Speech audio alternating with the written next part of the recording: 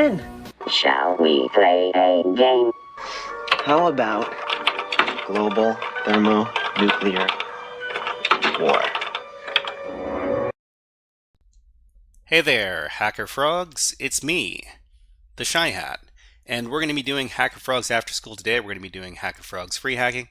We're going to be hacking all the things.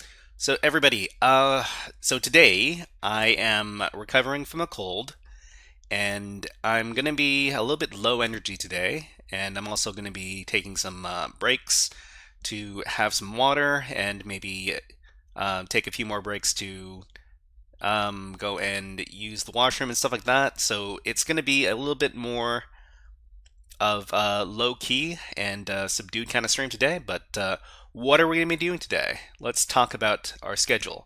So today we're going to be covering a bunch of different topics, as we usually do, and the first topic is going to be some gaming. We're going to be doing Void Stranger. So this is it's a puzzle game that we've been working our way through, and I think it's important for people who do hacking and cybersecurity to solve puzzles in different mediums to understand different ways of problem solving. So this is what we're going to be doing in the first hour of today's stream. In the second hour of today's stream, we're going to be doing a demo for Hack the Web. Hack the Web is a very, very beginner-friendly cybersecurity / hacking game where we have to solve different challenges that involve different tech aspects. So the beginning challenges are very, very easy, but they, after a while, they ramp up and they introduce more and more technical problems. Aiden, hello, nice to see you here. What is up? Nice to see you here.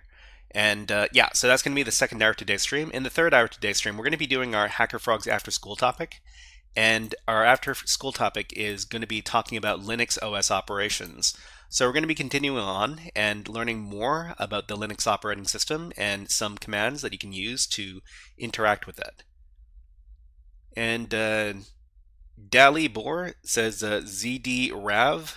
I don't know what that means, but hello and nice to see you here in the chat. All right, so that's going to be the topic. There's going to be topic number 3. And topic number 4, we're going to be doing some freeform challenges over at PicoCTF. We're going to be learning about some digital forensics. So digital forensics is a topic that I need to get better at myself, so I'm going to be doing some challenges over at PicoCTF to get better at those types of challenges.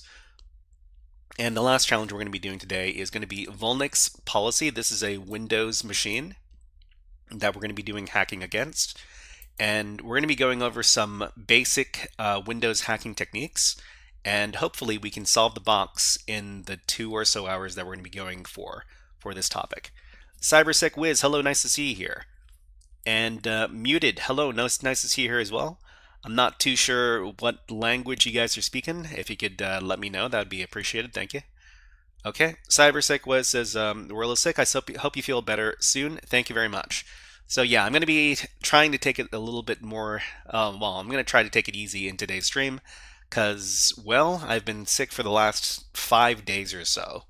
So like immediately after the previous stream ended, I got pretty sick. So anyways, let's start into the first topic. We're going to be doing our gaming, and it's going to be going for about 60 minutes. Let's go ahead and put on our timer, 60 minutes. And Yuri says, hi from Cuba. Hello from Cuba. Yuri, nice to see you here. Okay, so we're going to put on our timer. That's going to go for 60 minutes. And we're going to be playing our game. So let me go ahead and put that on the screen. All right, you should be able to see it now. CyberSec Wiz says, digital forensics, one of my favorites. Yeah, digital forensics can be really, really interesting. You can find all sorts of great little secrets hiding in those file systems and such. All right, let's go ahead and start our game. Okay, Aiden says, I came to learn hacking here too.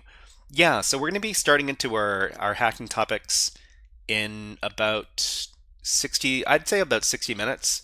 If you want to learn specifically about Linux, I'd say come back in about 2 hours or so. The stream is going to be going on for about 6 hours. But anyways, let's go ahead and get into our gaming topic. Okay, so last we left off, we watched a cutscene where the prince guy betrayed us, I think, and I think this is the last series of levels before the end of the game. So let's go ahead and get into this. Lemon asks, how hard do you consider for someone to have 120K annually to work as a software engineer?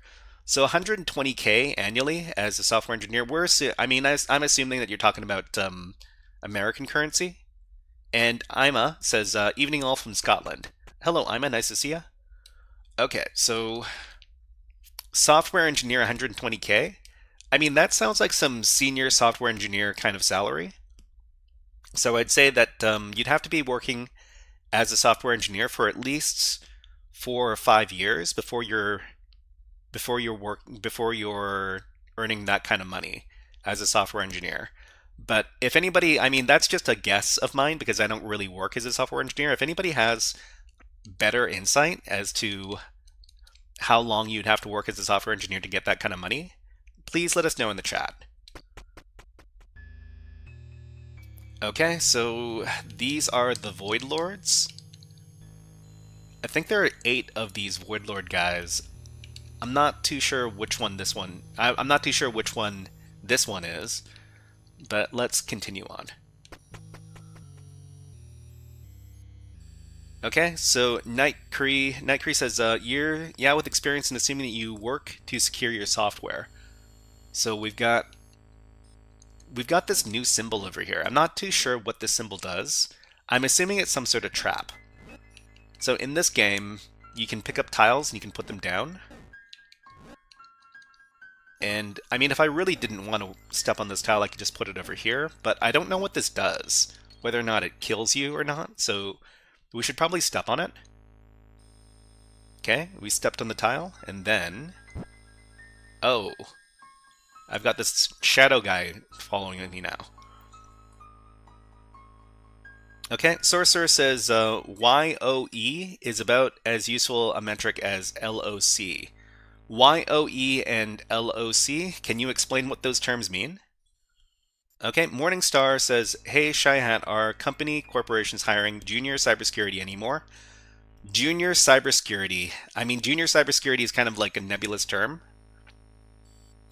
I think companies are hiring for junior roles still because companies are slowly beginning to realize that that AI isn't going to solve all their problems. Okay, so Sorcerer says YOE is years of experience and LOC is lines of code. Years of experience is about as useful a metric as lines of code. Yeah, that certainly that sounds like it makes sense to me. Thank you, Sorcerer. Alright, so I'm guessing that if you touch the shadow, you die? Yeah, okay. So if we've got the shadow following us, we can't backtrack. It's kind of like a snake. So while we have the shadow following us, we can't directly backtrack. Cupido says, your GitHub? Yeah, you can look up GitHub and the Shy Hat, and you should be able to find my GitHub there. Okay, so it looks like we can't avoid this shadow thing here. So we're gonna spawn the shadow guy, push this thing into the pit.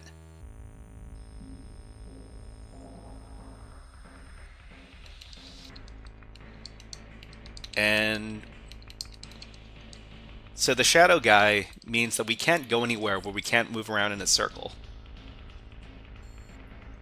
Okay, so Sorcerer says you do have to learn specific tech, but data structure, algorithm, system design, architecture, these are core skills for software development.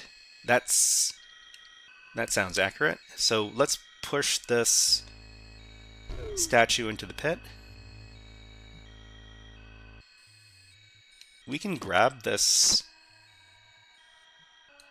treasure chest. I don't think... Ooh.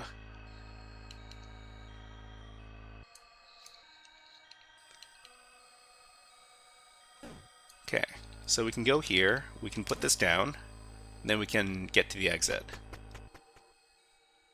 All right, so here we need to spawn another one of these shadows.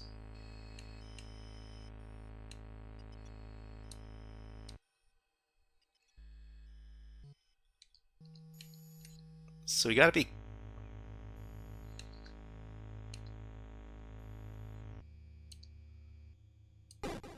Oh. Okay, so you can't let your shadow hit any of the bad guys either. Otherwise you'll lose. Okay, Sorcerer says for a particular programming language, you should be able to do exercises as exorcism.org for that PL without much trouble. Exorcism.org. I've never seen that website before. Let me keep it in another tab. Exorcism.org. So is this a website that's kind of like LeetCode? Or how is this website different from LeetCode? Okay. Gear says, nice game. Yeah, this is Void Stranger. You can see the name of the game up at the top left of the screen. Sorcerer says, if so, then practice DSA at LeetCode. It's easier than LeetCode. Oh, okay, so exorcism.org is easier than LeetCode. Okay, Aiden Hall says, is this Windows or Linux? Are you talking about the game? Or are you talking about something else? Sorcerer says they're smaller tasks. Okay. So I think what we need to do is we just need to sneak by.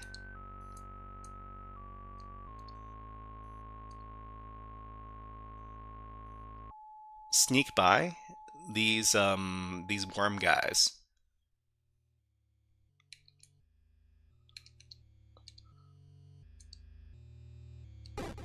Uh-oh. Huh. So how are you supposed to get past in this case? The game. So the game is running on Windows. I don't know if this game runs on Linux or not. You're gonna have to check the Steam page. Yeah, we need to use some expert timing.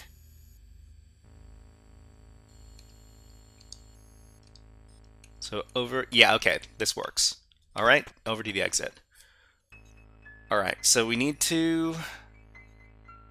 I'm guessing in this case we need to use the shadow to press the button over here. So, I mean, this statue over here, we can push it off. What we do in this case is... Okay. Sorcerer says LeetCode is pure DSA. Can you explain what DSA stands for? Sorcerer, I'm kind of new to software development, so I don't really know all of the acronyms. So you need to already understand the syntax and the grammar of the language of your choice, otherwise you have 2 problems on LeetCode challenges. And I am the real guy. Hello, nice to see you here. FR, I am the real guy. Does that imply that you're French? So Morningstar option says, is Exorcism completely free? Like, is there no paid gatekeeping? I mean, my guess is that Exorcism is probably like freemium, which means that there are some paid services and some free services. Sorcerer says you can learn a third PL on LeetCode directly, if you like, but programming language on LeetCode directly, if you like. But even for a first or even second, focused on languages with easy tasks before moving on to LeetCode. Oh, Sorcerer says DSA stands for Data Structures and Algorithms. Okay. Morningstar option also says DSA Data Structure Algorithms. Data Structures Algorithms. Black Rose, hello, nice to see you here. What is up? Okay. SysOS Master says Void Stranger Platinum status was it will run amazing on Linux through Proton. Oh, thank you. Thank you for letting us know, SysOS Master. Okay. Says Sorcerer says Exorcism is not free, but freedom. Not free tier, but it's open source on GitHub. Oh, okay. Game Boy says digital signature algorithm. Hello, Game Boy. Nice to see you here. And what is this game called? This game is called Void Stranger. Okay, so here we step on the rune, and we get a shadow guy. Oh. Okay, so it looks like...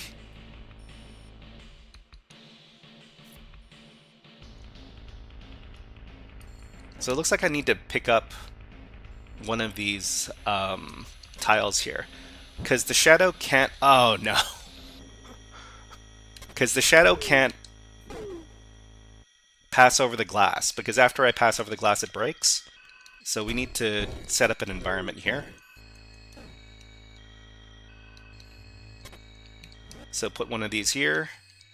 And then we can get the shadow. And the shadow can activate the staircase for us. SysOS Master says, Exorcism.org seems to be UK, not-for-profit based on donations. Yeah, that seems like a really good place to challenge your programming languages, or challenge your programming skills.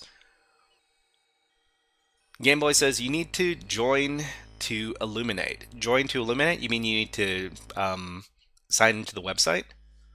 Or sign up? Sorcerer says, free beer is a term for free software movement. Free beer means no charge. Freedom means you actually change it yourself, because the code is not only available, but you need to be specifically licensed to modify and redistribute.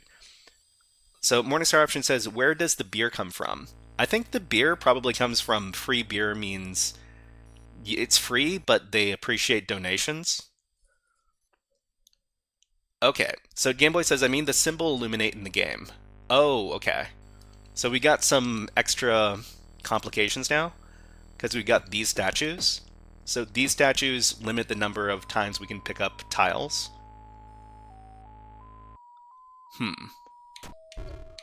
Well, let's get rid of the statue first.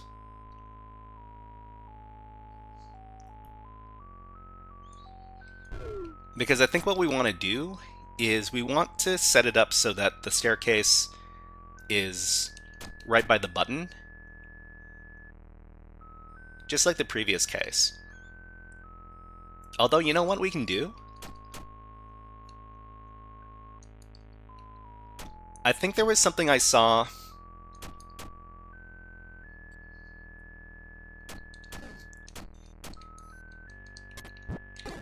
Oh no. Okay, let's get rid of this guy. Pick up one of these.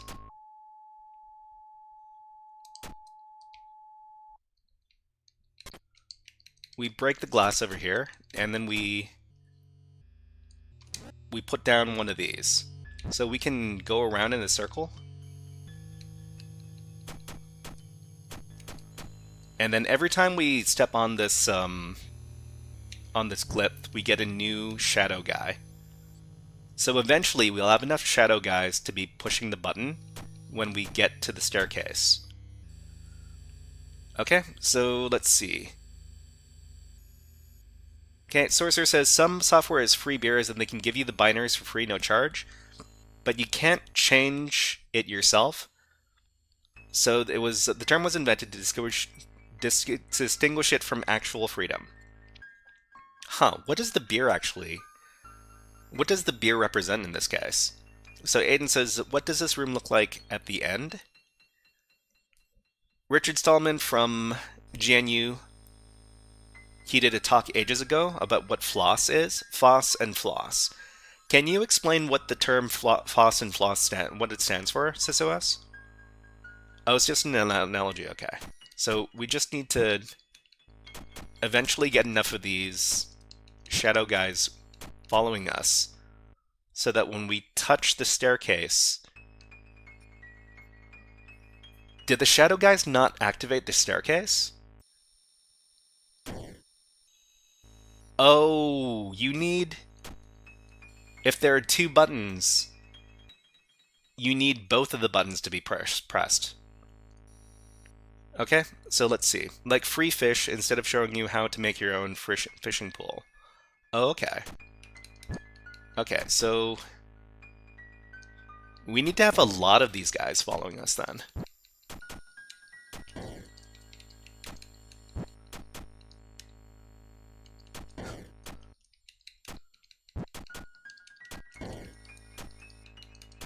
Uh-oh. So we need at least 4 or 5 more of these guys. So this turns the game into like a game of Snake. Yeah, we're getting pretty close. Okay, Morningstar option says, do you have a list of free resources you show us on stream and use? Yeah, for sure. If you go over to the HackerFrogs GitHub and you go over to the learning resources, actually, you know what? Let me get you that link. Shouldn't take too long. Let me just drop the link into the chat. Just a second.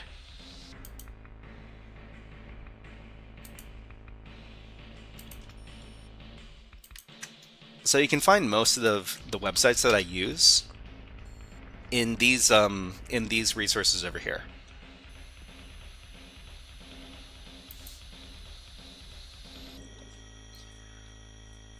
Okay, Black Rose has just subscribed with Tier 1. Well, thank you very much, Black Rose. Let's give you a special video redemption. Sick in the Mind, what is up? What is up? Nice to see you here.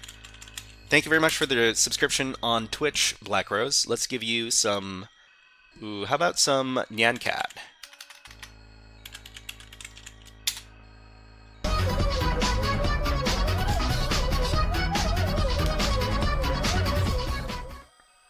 Okay, and let's see. Black Rose says, I'm great. I watched all of your All Cyber playlist and inspired me to keep solving the CTFs on the site. I'm grinding to get into the top 500 first. It's very educational in my opinion. Yeah, I really like the allacyber.it website. It's in Italian, of course, but the quality of the materials there is really high. I really appreciate it. And let's see, Aiden says, is the game you're playing popular? Is it popular? I'm not sure. Sick the Mind says, it sounds like you've found some of what's going around, sir. Yeah, I'm currently getting over a cold. I was hoping that I'd be at least well enough to be able to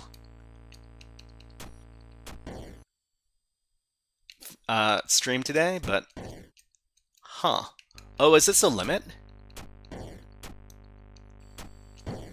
No, there's no, I haven't reached the limit. So I've got all these guys following me. Okay, so one more should be enough. So I've grown a pretty big tail here, and I can get to the stairs. Oh, you know what, Second of Mind? You're right. So Black Rose, you shouldn't try any of the active CTFs on Allacyber because they might ban you. And let's see. Night Cry says, what is this game? Kiddo wants it, and I want to try and play it. Yeah, this game is called Void Stranger. So if you just search for the game name Void Stranger, the name of the game is at the top left of the screen on the overlay. Okay, but this is kind of spoilers because we're getting pretty close to the end of the game here. Okay, so what's going on? So we got a statue. We've got a staircase that we need to activate with a button. And we've got a statue. I'm pretty sure we just need to get rid of the statue. So we're just going to get rid of this. We're going to pick up some of these blocks.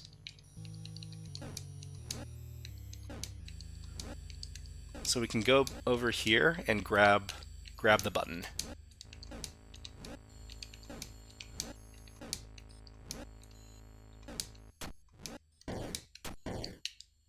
So after we've got access to the button, what do we need to do? We need to step on the glyph over there to create our snake guy that follows us. Okay, Sorcerer says, the reason I said start with Exorcism is that if you start with Leak Code, you will cheat your way through it, okay? And it won't stick. You do actually need to look up stuff and read documentation, but you have to be careful not to stop at LGTM. LGTM, that's another acronym. Could you let me know what LGTM stands for?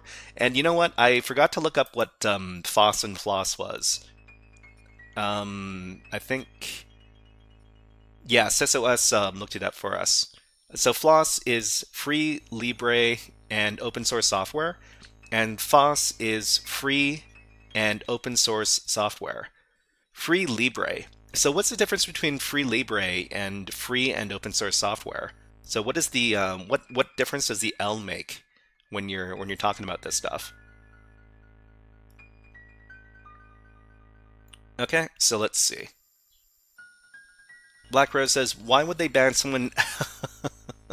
Why would they ban an undangerous person? Well, I mean, I think when you're doing all of cyber, you should be doing you shouldn't be doing active CTFs because the active CTFs are for Italian students only. Okay, so let's see. Aiden says maybe visualize the end layout before moving it helps avoid traps.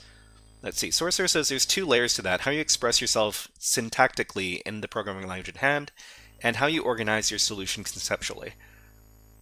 Okay, and let's see. Or Black Rose. Black Rose also says, or maybe activate my VPN through the Italian servers. I mean, I'm pretty sure that if you only access your account through like an Italian IP, you might be able to get away with that. But then again, I mean, I'm not too sure exactly. Okay, Sixth of Mind says Spanish. Spanish Libre is synonymous with freedom. Let's see. Visualize the end layout before moving it helps avoid traps. I mean, I just need to get to the upper section of the map. Okay, Sorcerer says Floss is emphasizing Libre because the free part is often confused with no charge, when it's meant to be freedom to modify. SysOS says Libre software is GNU's term for software that also guards and gives you all the freedoms they deem that you have. Read the code, learn from the code, adapt the code, run the code, spread the code. Sixth of Mind says if they're building cyber challenges, you have to assume that they're not that. Well, I mean, it really it's good to test the people who are building cybersecurity exercises because they might have holes in their security like anybody else. Okay, so we can pick up the button, put it over here.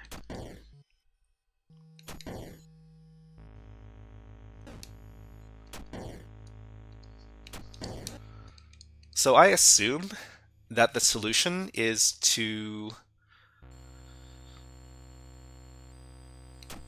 build a little bridge like this, and then no, we need to put the button there.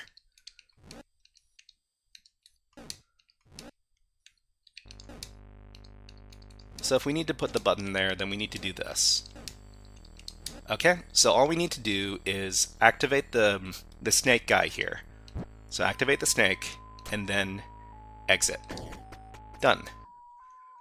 Okay, Aiden asks, what's your favorite puzzle in this game so far? Favorite type of puzzle? I mean, what the heck are we supposed to do here? You have to make a ton of snake people. And we need to touch both of the buttons to... this looks complicated. We need to have at least two snakes following us at all times.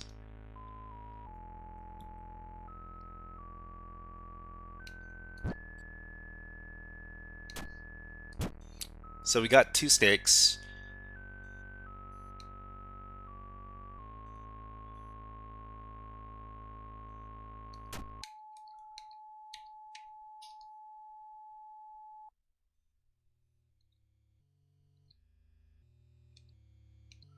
So we can pick up one button and then go down and put a button down here.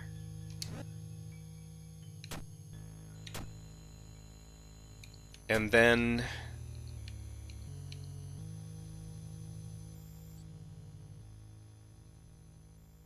we can pick up this tile and put it down here.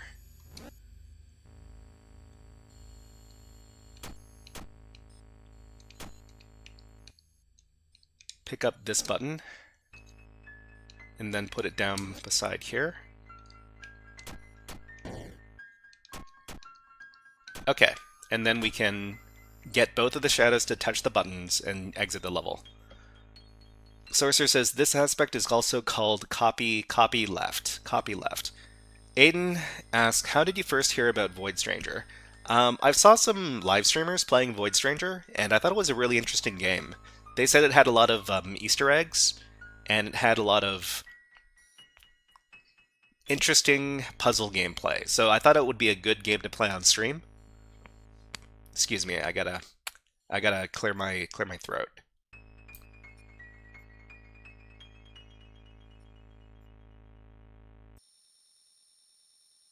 Okay, and then we can exit, get to the next level.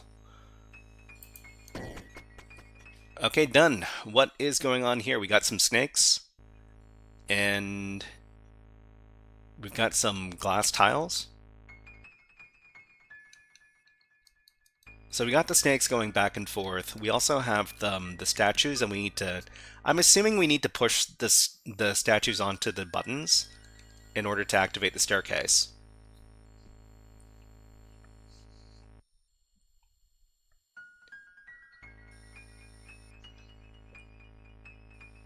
There's a lot of people chatting and chatting with each other in chat. That is good. I like to see that. Okay, and Aiden asks, oh, PicoCTF has just rated the channel with 21 viewers. Yo, that is a hacker frog. That is a hacker frog. Thank you very much, PicoCTF. And you know what? PicoCTF helped us design some of our new emotes. So if you're in Twitch chat, you can use these commands. So the shy 31 typo for this one.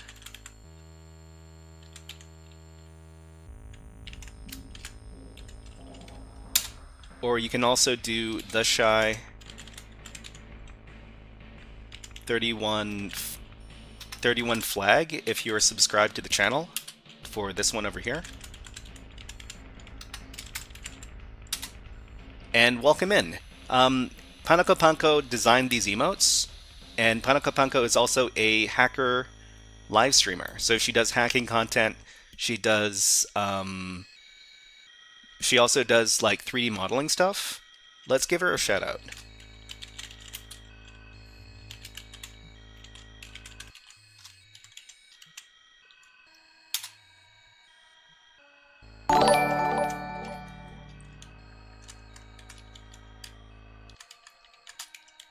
Thank you very much, Nightcry, for subscribing with Prime Gaming. Thank you very much, Nightcry.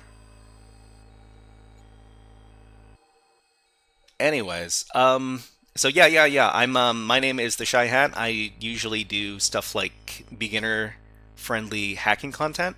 I also do slightly more advanced stuff every once in a while, and I also do puzzle games, which is what I'm doing right now. So we're getting to the end of this game over here. It's called Void Stranger. And it's a pretty fun puzzle game that where you get to pick up tiles and put them down and stuff. So what's going on here? Nice designs. Yeah, they're very, very nice emote designs. So if you're subscribed to the channel, then you can use those emotes. And I think the people on YouTube, if you're part of the membership, you can use this command right here. So it's going to be, what was it? :shy flag, or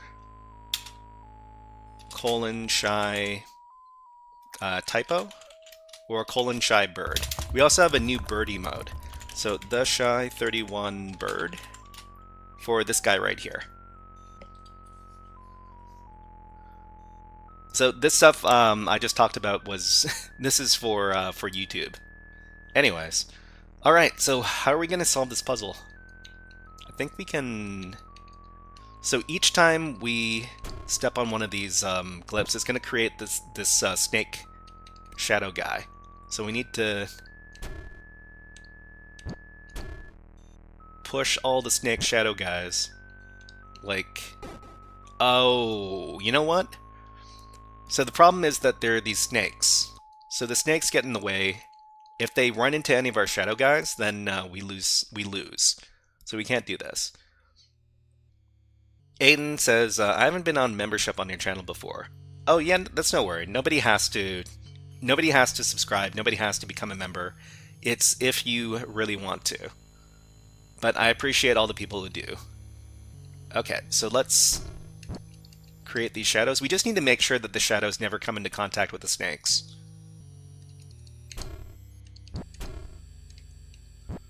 Okay, so we got 3 shadows.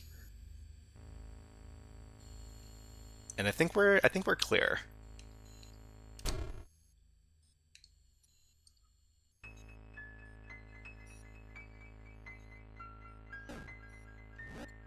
Okay, so we just need to get out of the way of the snakes.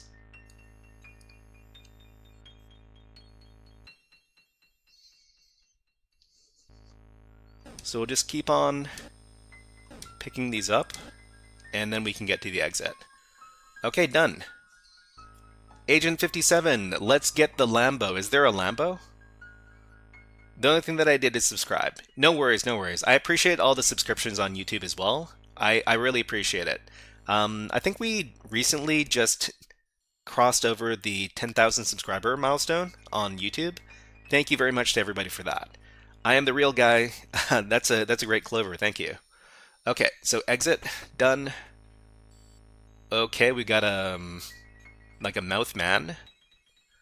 It's a ball with a big tongue. I think we need to run away. So pick up one of these, put one of these down. And we also have 2 buttons. So because there's 2 buttons, Rebecca Ellison says, we appreciate your work. Well, thank you very much, Rebecca Ellison. And let's see, Aiden says you have 11.9 thousand subscribers. Thank you. Thank you for letting me know. Sorcerer says, my advice is to learn a language with small tasks, and first, before DSA, well, under the assumption of a self-taught person with no formal CS computer science degree. Yeah, no worries. Sorcerer, I've recently been teaching myself like a number of different programming languages, and I find that after you learn your first programming language, the learning subsequent programming languages becomes a lot easier. So, for example, I took my Python experience, and with my knowledge of Python syntax, it was a lot easier for me to learn something like JavaScript. There's a lot of similarities between Python and JavaScript, I found. Okay, so what are we supposed to do? We need 2 shadows. We need 2 shadows to press the 2 buttons.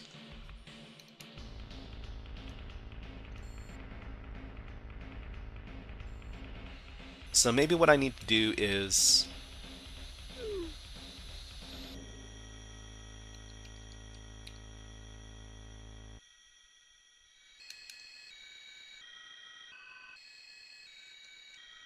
maybe we need to pick up one of these buttons here.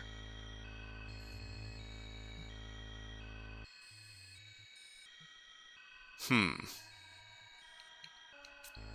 then we can cross over here to get our second shadow. Aiden says, do you usually play puzzle games like this, or is Void Stranger special? I mean, I used to play a lot of puzzle games as the first hour of the stream, just because I like to vary my content a bit. Void Stranger we've been doing for a few months now, because it's kind of a long game. I'm pretty sure I've done at least 10 different sessions, of about an hour each, playing this game already. Okay, so we got our new shadow friend. We need to pick up this button. Then we need to put down the button. I think that's all we need to do for this level. Exit. Done. Okay, this looks a little bit more complex. SysOS says, except for assembly. Assembly is a special exception, of course, because assembly language is a lot harder than... I wouldn't say it's harder, it's just the way assembly language works is a bit different from other traditional computer science programming languages. Okay, Black Rose says, I haven't gotten banned yet and close to the top 500. It's really educational even though I'm a CS freshman. I like the context around, except for the policy, like training military or something. Well, I mean, Black Rose, I really appreciated the detailed explanations for the web app security section of the introduction challenges. So let's see, did I miss anything so far? Okay, so let's see. Sorcerer says it's the opposite of an academic approach. There are those that teach the mathematics first and then build up the math of data structure algorithms, and only coincidentally teach programming. Okay, let's see. SysOS says, after language 4, it becomes significantly easier. It's just a matter of learning syntax and language quirks. Sorcerer says, CS is a branch of mathematics. Computer science is a branch of mathematics. Okay, and let's see. Sorcerer says, in the industry, you don't need formal mathematics, but frankly, some very formally taught will struggle with the blue-collar side of the job, where shipping stuff that works is the only thing that matters. Okay, Aiden says, I've only done like 9 sessions. 9 sessions of what? Happy late Valentine's Day. I guess it is kind of like happy late Valentine's Day. Okay, so it says, assembly is programming without the training wheels. Yeah, you have to be very, very precise about what we're doing in assembly. So what do we want to do here?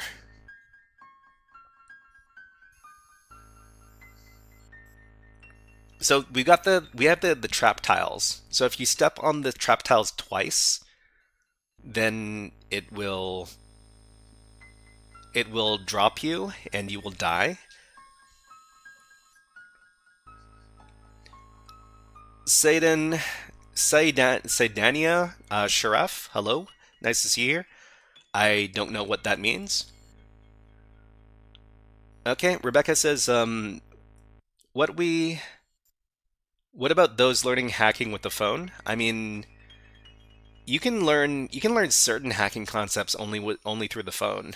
But if you want to have a much easier time, you should be using at least a laptop. That's my advice.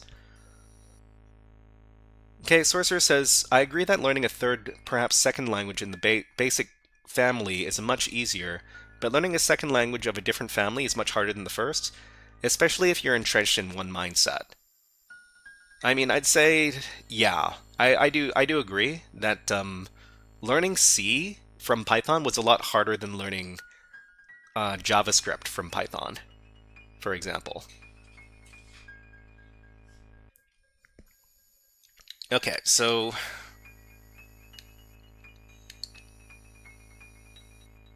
I guess we need to step on...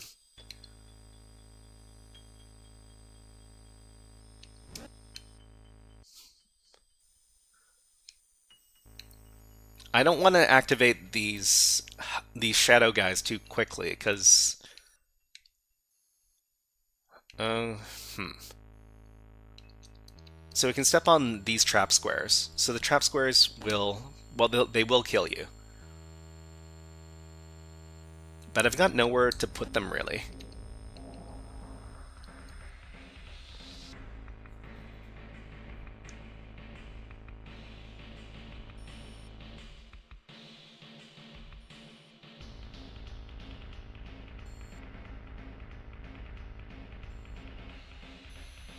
So maybe what we want to do...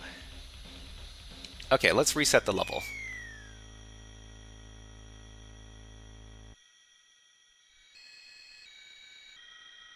We want to... Okay, can't do that.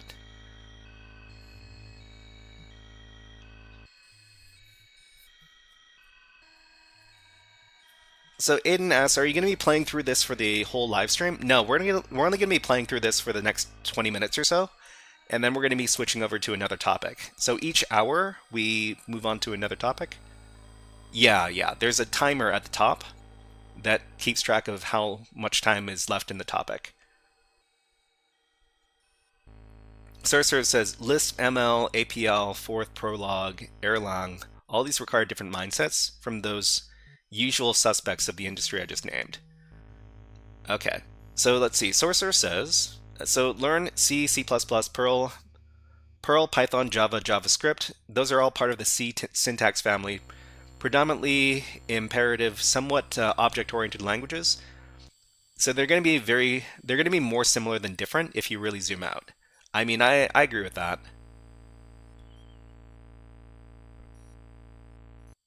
Okay, so,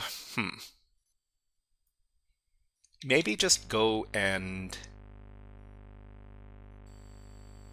pick up the button. But if you pick up the button, you can't put it anywhere because you've got the shadow guy following you now.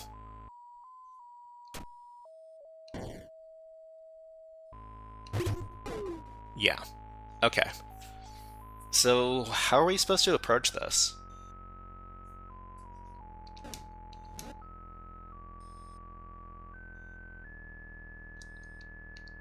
These trap tiles are a big pain in the butt.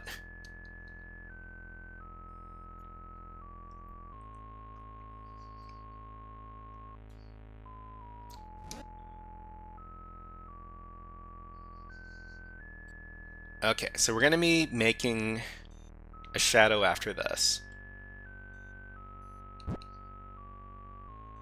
This is a tough level.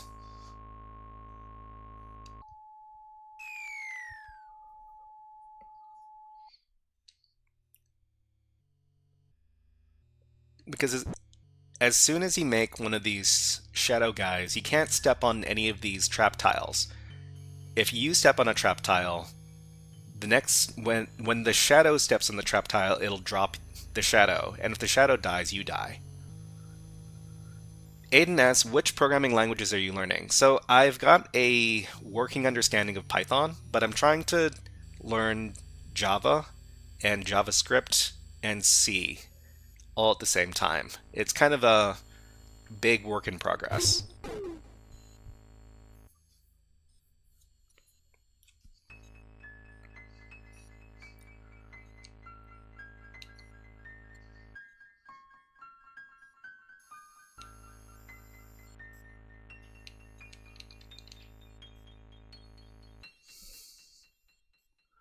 Aiden Hall says, I'm learning JavaScript. JavaScript is great, especially if you're if you're working with a lot of web-oriented stuff.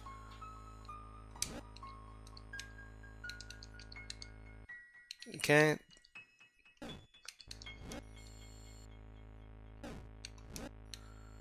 I mean, this doesn't really help us too much. We can't... Yeah, because that drops you.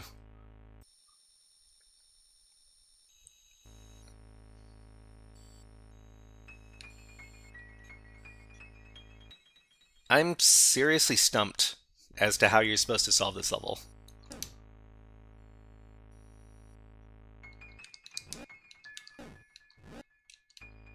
What?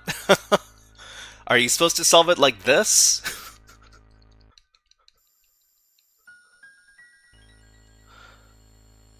Okay. I mean, I discovered on the save levels with the trees that you could make a little bridge to enter this UI section of the screen. But I never thought that you'd be able to... Well, I mean, you can pick up these like regular tiles here. This is pretty funny. So you can start working with these tiles as well. Unfortunately, there's no place to really build up from here. If it works, it works. I expect you need it to replace the traps. Replace the traps.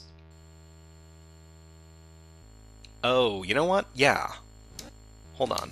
So I can pick up this... We'll put this down.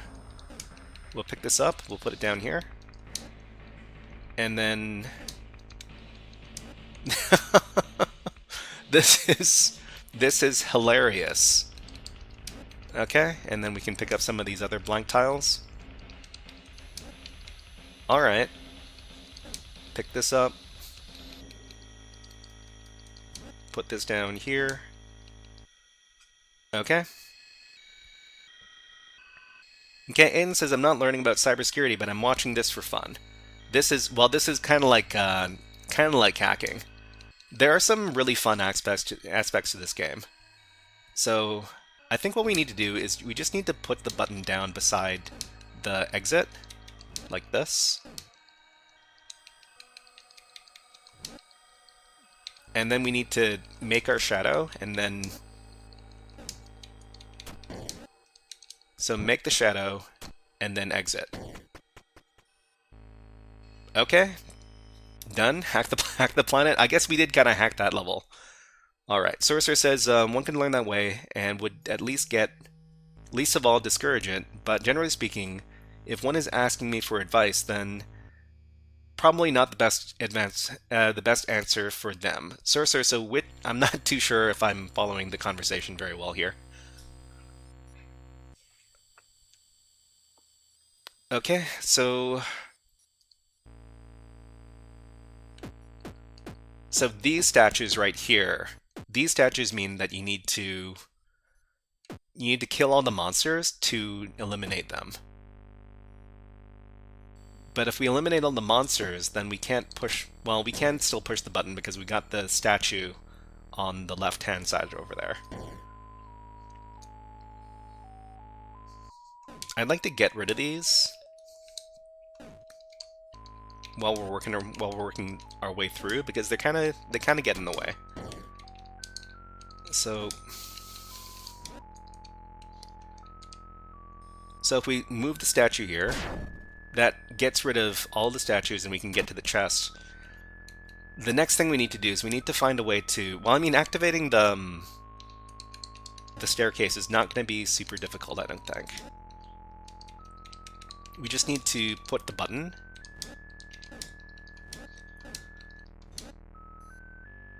Put the button beside the staircase.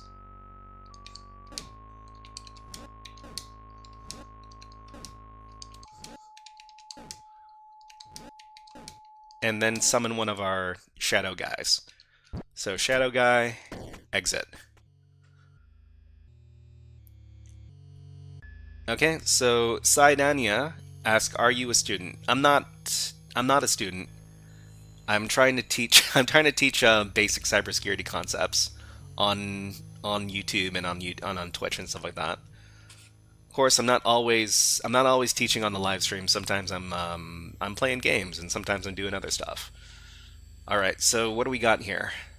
We need to get to the exit. I mean, we can just go to the exit. The only problem is if we want to pick up the treasure chest, because we can go to the exit by just going down twice. Let's just skip this level. Yay! And so the stairs are underneath all of the statues there. So I mean, we need to kill all the monsters to get rid of the statues on the right-hand side.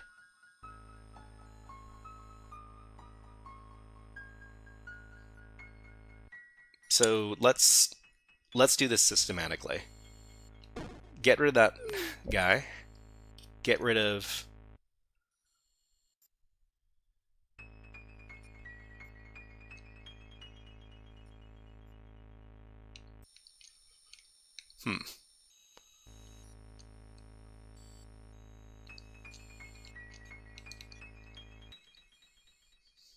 Oh, there's also a button that we need to press.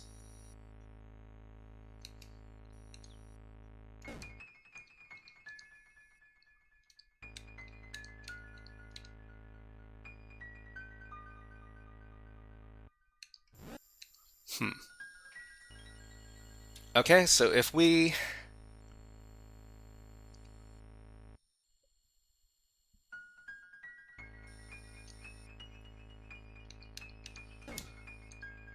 pick this up...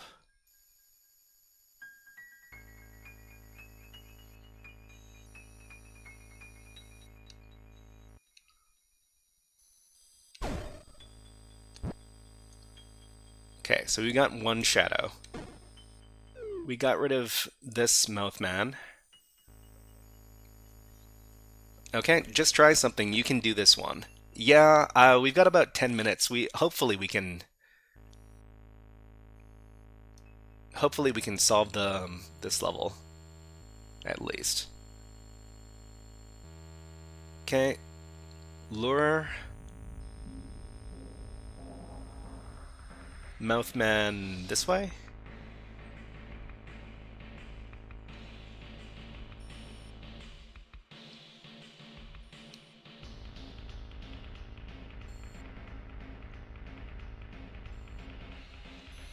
Hmm. Aiden Hall, is this game easy or hard? Some of the levels are tricky. I wouldn't say that the game is so hard that you wouldn't be able to solve it, but some of the levels are, yeah, they're a bit tricky.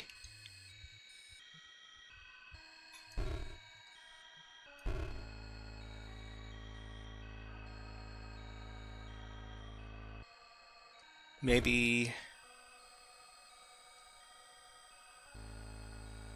push this over here.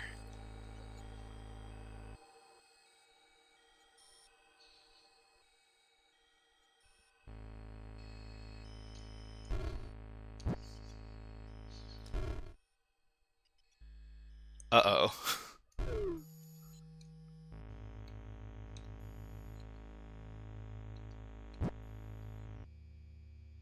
Okay, we need to lure him over this way.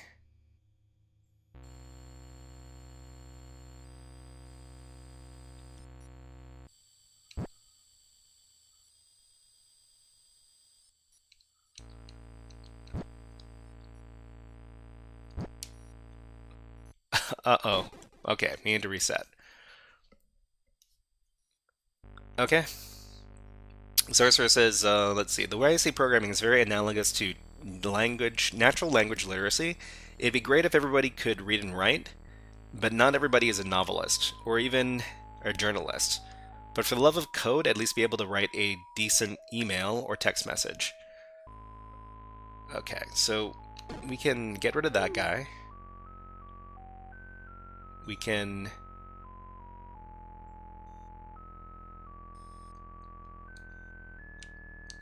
So before we think about how we get rid of these other mouthmen,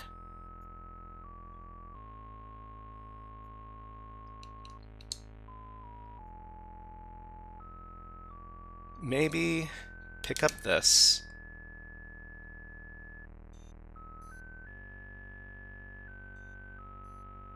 Then wander on over this way.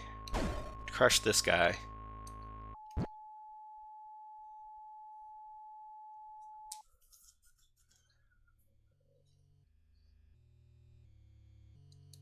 Put this down. Oh, I think I've trapped myself. Aiden says, I love coding so much that I literally have a wallpaper on my phone that is I love coding, but the love is in coding. Of course. Okay, I think I think we can't advance anymore. Because, yeah. Alright. Shota, hello, nice to see you here. What is up? Okay, we got a break on Twitch, so when the breaks happen on Twitch, we put on the birds.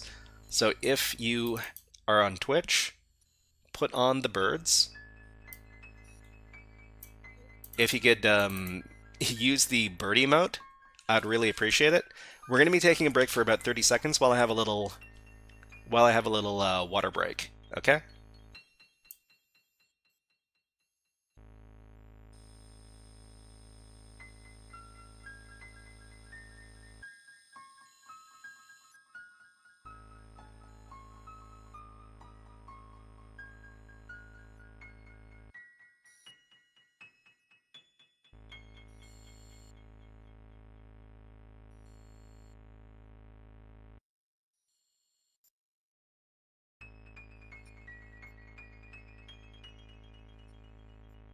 Okay, thank you very much, SysOS Master, for spamming the bird emote.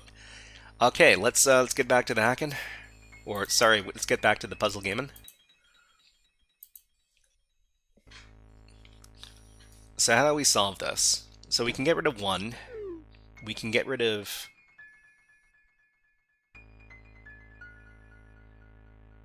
We can get rid of 2, but we got this guy following us here. Now we've got a shadow. We can go... this guy's following a little bit too close. Nobody was doing it. Yeah, I'm sure people will do it. We just need to wait for people to catch on, is all. Can we...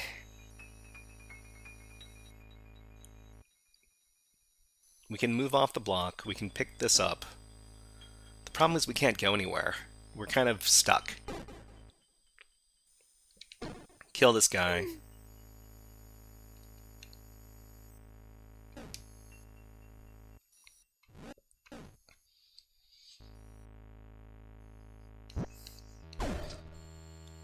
Okay, now we only have one more guy to deal with.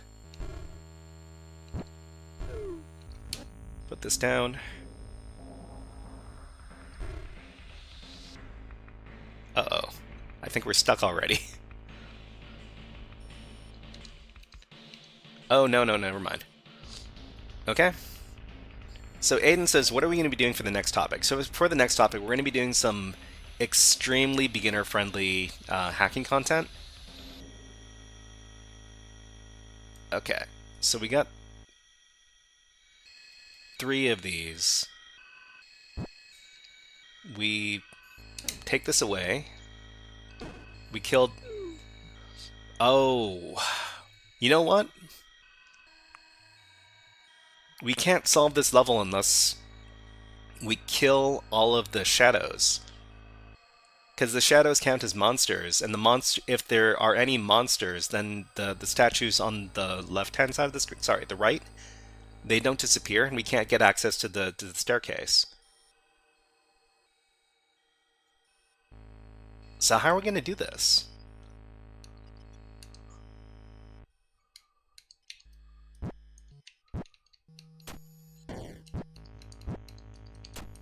Because we can keep on making these shadow guys.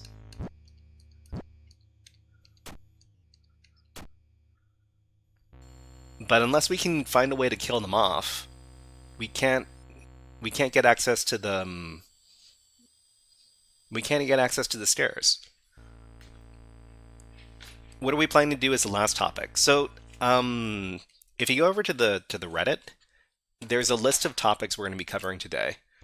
Let me go ahead and get that for you. I'll put it in the chat. So this is... Take a look at the Wednesday schedule on this page.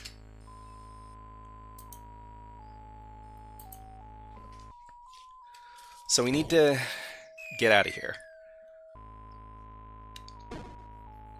So what we need to do is we need to find some way to get rid of all of the Mouthmen without activating any of the clones, the shadow guys. You need to think of a way... Yeah, we need to think of a way to get rid of the monsters before we summon any of the shadow guys. So we can just put them out of the way. Like this.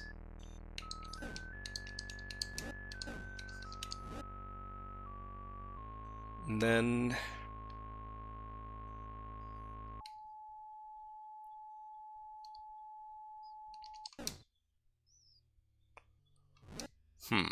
Did I...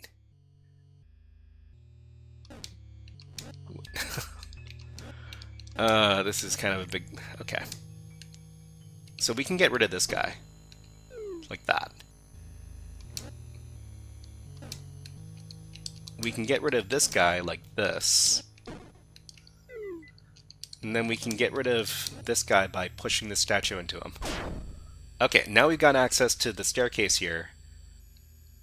So it should be pretty easy. All we need to do is pick up the button and put it next to the staircase. And then summon one shadow guy. And then exit. Okay, well, we're going to have to move on to the next topic. Okay, so the next topic is going to be Hack the Web. We're going to be introducing this this really interesting website for beginners. And yeah, so we're going to get into that. Let me close out the game, and then we can start. Cool. All right, so we're going to allot 60 minutes to do this topic. Let me change up my overlays. So topic 2 is here, topic 3 is on deck. And let me put on some music while we do this. Don't forget your clock. Thank you very much for reminding me, SysOS. Okay, let's put on the music. This topic isn't going to take a super long time, so I'm okay taking my time getting started. Let's play some StarCraft music.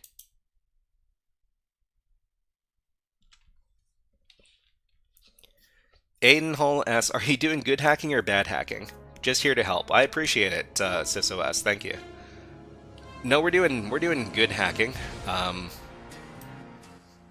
We don't do anything illegal on this channel because that's against the terms of service for Twitch. So we're gonna be learning how to use this website over here. It's called Hack the Web. It's a very beginner friendly. I would say that it's intended for like elementary school students or people who are just getting started using computers.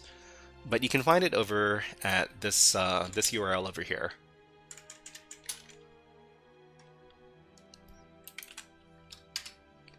Shoda says, I have to go. See you next time. Thanks. Thank you very much, Shoda. Nice to see you here. Okay, so let me just log out first, and I'll talk a little bit about what this website is.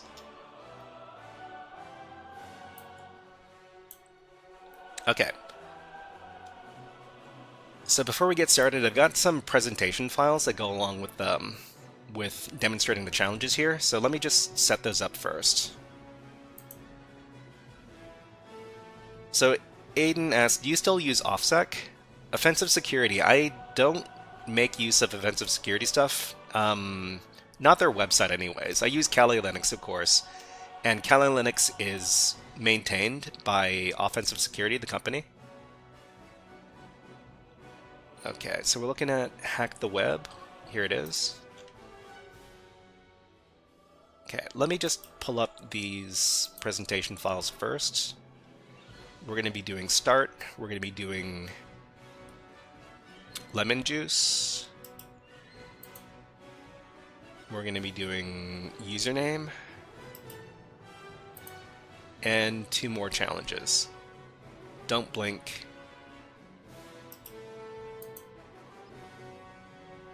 And username, I think. Hold on. It's like challenge like 100 something, right? Calculator. Okay. Hanky Lodwig asks, is this a free lab? Yeah, everything that we're doing today is free. Everything we're doing today is free. Okay, and with that done, let's get started. Alright everybody, this is a guided walkthrough for and an introduction to the Hack the Web platform. And so what is this? So the Hack the Web platform, it's a place where you can get started with tech topics and get started with very easy tech-related challenges. They're not necessarily hacking, but they get you thinking about technology, about interacting with computers. And this site was it's originally a German language site, but you can always change the language from English to, well, from German to English if that is the language you prefer. What you need to do is you need to create a login to the website and then log in. And let's just read a little bit about what this site is supposed to be. And says it's crazy that this live stream is going to be 6 hours. The time actually does really pass on by pretty quick. And let's see. Can you give me a link for your GitHub? Yeah, I can do that. Just a second. So the HackerFrogs GitHub is located over here.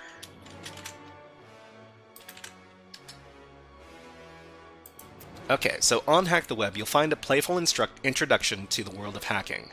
Through various puzzles, you can demonstrate your knowledge and creativity. The creative use of technology is our focus. You won't find instructions for illegal activities here.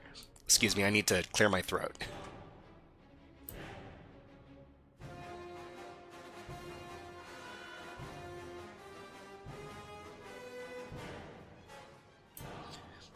You won't find instructions for any illegal activities here.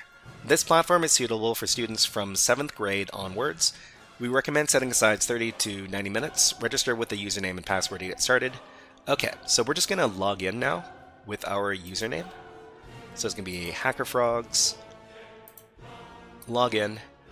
So when you initially start using the website, you only have access to one of these challenges, the start challenge over here. So gradually what you're going to do is you're going to solve the challenges, and each challenge you solve is going to unlock another couple of challenges that you can solve, and eventually you're going to have a big network of challenges that you've solved. Okay, Aiden Hall says it'll be 12:11 a.m. When is this going to end? If it's 12:11 now, it's probably going to end around 4 a.m. or 5 a.m. where you are. I'm assuming that you're in Europe right now. Okay, what AI do you use for coding? Usually, for coding, Claude. Mostly I use ChatGPT because I've got a subscription for it, but I hear Claude is better. Sorcerer says, fun stuff, gonna go watch. Lots of programming languages. Clojure is my love. Clojure, I mean, I've never even heard of Clojure. Thank you very much. Flora the Explorer Cyber for rating with 7 viewers. Thank you very much. Hi, my name's the Shy Hat, and I do cybersecurity content over here on Twitch. Let's give a shout out to Flora the Explorer Cyber. What were you up to over there?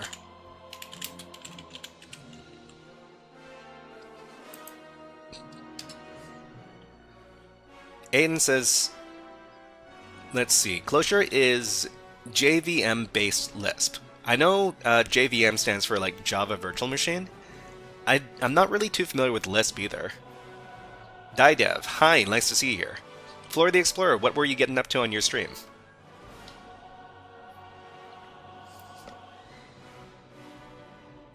Okay, so let's go ahead and get started. So let's talk a little bit about the Hack the Web website first before we start into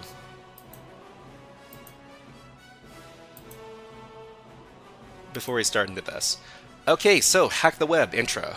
So Hack the Web is a website that introduces players to computer technology topics and is very beginner friendly. Aiden Hall asks, do you know what Perplexity is? Yeah, Perplexity is it's basically an AI-based search engine that uses a bunch of different AI platforms. I use Perplexity myself. Gonna leave soon. No worries. Hope to see you again, Aiden Hall. Didev says Lisp is the language with lots of parentheses, even more parentheses. Lisp programmers are known for saying code is data and data is code frequently. Okay, let's continue. So after making a new account, we start with one challenge available, but unlock more as we solve challenges.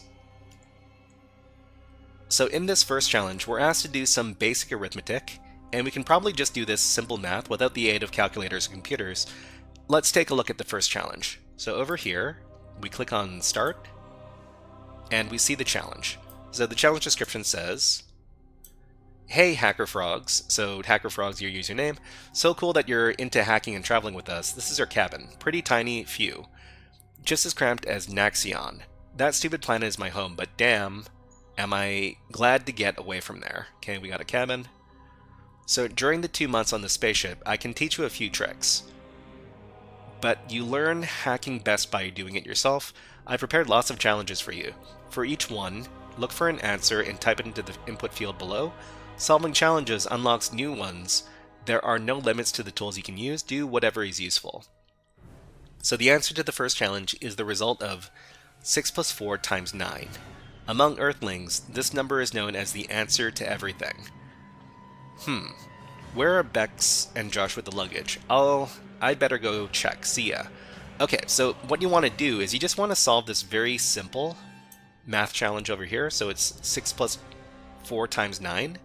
And let me catch up with chat before we do this. Okay, so Aiden Hall says, are you a family-friendly YouTuber? I try to be as family-friendly as I can. Didev says, so should we solve the challenges depth first or breadth first? So, I mean, you can solve the challenges in whatever order you want. I'd say that I'm trying to keep myself spread out. But if you come across like a series of challenges that seems really interesting to you, definitely dive in. Okay, Flora the Explorer says, just doing some educational live hacking, so we're enjoying ourselves on Hack the Box. Awesome, awesome. Nice to hear it. Well, you know what? I mean, sometimes I have to read out some not so great words, but I try to censor myself when I can catch myself. Okay, so this 6 plus 4 times 9, we can probably solve it ourselves without using calculators or anything. The only thing we need to keep in mind is that when we're doing mathematics, we need to keep in mind the order of operations. So Flora the Explorer Cyber is subscribed on Twitch. Thank you very much for the follow. So when we do math problems like this, we need to do the multiplication operation before the addition operation, because we need to do parentheses first, and then exponentiation, and then multiplication, division, addition, and subtraction. So most of the time, when people are doing simple arithmetic like this, they usually, if it's really simple, they can do it themselves. If it's a little bit more complicated, they would use a calculator. But we need to keep in mind that when you have something like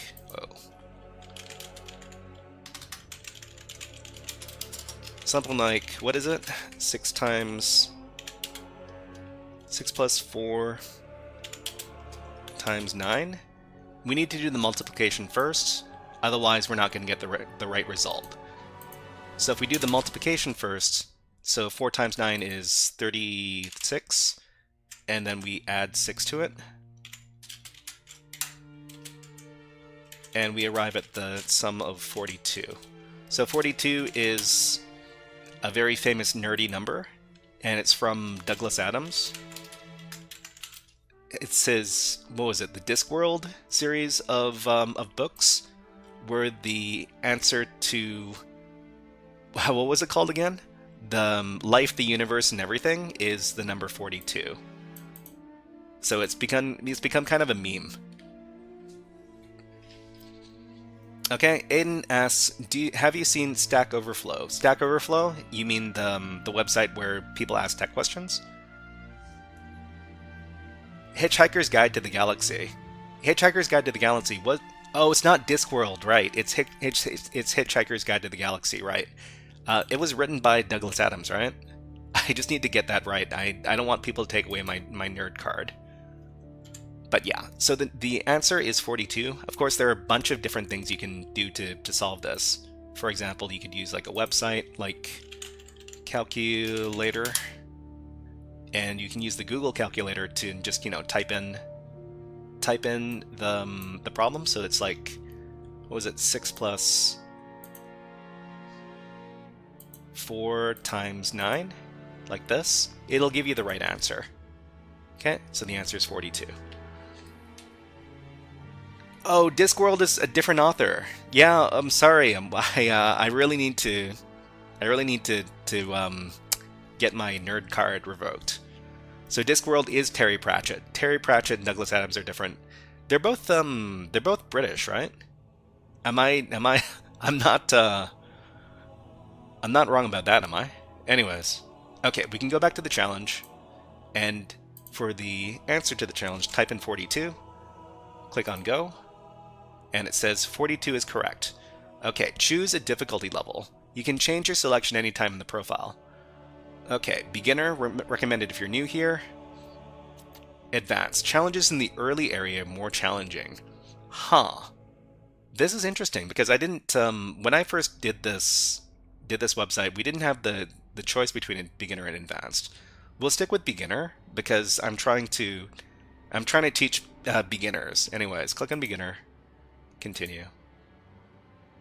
Okay, So we got 3 different challenges we can access now. The next challenge we're going to do is the lemon juice challenge over here. Both Brits. Awesome, awesome. Aiden asks, are you using Firefox, the browser? Yeah, we're using Firefox because Firefox is the default browser for Kali Linux, which is the operating system I'm using here. Okay, so we'll just click on lemon juice, and this is the description for the challenge. So to people who want to follow along, this is the link over here. If you don't want to make an account for Hack the Web, you can use the demo account. So the demo account credentials are demo and password, no, HTW123 as the password. Okay, so the lemon juice challenge. Let's talk about this. So lemon juice, you can use lemon juice to write secret messages. I wish I'd known that as a child. The trick is very simple. I write a text using the juice of a lemon. At first glance, the paper appears blank, but as soon as somebody heats it over a flame, the lemon juice darkens, and the hidden message is revealed. I probably would have written secret notes to myself all the time, haha. There's a similar technique in hacking that works digitally. Below you will find a prepared sheet of paper. Find the answer. Okay, so in this challenge, we've got a digital piece of paper that we need to find a secret message on. So if you just take a look at what's here, you don't really see anything, but there's actually a hidden message here. Let's talk a little bit more about this. Okay, Kelv, I don't know how to pronounce your name, but hello, aspiring to be a SOC, then later in the future to be a defer. Awesome, yeah. Take a look at this website over here.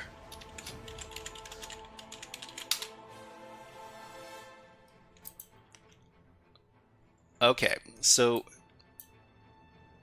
what we're actually dealing with here is we're dealing with some classic invisible text on a web page.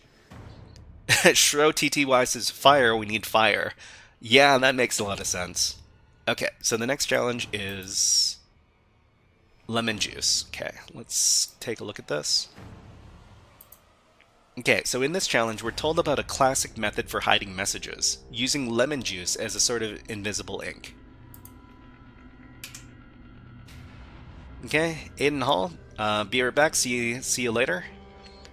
So in web pages, we can create invisible text by making the text color and the web page background color the same color. So if we make the color of the text one color and we make the background color the same color, then it's essentially invisible because the background and the text blends into each other.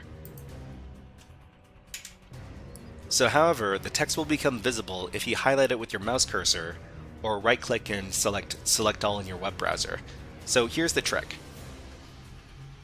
So on the web page here, you can highlight everything from here the sheet begins until here the sheet ends, and then you'll be able to see the invisible text. So there's nothing here, the weather is beautiful, the answer is this. So before we finish the challenge, we should probably point out that we can find this text inside of the, in another place. So the other way we would solve this is to go into the web page, right-click on it, and then select View Page Source. So if you view the page source, you can see all the HTML code that was used to create the web page, and you can find the hidden text down towards the bottom over here. So on line 110. So this is where the sheet of paper, well, the quote-unquote sheet is, right? So you can highlight everything here, and you can see that the color of the text, which is this particular hex code here, it's the same as the background color, so you won't be able to see it. So if you highlight everything, you'll see that the answer is actually in the HTTP source. So we can copy it, and then we can go back to the page, and we can paste in the answer, and then click on Go. Okay, so that was a guided walkthrough for the Lemon Juice Challenge over at Hack the Web. If you enjoyed this guided walkthrough, please click on the like and subscribe buttons on the video and leave a comment underneath the video. But until next time, HackerFrogs out. Okay, we're not actually leaving, it's just something I have to say for the YouTube videos and such. Let's move on to the next challenge.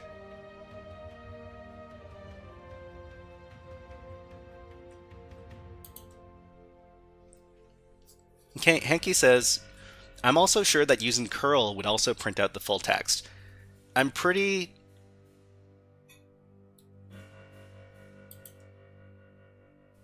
sure that it would appear as well. I mean, one of the problems is that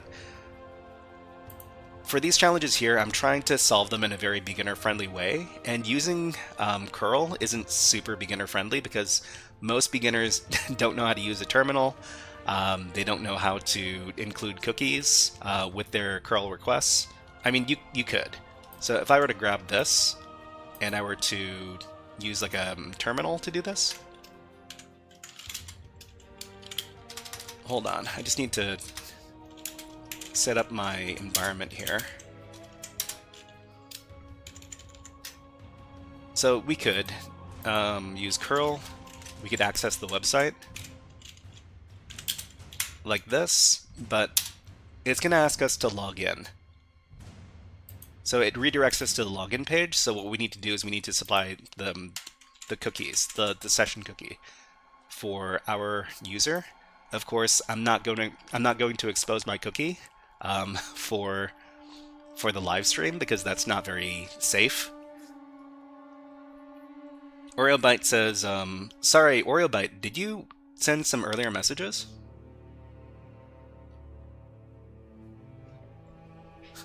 Yeah, you need to have the session token. I mean, I will. Okay. Just for fun, we'll illustrate how to do this with curl. I'm gonna log out first. I'm gonna log in with the demo account because the demo. I mean, I don't care. The demo account. I'm pretty sure everybody has access to it. So I don't care about exposing the cookies for that.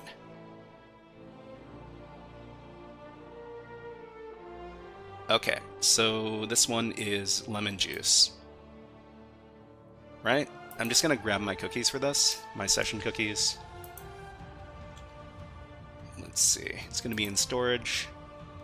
SID, and well, we need to set both of these because whatever comes back to us has to be in English. So we need to set our cookies for HTTP preference.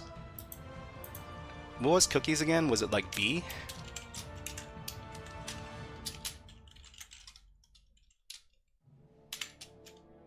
It's like HTTP preference :EN and what was it?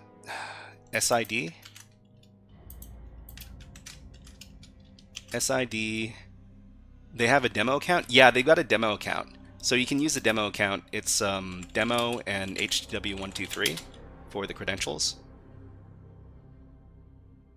Where's our SID? It's this one over here.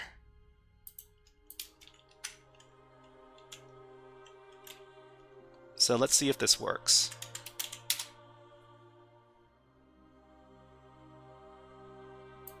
There was still a redirection. So did I send my... I don't think I sent my cookies. Yeah. Okay, so I need to look it up real quick. Curl with cookies.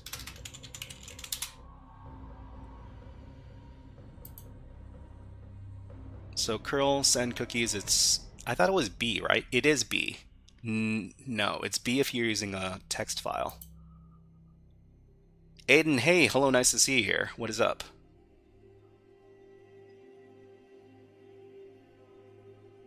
So it's dash dash. Oh, it's equals. Okay. Okay. So we do dash dash cookie. And we need to do equals this. And then equals this. this still gives me the redirection. I didn't send my cookies properly.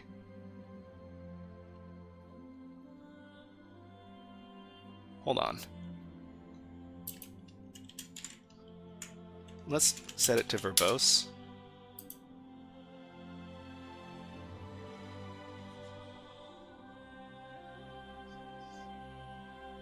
Not the second equal sign. So SysOS says cookie value always works.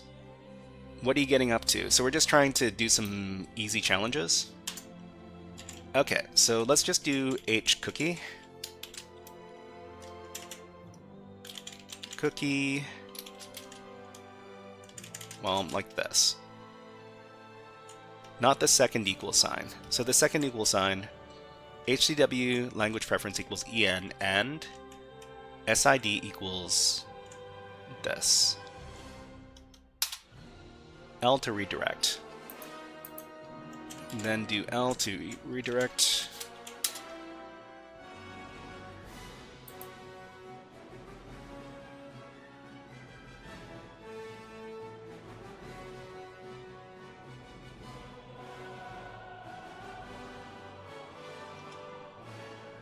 Okay.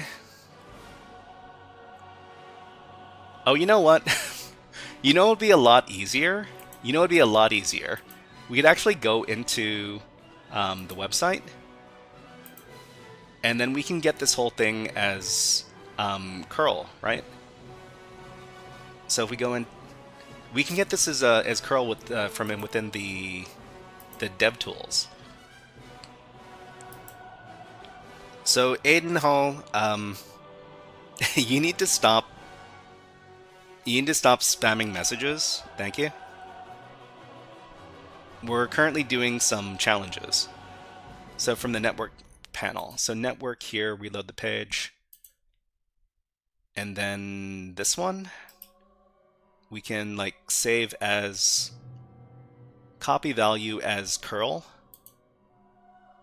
And then do the same thing, right?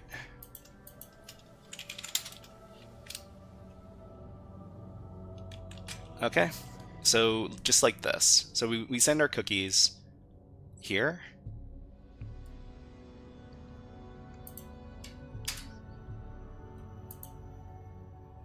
Yeah, this one. So we are able to get the answer like this. The reason why I don't illustrate this particular method of solving the challenge is that it's not beginner friendly, and I'm trying to demonstrate how to solve the challenges from a beginner point of view. Zero Service says, man, high school ruined my flow. I was right on the track to tackle fellows like you. My self-learning cyber installed Fedora a month ago, and then from then on haven't done anything due to studies. Okay, what's one of these easy questions? So I mean, you can sign up for this website yourself. Let me demonstrate. Okay, so we'll log out of the demo account. We'll go back to our regular one. So the HackerFrogs one. So you can sign up for this thing, for this website yourself over here.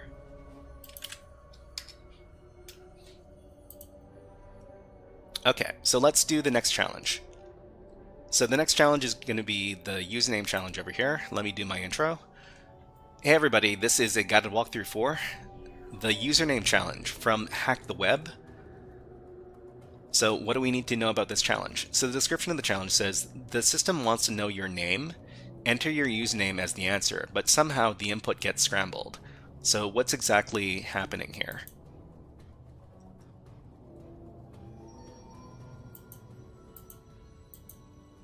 So this is the username challenge. Let's see. Okay, so in this challenge we're told to input our username as the answer for the challenge, and that the input will get scrambled. So if we go over here and input our username as the answer, we see that the username has been output backwards. So this is what this challenge is trying to illustrate to us, is that information can be transformed. So this is a very simple version of hiding the contents of a message, otherwise known as cryptography. So we'll go back to the challenge here. And what this wants to know is our username. So if you don't know what your username is, if you go up to the top of the page, you should see your username here. So in our case, it's HackerFrogs. For you, it's probably going to be something else. So I can just copy this and then paste it in here, and then click on Go. Zero Service says, do you work for the FBI or the CIA or some other super duper secret agency? I mean, if I worked for the FBI or the CIA, I wouldn't tell anybody that I worked for the FBI or the CIA. Is this your website? Is it free to use? It's not my website. It is free to use. So if you want to use this website, here's the link over here. Okay, so we'll notice that the name is printed out in reverse. So whatever is the first letter becomes the last letter, and whatever is the last letter becomes the first letter.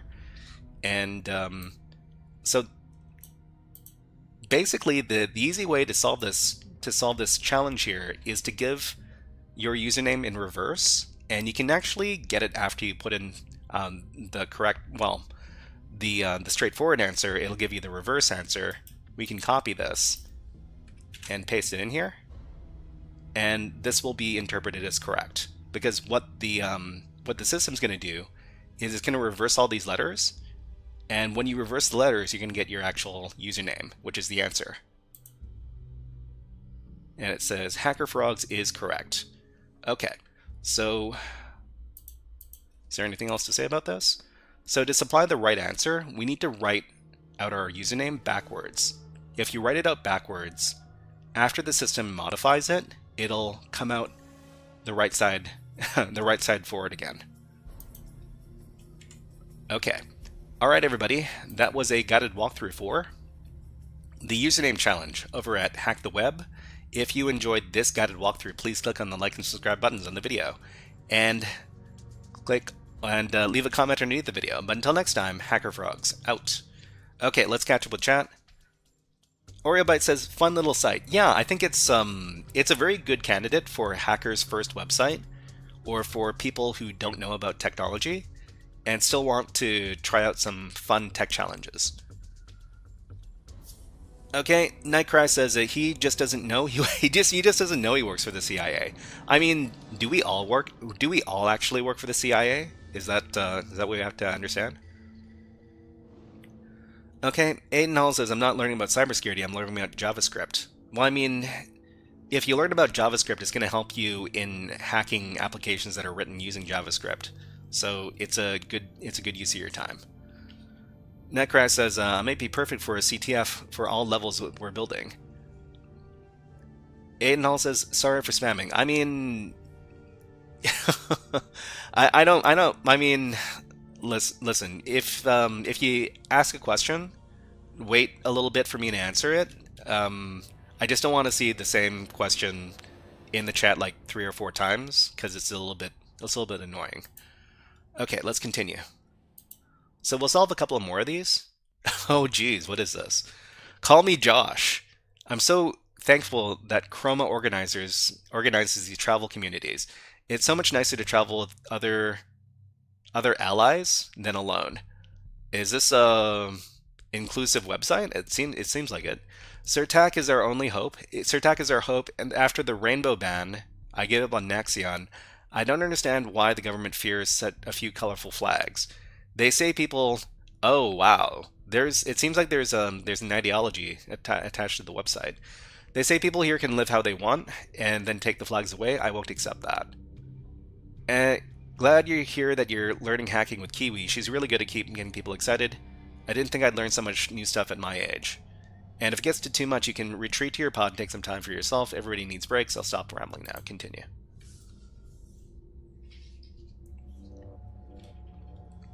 Okay, so we'll move on to the next challenge. The next challenge is called Don't Blink. Okay, so we're just going to click into the challenge. Alright, so let's do the intro, and then we can get into the challenge. Alright everybody, this is a guided walkthrough for... No worries, no worries.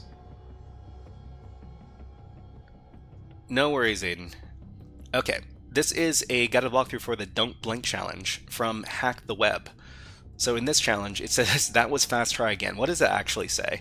So if you reload the page, it says don't blink, and then it gives you the answer for the challenge, and then it says that was fast, try again. So what's actually going on here? So if we go over to, let's see.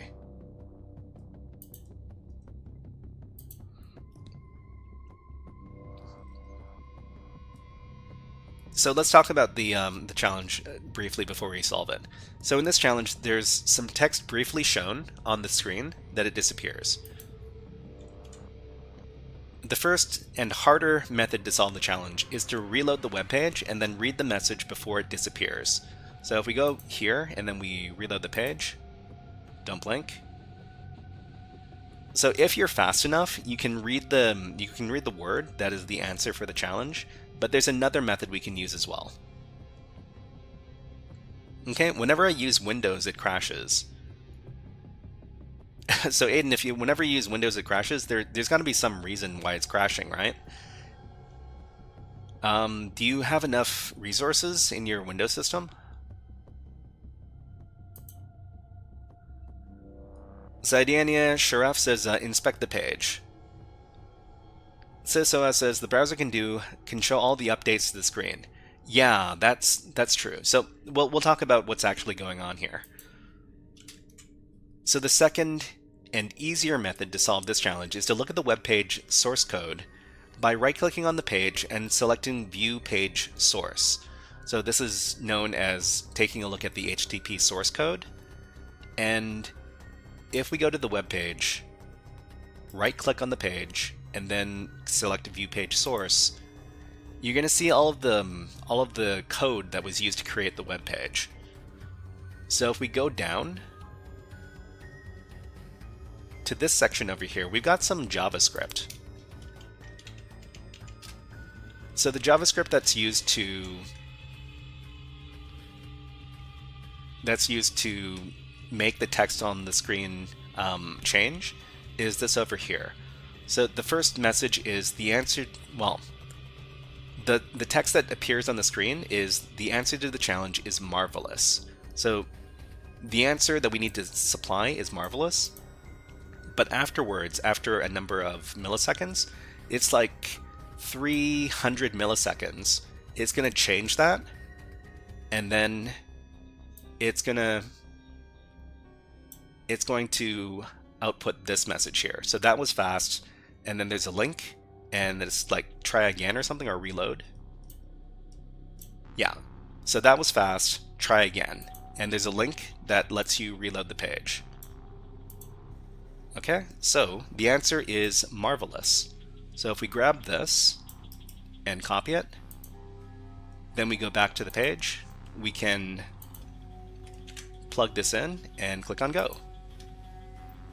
And it says marvelous is correct. All right, everybody, that was a guided walkthrough for the Don't Blink challenge from Hack the Web. If you enjoyed this guided walkthrough, please click on the like and subscribe buttons on the video and leave a comment underneath the video. But until next time, HackerFrogs out.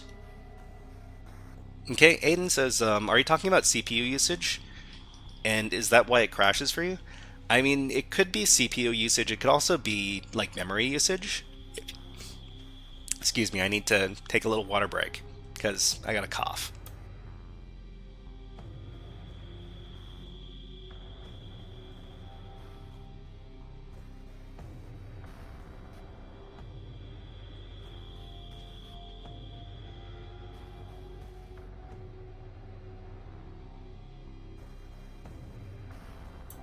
Okay, so yeah, let's move on to the next challenge. So we're gonna be covering 2 more challenges before we finish. We're gonna be doing we're gonna be doing 1 more challenge before we finish. So we're gonna be doing the calculator challenge over here. So, like I said, this is a very, very good website if you're an absolute beginner to tech and are trying to learn more about computer tech topics. The site is completely free, and it's a good place to start your cybersecurity journey if especially if you don't come from like a tech background, because most of the challenges here, they don't really require you to know very much about technical, about interacting with the system on a very technical level. Anyways, so the next challenge is this one over here. It's called Calculator. All right, everybody. This is the Calculator challenge from Hack the Web. So, in the challenge, the description says, a few weeks ago, someone sent me this mysterious device along with the hint, start code 256. Start code 256. And what else is here? There's a calculator. But what is actually going on? So it's not a regular calculator, and the description here says it looks and works like a calculator, except for the fact that I can't type in multi-digit numbers. So I can enter the start code directly, but there must be another way. Okay, so what's going on here?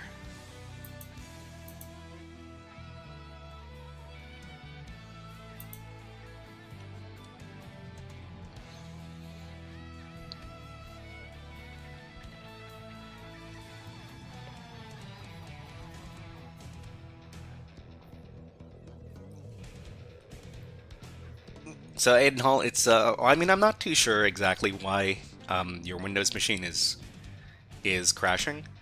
Is the Windows machine the machine that you're using to watch the stream, or is it a different machine?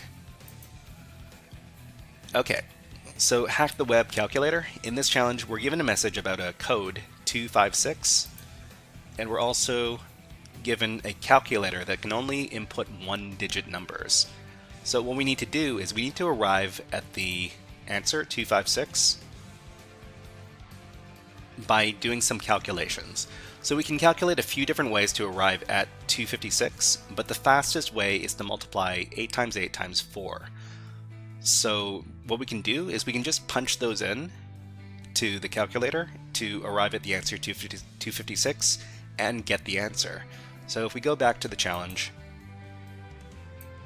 we'll just punch in 8 times 8 times 4,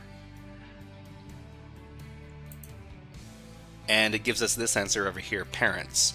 So parents is the answer for this particular challenge, but before we move on, let's talk about the significance of the number 256, because 256 is a pretty special number as far as computing technologies are concerned. Let's go back. So HCW calculator, we're talking about the number 256. So the number 256 is significant to computing because it is the maximum value that can be represented in 1 byte of data, otherwise known as 8 bits. So when you take a look at the number 256 in decimal, that's also known as base 10 counting. But there are other types of counting as well that are commonly used in computing. So decimal is our regular old numbers, but we'll also very commonly come across hexadecimal numbers, which are base 16 counting. And in base 16, the number 256 is represented by these two characters right here, FF. Oh, that's true. That's true. These are 255.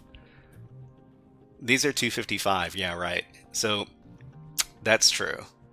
Let's see.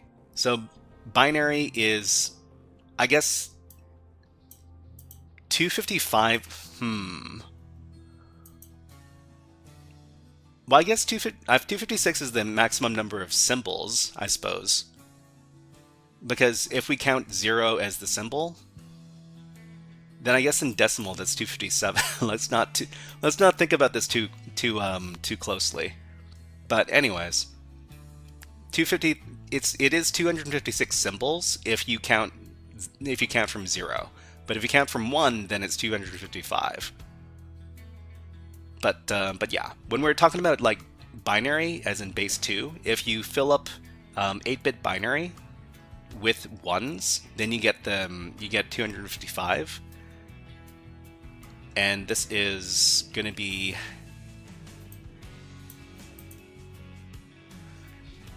256 from 0. Anyways, let's move on.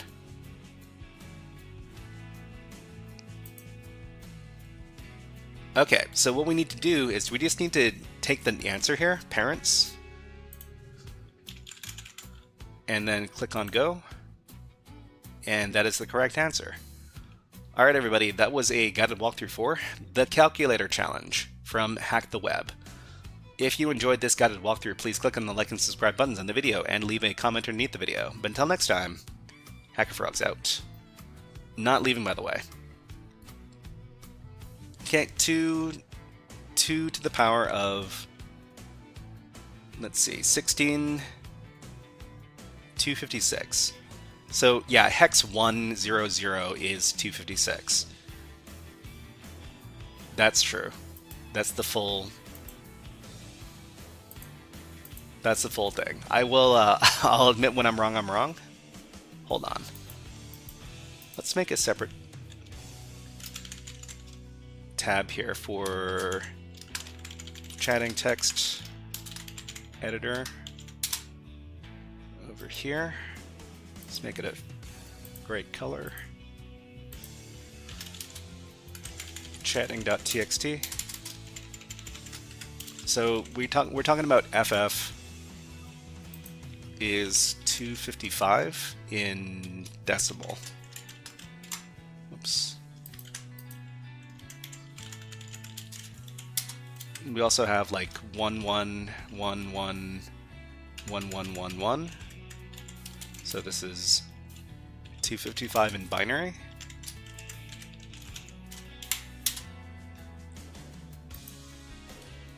But you see these kind of numbers all the time. Aiden says, sometimes when I code on Google, it deletes all my tabs and I got to start over again. I think that has to do with your cookies. So if for some reason you delete your cookies on your web browser, then you're gonna have to log into all your stuff again, and everything that is saved on your web browser is gonna get erased.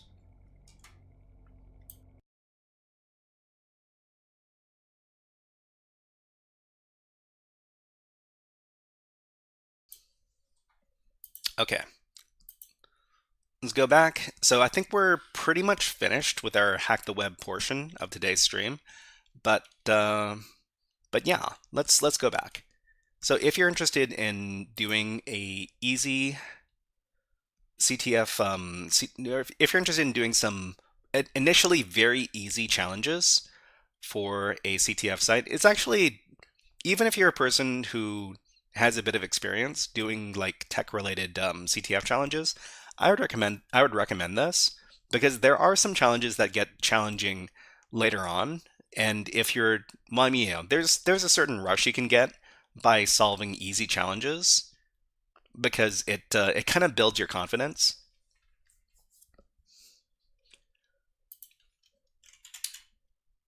It's a good website for pretty much anybody who's interested in like learning new tech topics. Okay, let's put on some new music, and then I can get ready for the next topic.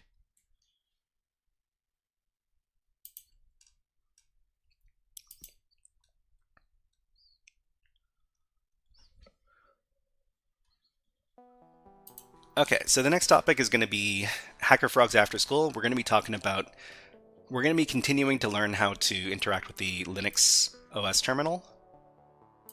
And before we do that, let me just get rid of all of these extra tabs that I'm not using right now, because I really don't like having too many of these open at the same time.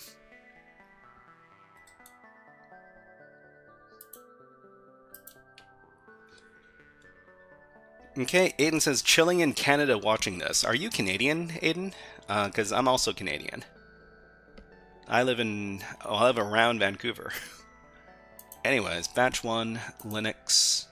We're doing session 3, so there should be like 5 sessions total for this. Ronan, hey, THM has a new room called Data Representation. Huh. What is what is what is so cool about that room, Ronan? And Ronan, hey, nice to see you here. We've got some new emotes, Ronan. So we got the Shy 31 typo. we've got, whoops, that's not how you spell the shy. The shy 31 typo, we've got the shy 31 bird, and we've got the shy 31 flag for people who are subscribed. Ronan says, learning about how computers represent numbers and colors, hex and binary. Oh, that sounds like a pretty cool... That sounds like a pretty cool room. Is it free? Let me take a look. Oops.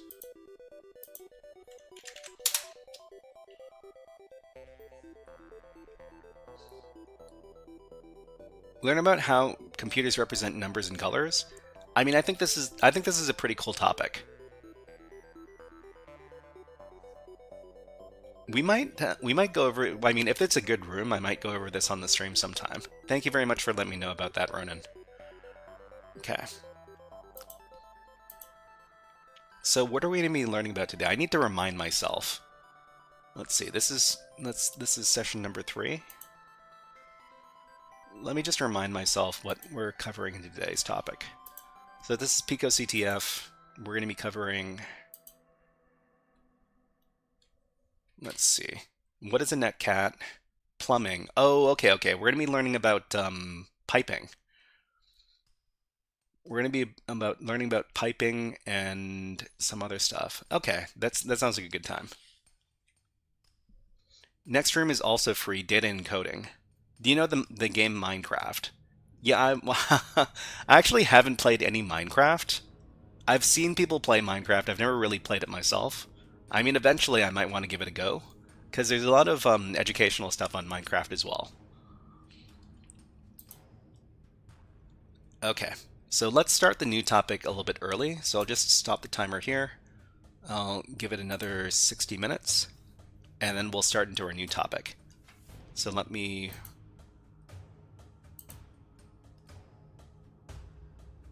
Topic 3 is here, topic 4 is on deck.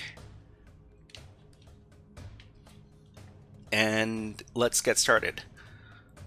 Alright everybody, we're doing HackerFrogs AfterSchool Linux OS Operations, session number 3. So what we're going to be doing is we're going to be learning basic Linux commands with PicoCTF. So we're going to be learning by solving challenges. So if you've never used PicoCTF before, it's a really great website for learning about cybersecurity topics and hacking. You can sign up for an account over here, and it's completely free. They also have a competition that they do every year, and if you're a high school student, you can actually compete in the PicoCTF competition, and you can win prizes. Let's get the information about that. So the next event is PicoCTF 2026. It's happening between March 9th and March 19th. And even if you're not a high school student, you can still compete in the competition. And it's actually a lot of fun. Each year, the challenges from PicoCTF, they're usually pretty creative, and I cover them pretty extensively in the month after the PicoCTF competition finishes. So we do a lot of PicoCTF here.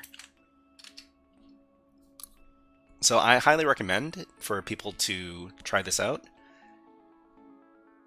Okay, so what you want to do is you want to log into the platform. Make an account, log into the platform, click on Practice, and then what you want to do, Oreobyte asks, are you going to make a Frog CTF team for the event? I mean, I won't be participating in the same team as the HackerFrogs team. I'm sure the people on the HackerFrogs Discord, they're gonna make a team to solve the challenges. It's just that I'm gonna be working on the challenges myself. Aiden says, I saw the word Minecraft on one of the tabs. Yeah, this one. What were we talking about? So the Hack the Web challenge. Hack the Web. Hack.arg. So yeah, they've got a couple of challenges that have to do with Minecraft. You can check it out yourself over at the over at the Hack the Website. Thank you very much for subscribing on YouTube. Joseph Cudjoe, thank you.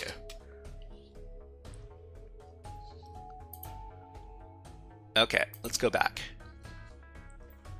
So what were we talking about? So PicoCTF. So inside of PicoCTF, we're going to be logging into our web shell. After you've logged into the site, the web shell button is going to be on the right-hand side of the screen. Over here, click on web shell, and it's going to log you into the PicoCTF web shell, which is a web-accessible Linux terminal. You can make the web shell larger by clicking on the button beside the help button over here. The button is labeled Pop Out Web Shell Terminal. You want to click on that so that the web shell is in full screen in your browser, in another browser tab. So you want to adjust the size of the text so that it's not too big or too small. You can go over to the options button here. You can fix the zoom to whatever level is comfortable for you. Okay, and then Aiden asks, are you able to bring your kids to the PicoCTF meetup?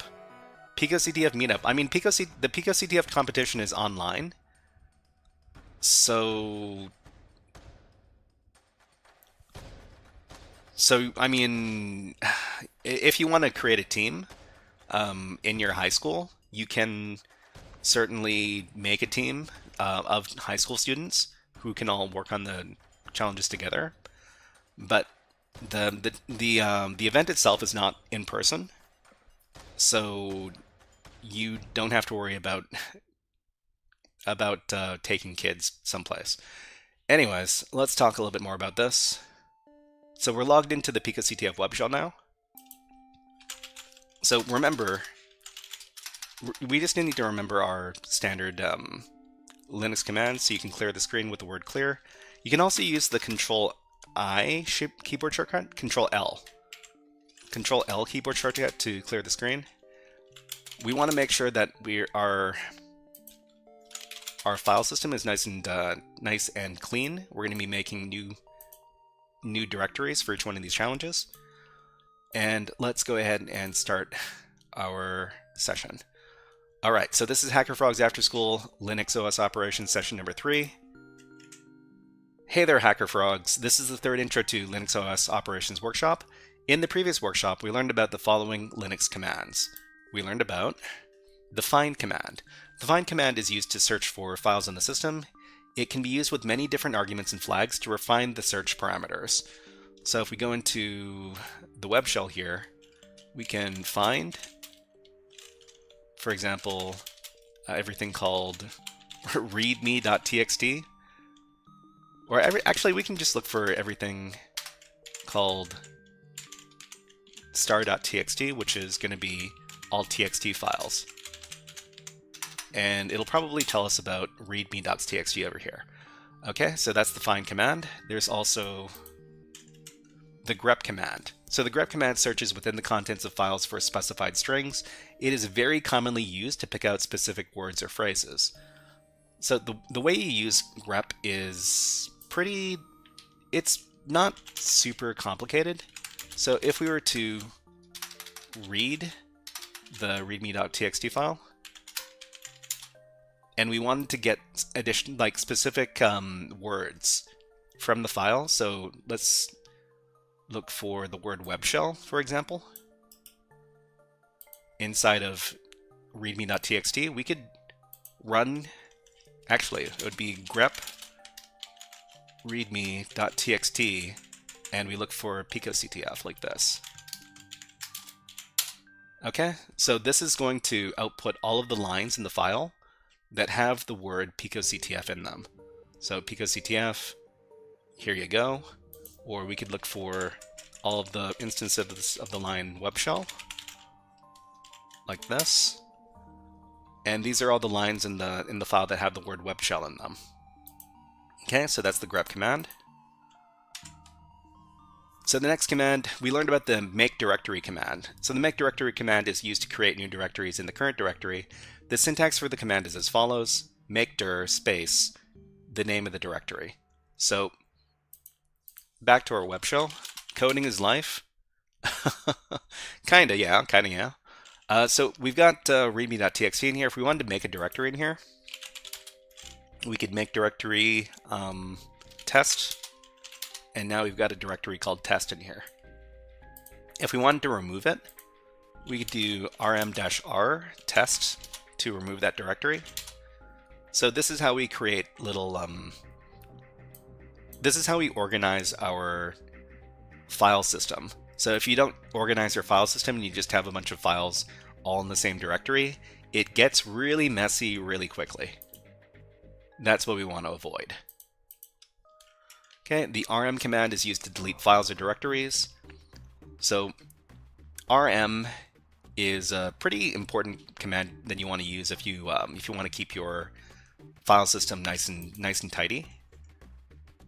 So like we demonstrated over here, if we make a directory called test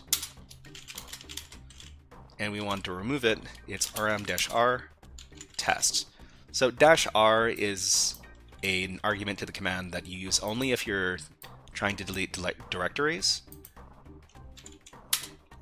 If you've got like a regular old file, so for example, I've got a file called HackerFrogs, and I wanted to delete this, I could just do rm HackerFrogs, and that deletes the file. So you might think that the Linux commands that we use, it's kind of overwhelming at first to remember all the commands and all the syntax. Just keep in mind that the people who use these commands all the time, they forget all the time as well. So what they're usually doing is they're referring back to their notes to find out how to use the commands. And sometimes they'll go online, so they'll go to Google, they'll search for Linux remove directory with rm, and usually whatever comes up first is going to be the correct option. So let's see. So to delete an empty directory and to delete a non-empty directory and all of its contents, use the -r option. So that lets us know that we can go back here. If we've got the test directory, rm-r test, what you have to understand is that even if you don't know what command to use, you can usually search online for the correct command or the correct syntax to use the command. You don't need to feel like you need to memorize everything and it has to be all up in your head. You can keep some good notes, or you can do some searching to get the same results. Okay, let's continue where we left off. So let's solve the what is a netcat challenge at PicoCTF. So we're just going to do challenge 34. Let me see if I can get that link. Where's the link? Here we go. What's a netcat? Okay, so if you want to join along with us, this is the link here. You just need to be logged into PicoCTF to use the link.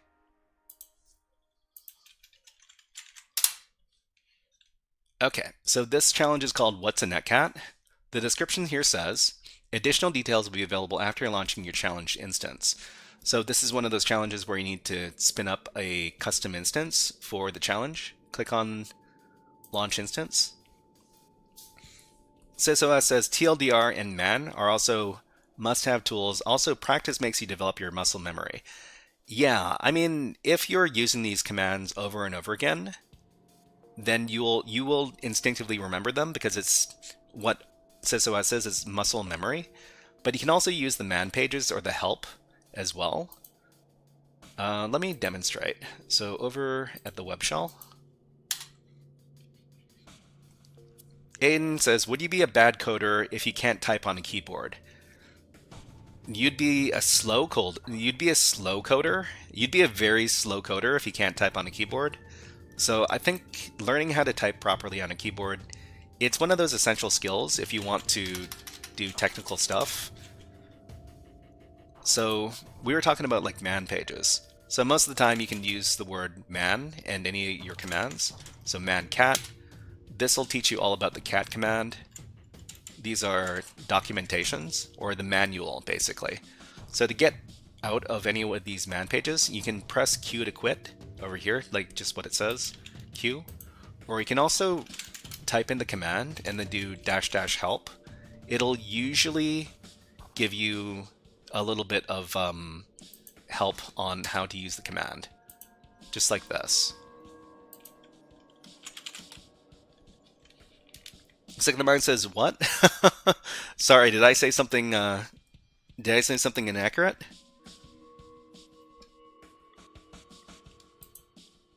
But yeah, I think if you want to do, technical stuff with the computer, you should learn how to type properly. I mean, I'm not too sure what resources you would use for typing. I don't know what you would use these days. Typing tutorial? Or like touch typing. Practice. Let's see, touch typing, learn touch typing for free, typing club, sure. Maybe this. Or typing study. You know what? I should probably learn which of these websites are good, because I do want to help people who are not technical get into cybersecurity if that's what they want. But learning how to type at a keyboard, it's pretty essential, because you're doing it all the time when you're doing cybersecurity stuff, when you're using Linux, etc., etc. Okay. Where was that challenge? Here. Okay. So it says using Netcat is going to be pretty important. Can you connect to the Fickle Tempest PicoCTF net at port 62516 to get the flag? Okay, so let's talk about this next command. We're going to be using the netcat command. So let's talk a little bit more about this. So netcat. Netcat is a versatile computer networking program. And one common use of netcat, with PicoCTF challenges anyways, is to connect to non-standard services on remote servers. So what the netcat command is going to let us do in this case is it's going to let us connect to a remote server, which is basically a computer that is not our computer, on a certain computer networking port. So the syntax for using netcat to connect to a remote server on a specific port is as follows. It's NC, which stands for netcat, and then the IP address or domain, and then the port number. So for example, we could do NC Jupyter Challenges PicoCTF.org at this number right here. But aren't all computers a hacker's computer? Well, I mean, I guess you could say that. But in this case, we need to build our own netcat command, okay? So if we go back to the challenge, it gives us some details here. So we're just going to copy this. So this is the information we're given. So we're using netcat. The next thing we need to do is we need to get the host. The host is Fickle Tempest PicoCTF.net. So we're just going to delete everything except for this. And then we need to get the port number. So the port number is this one right here. Okay? So the full command is netcat, and then the host, and then the port number. So when you create your own instance, it's probably going to be different. What you need to do is you just need to grab this stuff out. Although I suppose you could, you definitely don't want to use my domain, my host, and my port number, because it's going to get my flag, and you can't use my flag. You have to use your own flag. Okay, you speak English and French. I only speak English because I live on the west coast of Canada. Okay, Ayan no Koji says, new. Which live session do I start with? Which live session do you start with? You can start with this one. So you can make an account over at PicoCTF.org, and then you can start hacking. It's a great place to start. Okay, so from here, let me just copy that one more time. So the netcat command is going to let us connect to the computer. We're going to go to the web shell. We're going to paste in the command, and then we're going to run the command. So it says you're on your way to becoming the netcat master. So you get our flag. So remember, you can't use my flag because my flag has a bunch of random letters and numbers on the end of it, which are unique to my username. So another thing we need to understand is that when we're in this program, we can't exit out of the program because, well, I think you can exit out of the program by hitting enter. Yeah. But if for some reason you weren't able to do that, you could also use the Control-C keyboard shortcut to quit out of the program. Okay, is this for hacking? So this is beginner, well, very, very beginner level tech concepts that eventually lead to hacking. Okay, Akun, nice to see you here. What is up? Okay, so I'm just going to grab my flag here. For each one of these challenges, what we're looking for is the flag. The flag is basically proof that we solved a challenge. So we copy it, we go back to the challenge, we paste the flag in, we click on Submit Flag, and then we're done.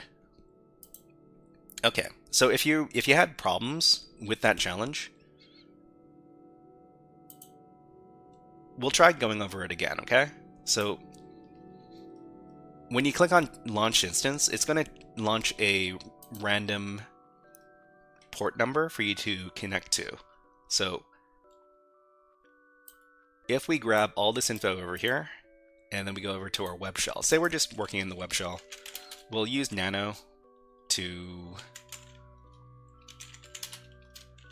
edit our information, right? So netcat. So we know the command is called netcat, so just delete everything until the name of the domain or the host, so Fickle, Tempest, PicoCTF, and then delete everything that's not the port number. So the port number is this one right here. Okay, so just grab this and copy it, and then get out of here. So to get out of here, this text editor, you do Control X, and then you don't save, and then you paste in the command here. Okay, so netcat, the host, and then the port number, and this will give you the flag. Okay, so if there's anything that you didn't understand about this challenge, let us know in the chat. We'll try to help you as best we can. But otherwise, we'll move on to the next part of today's lesson. Okay. So the next challenge we're going to do is the PicoCTF plumbing challenge. So we're going to be introducing a very, very fundamental aspect of using the Linux terminal here, and yeah, let's continue. So let's learn about command piping with the PicoCTF plumbing challenge. So it's going to be this link over here.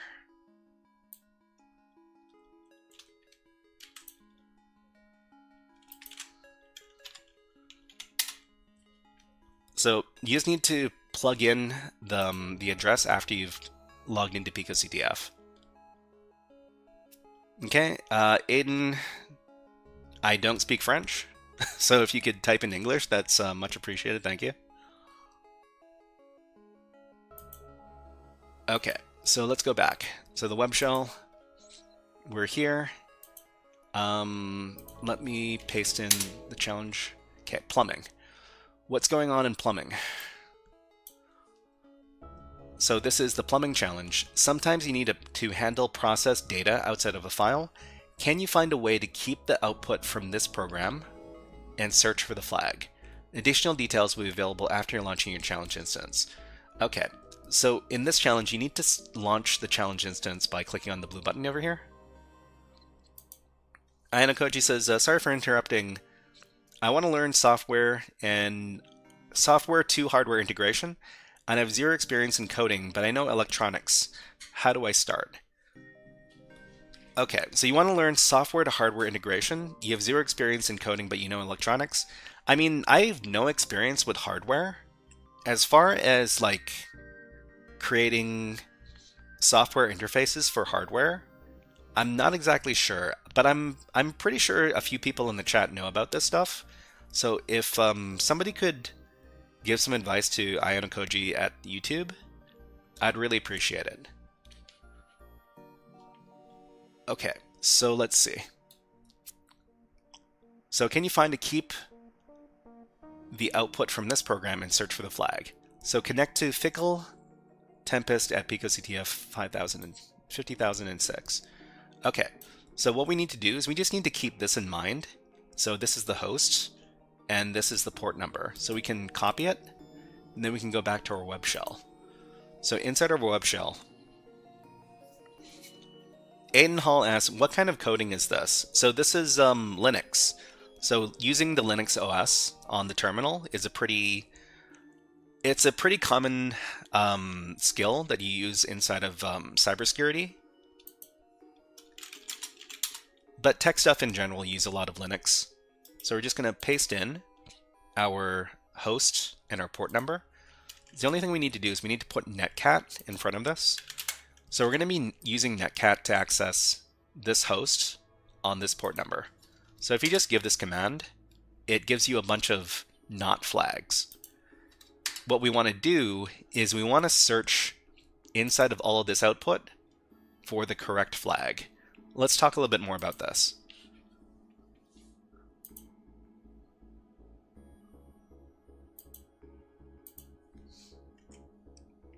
Just a second, everybody. I gotta clear my throat.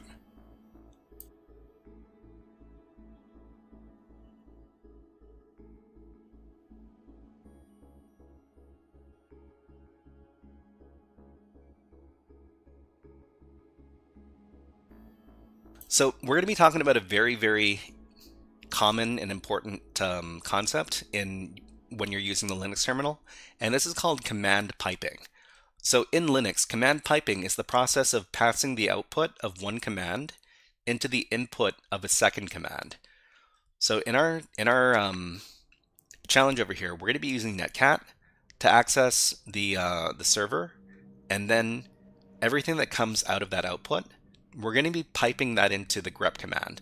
That is, whatever comes out as the output for this command here, the first command, is going to become the input for the second command we give, which is the grep command, which is going to search through the output of the first command. Didev says, if there's a PicoCTF, does that mean there's a NanoCTF?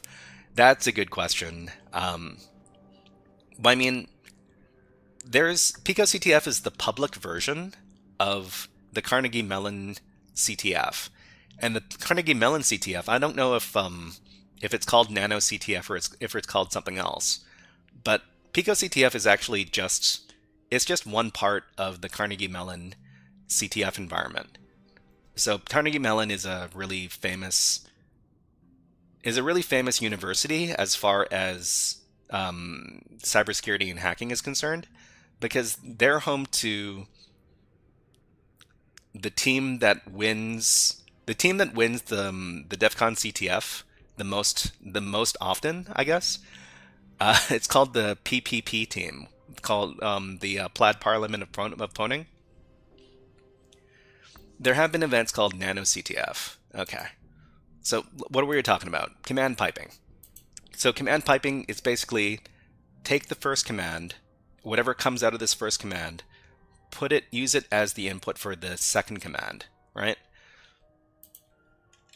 So this is a very useful feature because it allows commands to be chained together to achieve a lot of flexible output. So for example, if I wanted to go into the web shell here, so if I run this first command, it gives us all of this output here. So if we wanted to let's say we wanted to find every line that has the word definitely in it, we would run the first command, netcat, and then we would use the pipe. So the pipe character is the character that is to the right of the single quote, double quote key on your standard American keyboard. I don't know where it is on European keyboards, unfortunately. but it's the shifted version of the backslash. So if it's unshifted, it's the backslash, but if it's shifted, it's the pipe character. Okay, and then we would pipe that into the grep command and look for, let's look for the word flag. Well, no, let's look for the word either, right? And it would give you all the output from the first command that is the word either in it. But what we're actually looking for is we're looking for the PicoCTF wrapper. So the PicoCTF wrapper is this over here, PicoCTF, because we know that every flag in PicoCTF begins with this pattern right here. So if we run netcat and then pipe it into grep and look for PicoCTF, then we get this. So this is the flag, PicoCTF Digital Plumber. Let's catch up with chat. Aiden says, gonna have dinner soon. Yeah, and if you need to get dinner, if you need to go out and do stuff, definitely don't let me keep you here. ZSOS says, it's not limited to the Linux terminal. Basically all terminals support this, including the Windows CMD and PowerShell. Yeah, I mean, it's an important thing to understand about most terminals. Most terminals let you use the pipe character to pipe input from one command into another command. It's very useful. Okay, let's see. It's not the same on all keyboards, unfortunately. One of the easier, yeah, it's a very, very common use of the grep command. So whatever output you get, you use grep to grab little pieces of well, whatever patterns you want to. So for example, if I've got my let me do a demonstration here. So I've got a very, so user share wordless rocku.txt. This is a file that has 17 million. I think it's like 17 million passwords. I don't remember how many passwords there are. If somebody could correct me, I'd appreciate it. So if we wanted to, it's basically a big list of passwords. If I wanted to get every password in the list that has the word password in it, then we would use grep to look for the password pattern. And we'd get every password in that big list with the word password in it. If that's what I was looking for, of course. 14 million. I'm gonna make yourself dinner. Hope you make yourself something good. Okay. And you can also pipe to word count. Yeah. So, I mean, the other thing we could do is we could use the word count command to get, like, how many? Ah, okay. So there's 14 million passwords in this file. Well, 14 and a bit. But yeah, it's another we can use the good old pipe. Okay, let's go back. Okay, so we use the grep command with the pipe to get the flag. So we look for the common PicoCTF wrapper here, and we just need to grab this, copy it, and then paste it in here to finish the challenge. Okay, so I mean, this was meant to illustrate that we can use the pipe. We can use the pipe to do all sorts of dynamic output. Actually, you know what would be really fun? Let me go ahead and make a little list, right? So go nano list.txt. We could put like a number of like fruits here. So apples, bananas, pears, watermelon, grapes, oranges. Okay. So if we have a list like this, we could cat it out, and we could also sort this into alphabetical order, right? So we could pipe this into the sort command. So the sort command is going to put in alphabetical order, and then we could also do some other stuff to it. So after we sort it, we can, I don't even know what to do after we sort it. Oh, okay. The other thing we could do is we could if there's a bunch of stuff that a bunch of lines that repeat over and over again, we could also do some other operations to it. But okay, we've got one more challenge that's going to illustrate how we can chain a bunch of stuff together. Inall says, "You're my favorite YouTuber ever." Well, thank you very much. Okay, Simo says, "Hope you're good. I haven't seen someone do live in this field for a while." Yeah, I think it's important to it's important for people to do live CTF stuff, because otherwise people don't understand what's actually going on. All right, so we're going to do one last challenge today. So when we do command piping, we need to keep in mind these different parts. Thank you very much, Mohammed, for subscribing on YouTube. And Joseph, oh wait, I did catch Joseph's. But thank you very much, Mohammed, thank you. Okay, so the first command is here, and then we supply the pipe, and then we supply the second command. So not all commands can be piped together, but most commands inside of Linux can be piped together. Okay, so let's see. IPV says, "I'm still a beginner in the field. Can you give me a roadmap to get a first job?" So I'd recommend this website right here, Get Into Cyber. Take a look at the website. It can give you some tips. It'll give you some tips on how to proceed if you want to get a job in cybersecurity. Okay, where was I? Okay, so what does this do? So this runs the netcat command, and the output of the command is passed to the grep command, which searches the output for the pico string. Okay, and the next thing we're going to do, the last challenge we're going to be doing today, is the bases challenges. So let's learn about base64 encoding with the PicoCTF, what does it say, plumbing? So it's the bases challenge. So let's go ahead and get the link. So this is bases. Oh no, there's one more after this, repetitions. Okay. So the next challenge is here.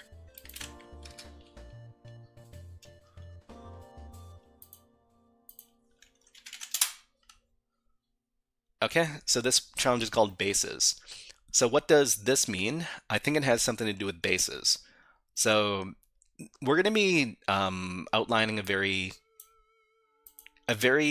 basic concept when we're dealing with CTF challenges in particular, but data encoding in general. So this right here, if you know what this is, let us know. So we're looking at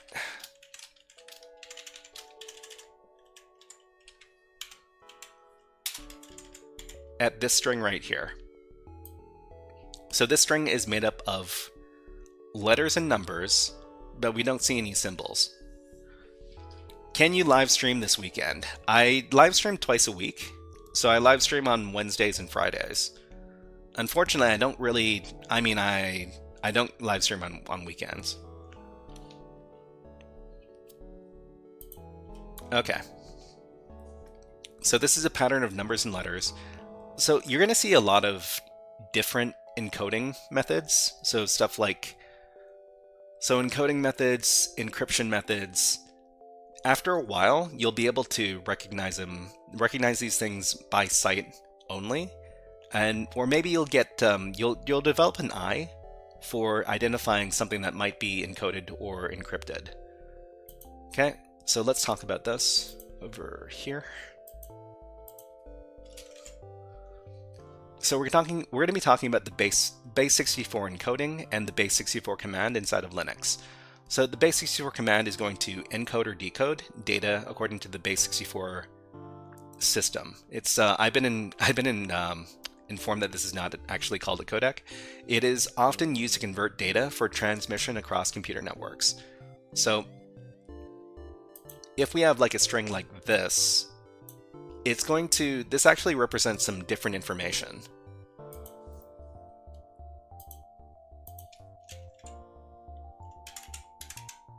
Okay, so when we're dealing with base64, the characters used in base64 encoding are shown here. Note that all base64 encoded strings must consist of a number of characters that is divisible by 4.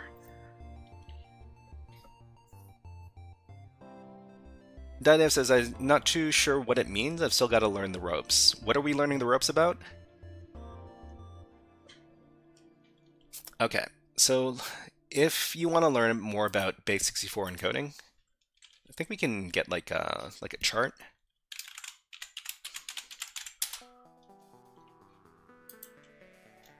So of course Wikipedia is here. It'll give you all sorts of great information about this. So base64 it turns any type of information into one of these symbols here. So the system is called base64 because there are 64 symbols from 0 to 63. They encompass all uppercase characters, all lowercase characters, all numbers, and a couple of special characters like the plus and the slash character. Okay, so thank you very much, Menski Gamer, for subscribing on YouTube. Thank you. So let me demonstrate what this looks like. So back over here.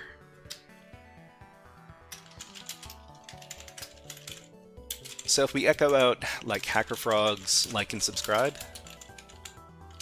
this is just some text, right?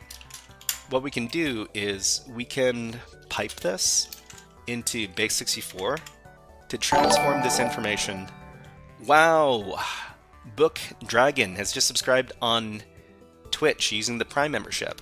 Everybody, if you want to do it yourself, if you want to get a Prime membership, here's how you can do that. Thank you very much, Book Dragon, for subscribing on Twitch. Let's give you a fun video redeem. How about some war games? We're in. Shall we play a game? How about global thermonuclear war? Sky Blue says, I want to type fast on my keyboard on my laptop. How do I type fast? You practice. That's how you do it.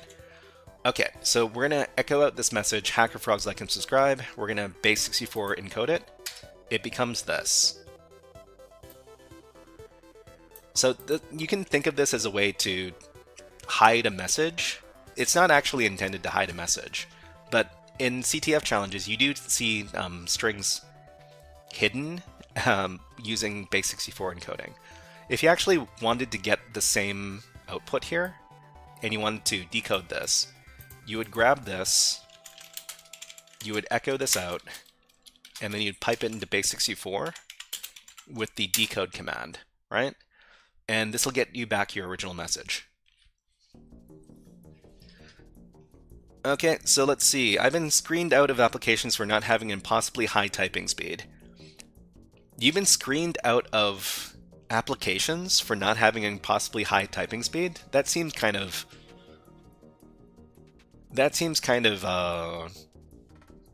excessive, don't you think? Okay, SysOS says base64 is commonly used for MIME messages and some tokens like JWTs. I mean, the way I heard it was that base64 encoding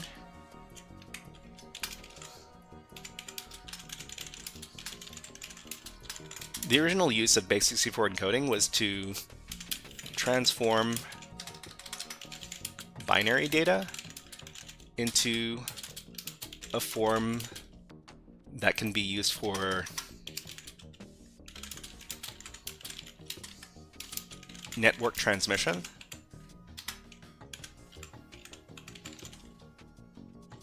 So the reason why we would transform the binary data into base64 strings is because base64 strings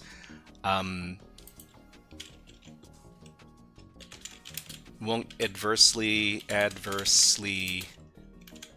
interact with transmission software. So if you've got a raw binary file that you tried to transmit across the network, there might be weird looking bytes inside of that binary data that could interfere with the transmission software. There might be like null bytes.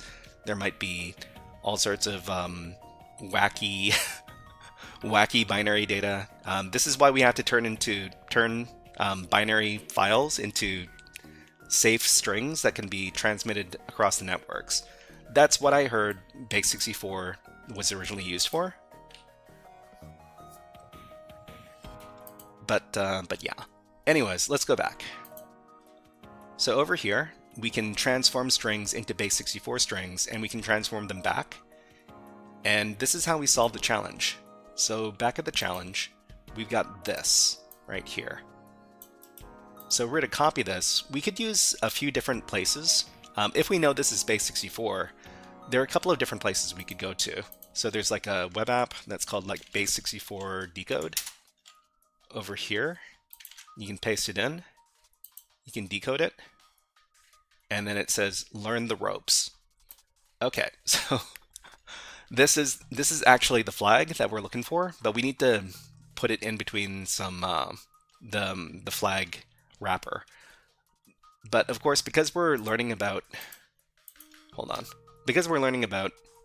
Linux commands, let's learn the base64 command. So echo, then pipe it into base64 decode.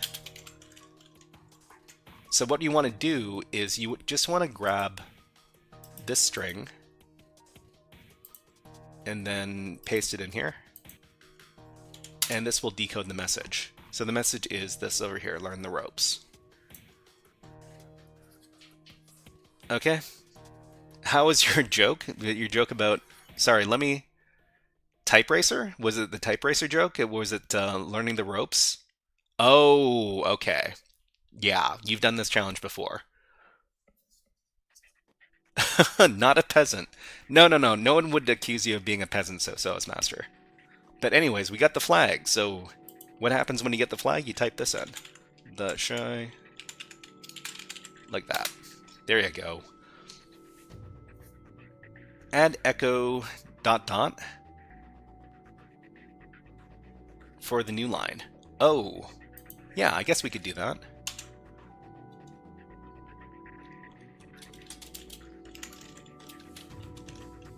Yeah, just like that. Thank you, SOS Master. Okay.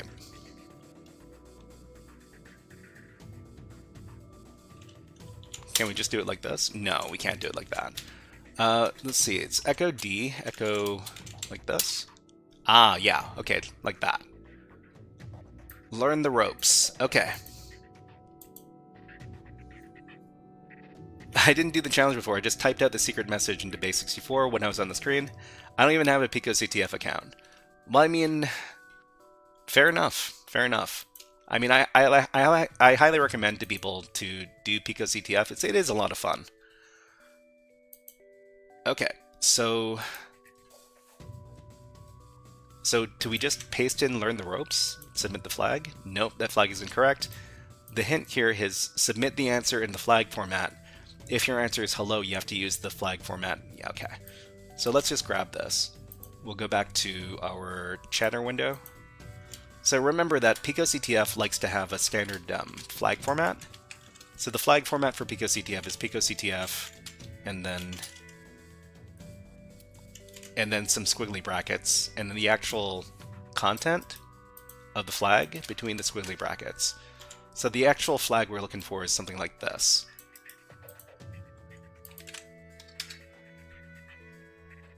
Okay, Book X Dragon says, I like Hack the Box. It has a large community and lots of support. I think Hack the Box is appropriate for one stage of learning, and PicoCTF is appropriate for another stage of learning. So PicoCTF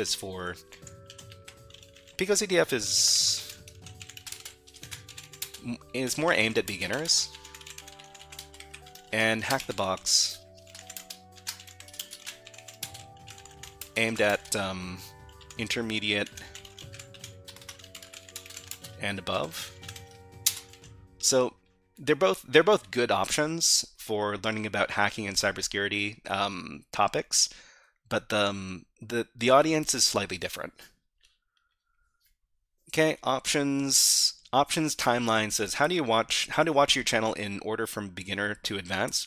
I mean, I would start with the PicoCTF challenges. Let me get that playlist for you.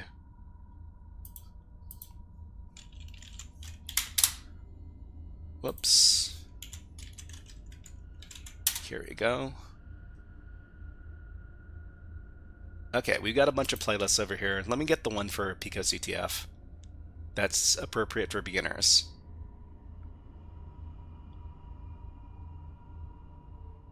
PicoCTF, where'd you go? Okay, so this one has 119 videos.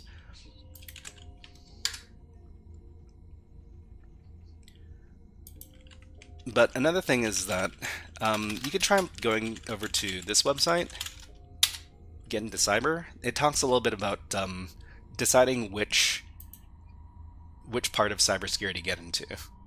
Anyways, let's move on to the last challenge. PicoCTF, learn the ropes. Done. Okay. So the last challenge is going to be more, we're going to be dealing with more piping and more base 64. Let me get that link, repetition. Yeah, Try Hack Me is also beginner friendly. I'd say, yeah, PicoCTF and Try Hack Me is about, it's about on the same level as far as beginner friendliness is concerned. And thank you very much, Samail. Thank you very much for the subscription on YouTube. Thank you. Okay, Try Hack Me is great. They've got a lot of great rooms and challenges. Yeah, I mean, the one thing you have to understand when you're getting into cybersecurity education is that you shouldn't be married to a platform. You should use all the different platforms for exactly what they're good at. Okay, so this challenge, so I pasted in the link. So can you make sense of this file? Download the file here. So we got a link. We can go back to our web shell and we can create an environment to solve this, to solve the challenge here. Thank you very much for subscribing on YouTube. Sophie Ellis, thank you. Okay, web shell. So in the web shell, we're going to create a directory for this. It's called repetitions. So make dir repetitions like this. Okay, and then we're going to enter the directory. Remember that when you start typing the name of a file or a directory, you can autocomplete it using the tab key. So type in RE, hit the tab key, and now we have a directory that we can solve the challenge in. Hassan says, let's see. Hey, what's up? What do you mean by Windows hacking? Are you using Windows for hacking, or are you doing an exercise to hack Windows? We're going to be hacking a Windows machine, and we're going to be using a Linux machine to hack the Windows machine. So that's going to be the last thing we do on today's stream. So maybe in like 2 hours or so. Stay tuned for that. Okay, so in the repetitions challenge here, we've got a link. I'll give everybody the link as well, so we can copy the link. Let's see, algorithm, great stream, glad I've tuned in. Hello, nice to see you here. What is up? Okay, we go back to the web shell. You type in wget so that you can download the link, paste in the link, then hit enter. And then after that's done, we've got a file in here called encflag. So if you take a look at the contents of this, this is some base 64 encoded information. So we talked about base 64 encoding in the previous challenge. Let's talk a little bit more about this now. So in cases where an encoded string is not divisible by 4, the encoding process will pad out the string with the equal symbols until the string is divisible by 4. So when you're taking a look at an encoded string, a dead giveaway that it might be base 64 encoded is that there are equal signs at the end of the string. So let's demonstrate over here.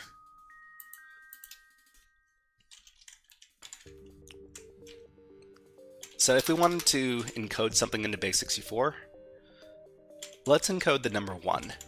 So we just want the number 1. And we can see here that the number 1 doesn't actually fill up 4 characters. So it has to include one of these so that the number of characters that are output is a number divisible by 4. So for example, if we do 1, 2, 3, then we see that we've got 2 equal signs at the end over here. So if you see a string with numbers and letters, and it has equal signs at the end of the string, that's a very obvious sign that you might be dealing with the base64 encoded string. Okay, so if we go back to the contents of this file here, it's a very long string. It's all numbers and letters, but there's 2 equal signs at the end. So if we guess that this is base64 encoded, we can base64 decode this file, and then we get more base64 encoded strings. So this is basically double encoded. Well, it's not double encoded. It's more like spoiler alert, this is encoded like 5 or 6 times. So you can run the same command. You can pipe it into base64 decode again. And we see there's more base64 encoded information. You can keep on piping and keep on decoding with base64. And you see that's encoded again. It's encoded again, and then more piping, more base64 decode. And it's encoded again. Each time it decodes, it becomes a shorter string. And let's decode that again, and then we finally get the string. Well, the original string. So PicoCTF base64 nested decode. Okay, so we can copy the string. Then we go over to the challenge, paste in the string, paste in the string. Uh-oh, I didn't copy it correctly. Copy it again. Okay, submit the flag, and you're done. Okay, just a second, everybody. I gotta clear my throat.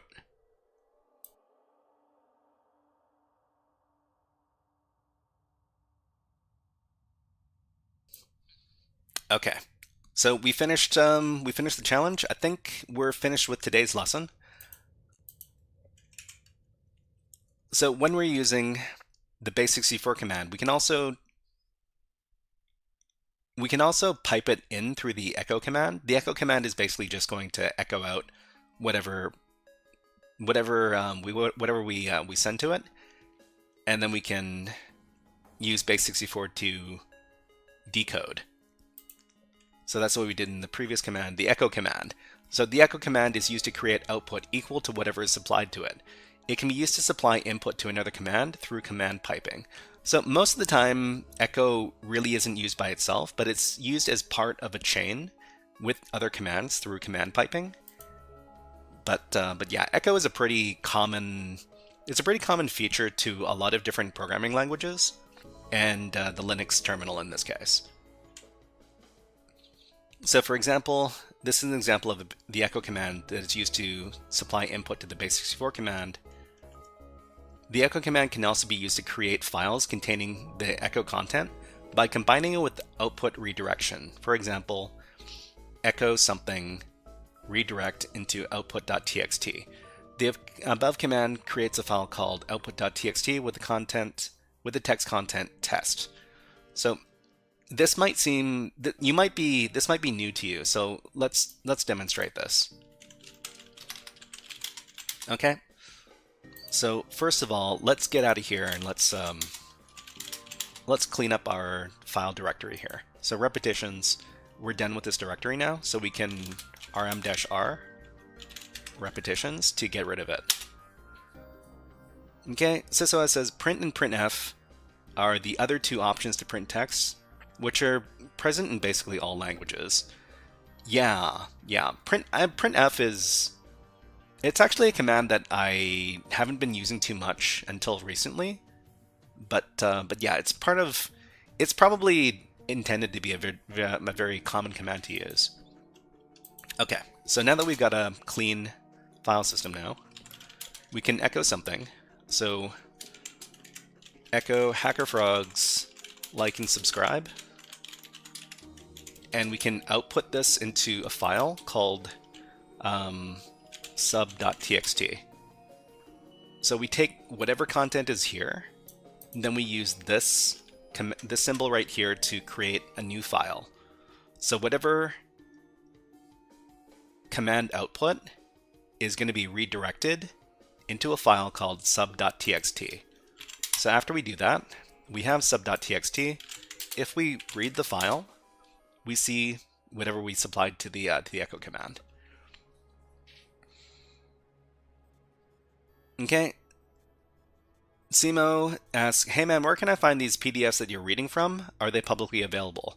Yeah, they are publicly available. They're, let me grab the PDF file. It's this one.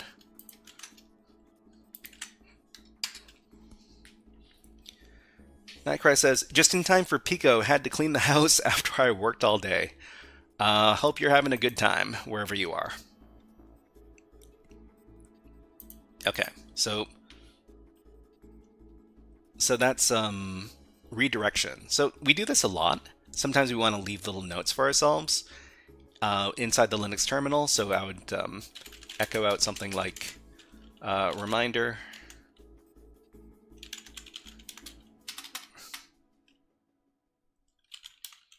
Reminder, buy some milk, and maybe I'll output that to notes.txt or like reminder.txt.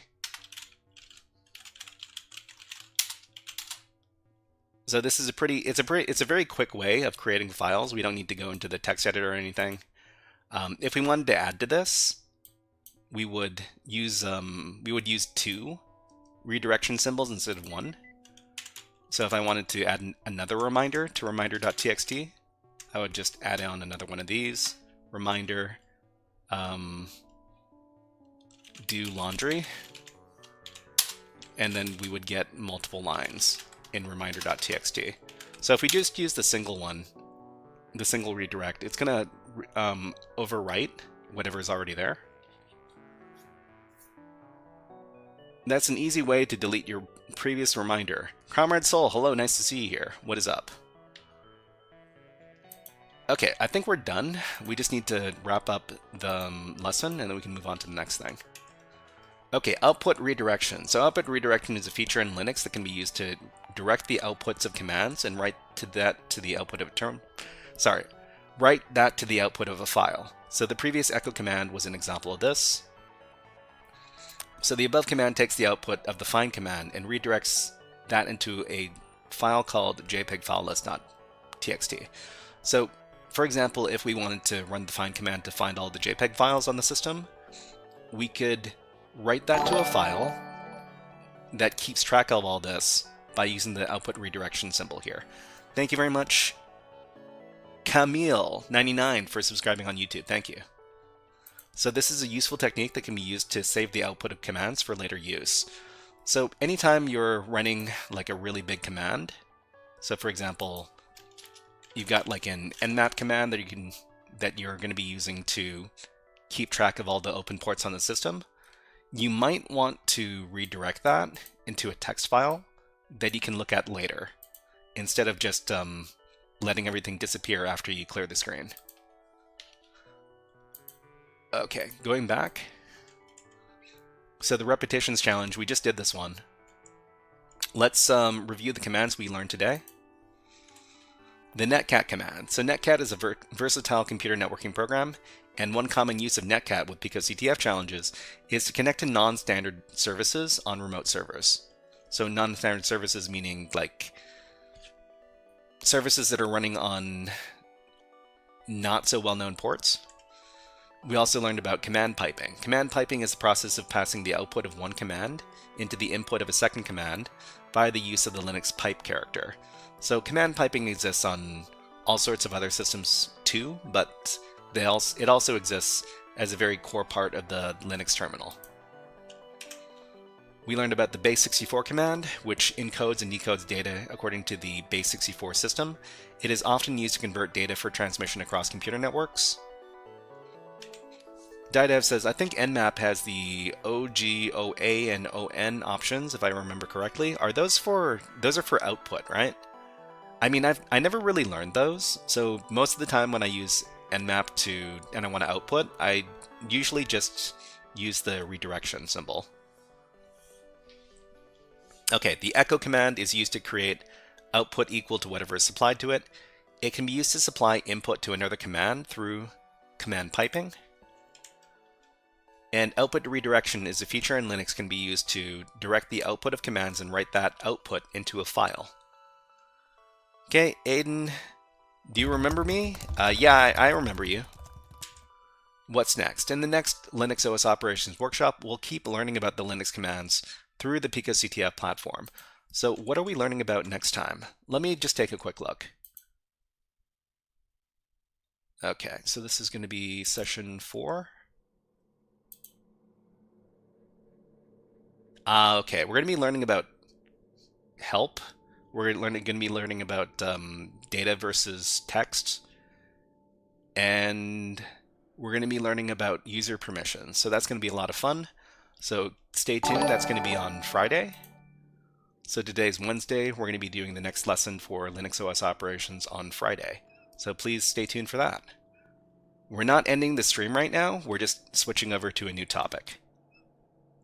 Okay, so the new topic is going to be topic 4. Topic 5 is on deck. So the new topic is going to be PicoCTF Forensics challenges. So we're going to be sticking with PicoCTF, but we're going to be solving challenges we haven't done before. Aiden asks, do you ever do short live streams? Don't forget the clock. Thank you. Thank you for letting me know about that, SysOS. So we got 60 minutes. Do you ever do a short live stream? My short live streams are like 4 hours. So, Sick in the Mind says, Skidrow once said, I'll remember you. I'll remember you? Okay. So, let's take a short break before we get on with the next portion of the stream, because I need to use the washroom. So everybody, why don't you take a look at the Be Right Back screen?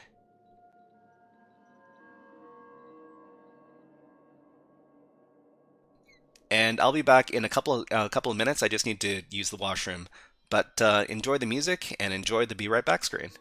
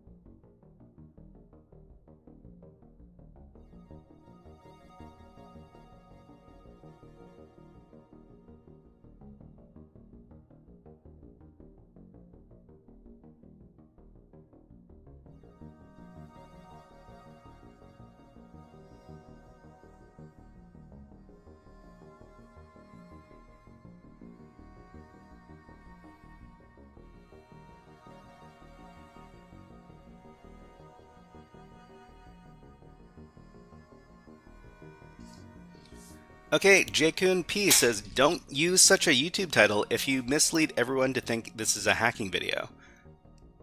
I think you're mistaken. There is going to be hacking content. It's just not what's happening right now. If you think you've been misled, then I'm sorry. Okay, so what are we doing? We're doing forensics challenges. So this is PicoCTF. We're going to be doing some new forensics challenges that we haven't done before. Let's see, Cypher asks, does YouTube warn you about your channel when you talk about hacking? I don't think YouTube has ad limited my videos before, or my live streams before, when I talk about hacking stuff. They don't like certain words. They get picked up by the algorithm. But I think they've loosened up on that in recent times.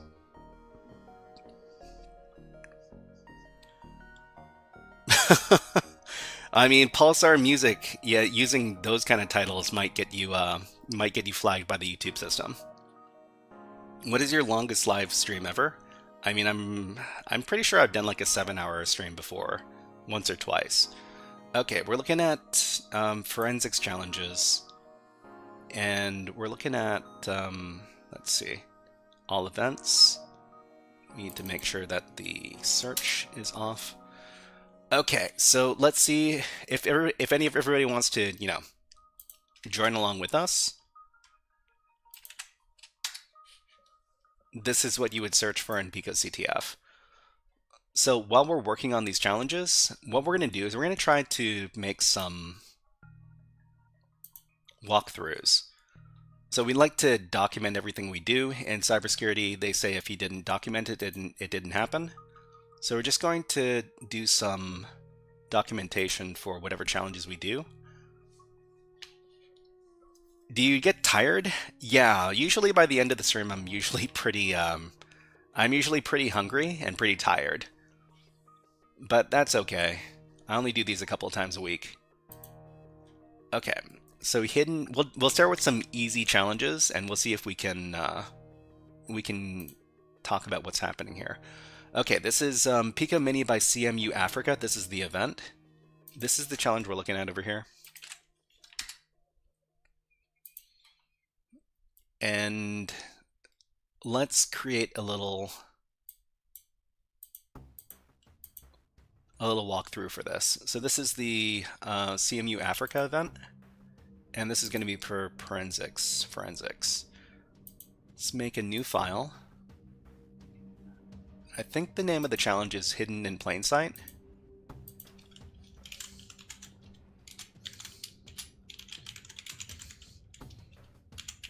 Okay, so for each one of these challenges, we're going to record a few different things.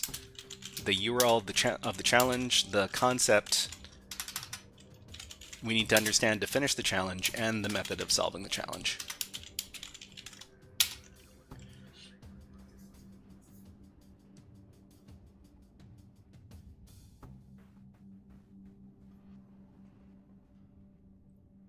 Okay, let's see. Aiden says, after the live stream, the next day... Well, I mean, I try not to... I do a lot of hacking and cybersecurity and like tech-related stuff for the content I create. I do a lot of stuff for my YouTube channel. I do try to do like non-tech related stuff in my off time, so that I'm not constantly doing tech stuff every hour of every day, because that eventually gets very, very tiring and it leads to burnout. Okay, so the URL that we're doing is here. The concept, well, we don't know yet. This is a forensics challenge. Let's solve the challenge. So it says you're given a seemingly ordinary JPEG image. Something is tucked away out of sight inside the file. Your task is to discover the hidden payload and extract the flag. Download the JPEG image here. So after your live stream, do you code? Sometimes. Yeah, I also lurk in other cybersecurity streams on Twitch every once in a while. I mean, I like to support the community as best I can. Okay, so we got the file link. I'm going to be solving this on my Kali Linux machine as opposed to the web shell because, well, sometimes there's not everything that you need on the web shell. Call this forensics. Give this a fancy color. How about some blue? Blue. And you know what? We'll make a directory for this. So make dir hidden, and then we'll download the file wget this thing. Okay, so we can take a look at this file normally by doing xdg open. So, I mean, usually for these forensics challenges, the actual contents of whatever image we're looking at is not really relevant.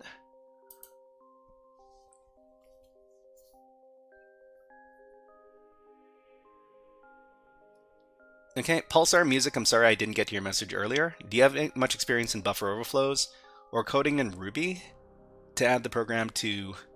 Oh no, I've never created modules for the infamous platform. Buffer overflow stuff, I can only ever do like really simple stuff for buffer overflow. I'm trying to get better at doing that kind of stuff. But thank you very much for the question, Pulsar Music. Okay, Aiden asks, do you like Twitch or YouTube better? I find that the audience on Twitch seems to be a lot friendlier than the audience on YouTube. But that's only because there's a lot of like random people coming into the stream from YouTube, not because. Yeah, that's all I gotta say about that. Pen testing live, you already got the flag. Do I? Cat image. Actually, let's try stringsing this. So strings image.jpg, and then like pipe into head. Okay, or less. So we're taking a look at the strings. Looking at strings inside of binary files is pretty standard. But the other thing, especially for image files, is to look at the EXIF metadata. Cert, unique, less. Yeah, EXIF, right. So we would use EXIF tool on image.jpg. This gives us all the metadata about the image file. Okay, and we see here that there's our good old friend base64 encoded information right here under the comment. So we can echo this out and then base64 decode it. Okay, steg hide. Okay. Steg hide, I mean, this tells us about steganography. And steganography is another technique for hiding information inside of image files, or media files in general. Alan Kolosjai, thank you very much for subscribing on YouTube. Thank you. Going to bed soon. But yeah, welcome. Well, thank you very much for coming by today's stream. Okay, Pulsar says, by the way, what kind of non-offensive bash programs would you recommend to do in a project in a bash scripting course? Bash programs? Alan Chang says, hi, streamer from Taiwan. I think you mentioned that you were from Taiwan before, but welcome to the stream, Alan Chang. Nice to see ya. Okay, so steg hide, and well, we've got more base64 information here, so we can try decoding this as well. Or at least I think it's base64.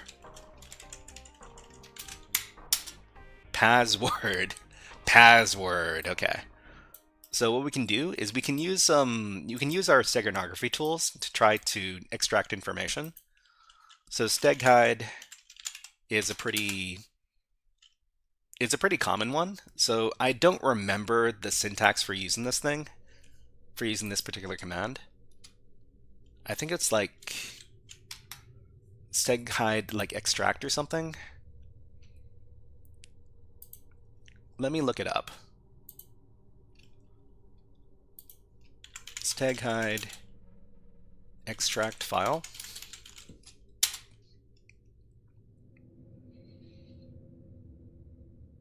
how can you extract hidden data from a style with steg hide? Sure.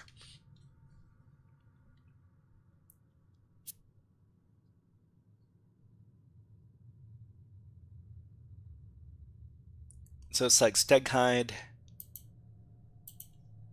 steganography file. What is the name of this file? img.jpg. And like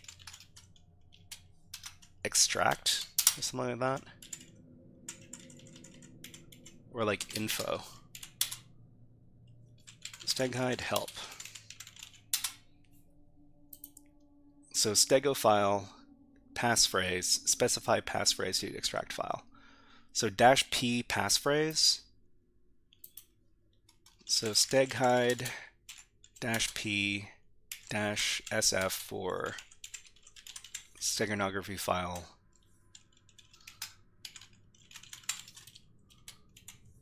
And it's like extract file or xf.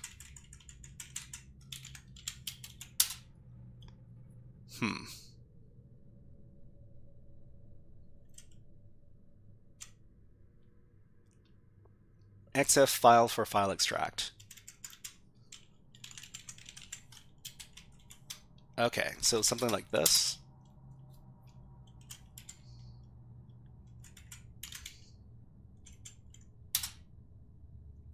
It's not -xf, it's something else. It says -xf here though, which is weird. Embedding options. I think first thing we want to do is we just want to get the info. So info file name.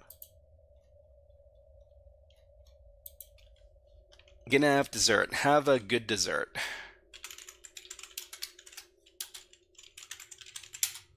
Okay, try to get information about embedded data. Yes.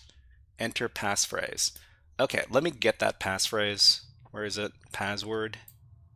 Let me just copy this first. Actually, when we give this, can we give this as well? Yes. Okay.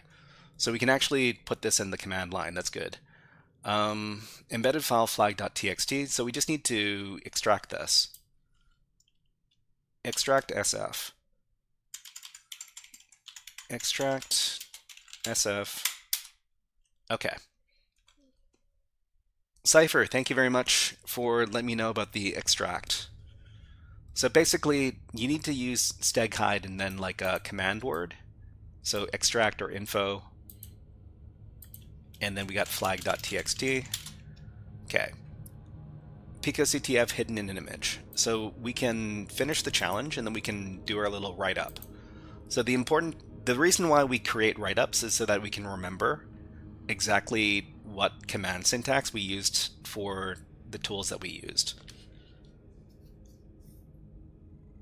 No worries, Aiden. I'm not super concerned about the number of people watching the stream. If there's too many people watching the stream, it's actually more difficult for me because people asking too many questions at the same time, it can get a little bit overwhelming. Okay. All right, so let's do our write-up over here. So the concept for this challenge is image forensics and steganography and the steg hide tool. Well, I mean, it doesn't need to be the steg hide tool, but that's the one we used for this. Does anybody know how to hack AI? There's a few different websites you can do for AI prompt injection. I can actually give you a website if you want to learn about that.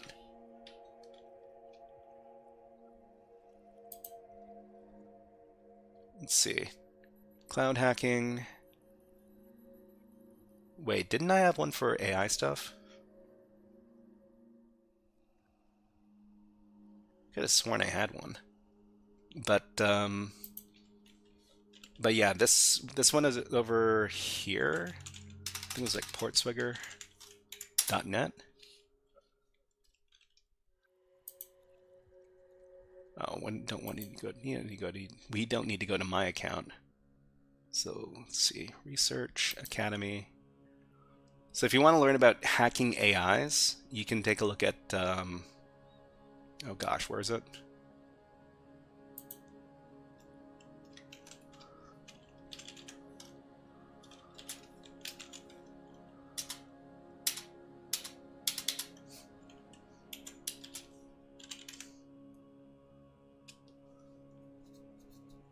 I thought it was here.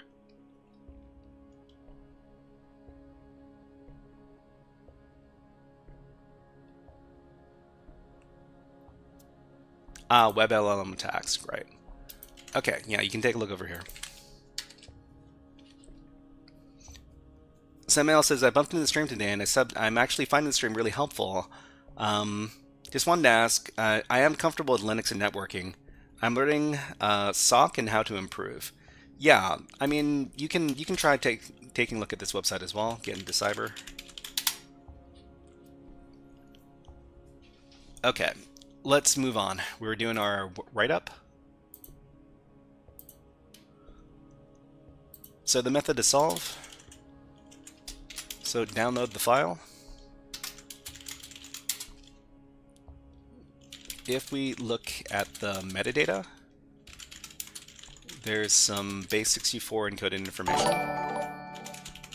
Thank you very much, Nerex, for subscribing on YouTube. Thank you.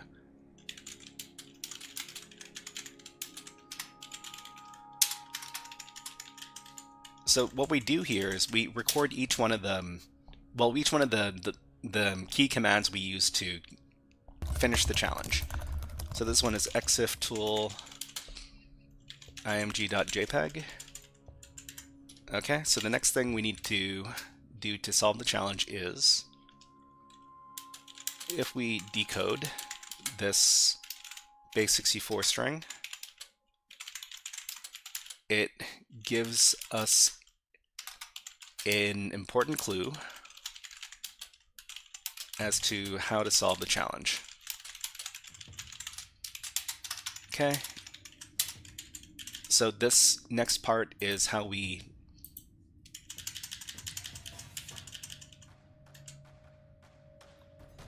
decoded the message using base64. The Linux developer, HackerFrogs. Hey, what is up? What is up? Let's see. Aiden asked, do you get paid from YouTube? Yeah, I get paid. I do get paid from YouTube. I kind of wish I got paid better from Twitch. But yeah, YouTube does pay me every once in a while. Okay, so we echo that out, and so this lets us know that steganography is involved because it points to a common steganography tool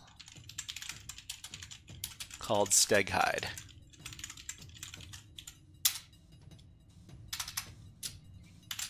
But we also need to decode the password for the steghide program.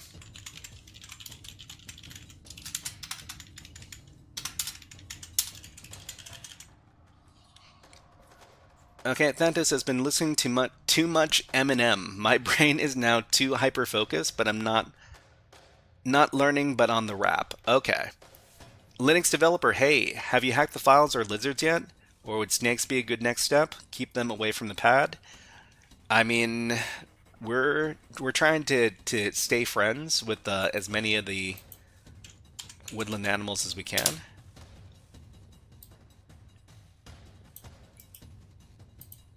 Okay, so this command over here is what we use to get the password.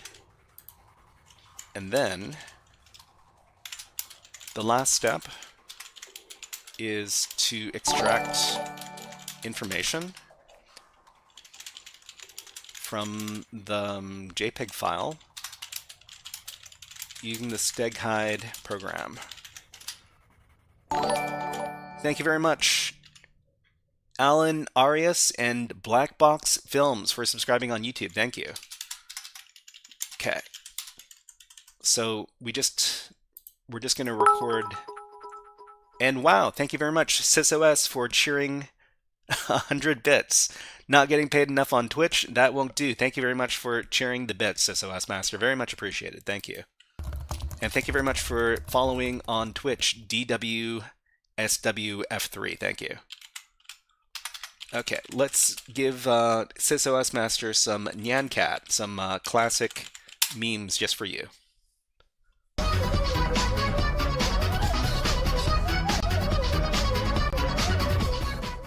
Okay, so the last thing we record is the exact command we use to get the password or to get the flag file. Okay, so steg hide. So the reason why we do write-ups is so that we have these command syntax, the command syntax for these tools, in a file that we can look at later, in case we need to refer back to it. So if you don't write notes for these kind of challenges, and you need to do these kind of challenges again, it's like you didn't do the challenge in the first place. But I mean, this isn't a very good example because I've probably had to look up how to use steg hide like a dozen or more different times. But the important thing is that you know how to search. Okay, so that's done, and we can move on to the next challenge. So the next challenge is going to be over here. It's flag and flame. Okay. So if everybody wants to join along with us, this is it. Everybody in this chat is friends with everybody. Well, I mean, I try to be friendly with as many people as I can. It's better to have friends than enemies. Thantos says, I found a couple of kingfishers in my backyard. They're beautiful. Kingfishers? I mean, you must live in a specific part of the world if you got kingfishers in your backyard.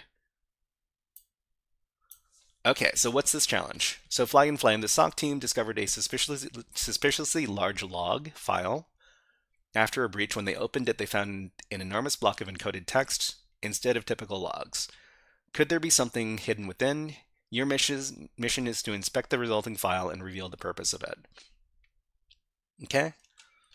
So download the encoded data here, logs data. Be prepared, the file is large, and examining it thoroughly is crucial. Okay, so let's grab the link.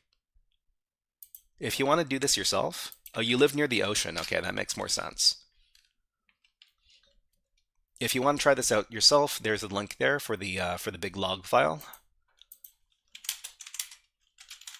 So we're going to make a new directory for this. What's the name of the challenge? Flag and Flame?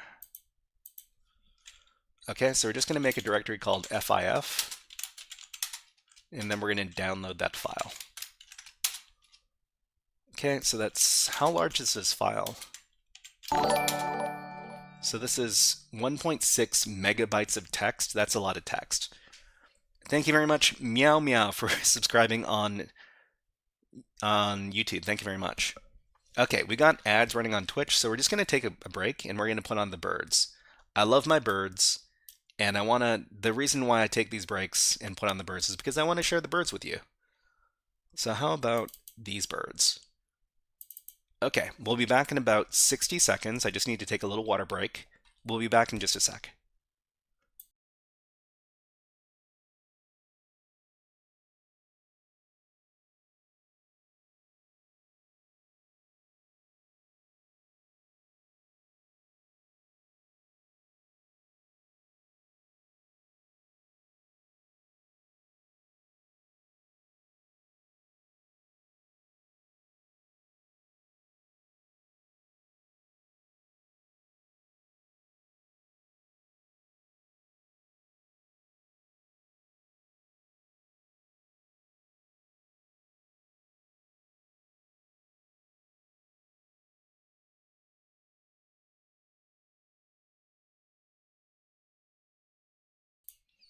Okay, we can get back to the hacking. Looks like the music playlist is over. Let's put on some new music then. How about some of this? And much appreciated for the bird emotes, SOS. Thank you. Okay, let's play the music. Let's get back to the hacking.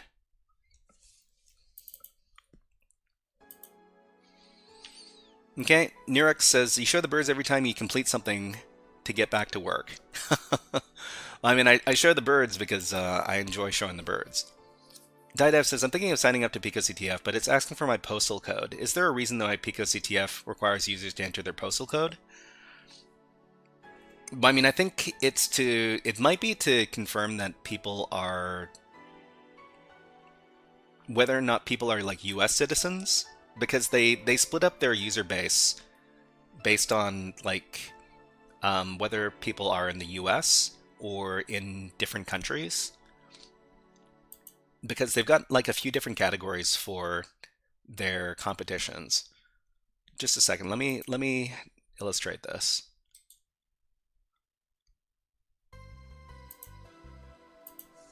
So for example, they've got PicoCTF here. They've got different categories of players. So the primary reason why PicoCTF exists is to teach middle school and high school students. So they've got like American middle school and high school students as one category, and like international middle school and high school students as another category. And they've got like special categories for students in Asia or students in Africa. Okay, I'm bored. Tell me something to do. You could do these challenges over here. So we're currently looking at this one right here. There's the link if you want to try. Sign up for PicoCTF. Okay, so we just downloaded the logs. We need to take a look at them.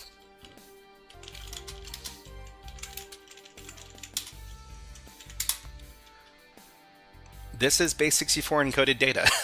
Why are we always coming up against base64 encoded data? But yeah, it looks like we need to decode all this. So we just need to base64 decode. Okay, now it's binary data.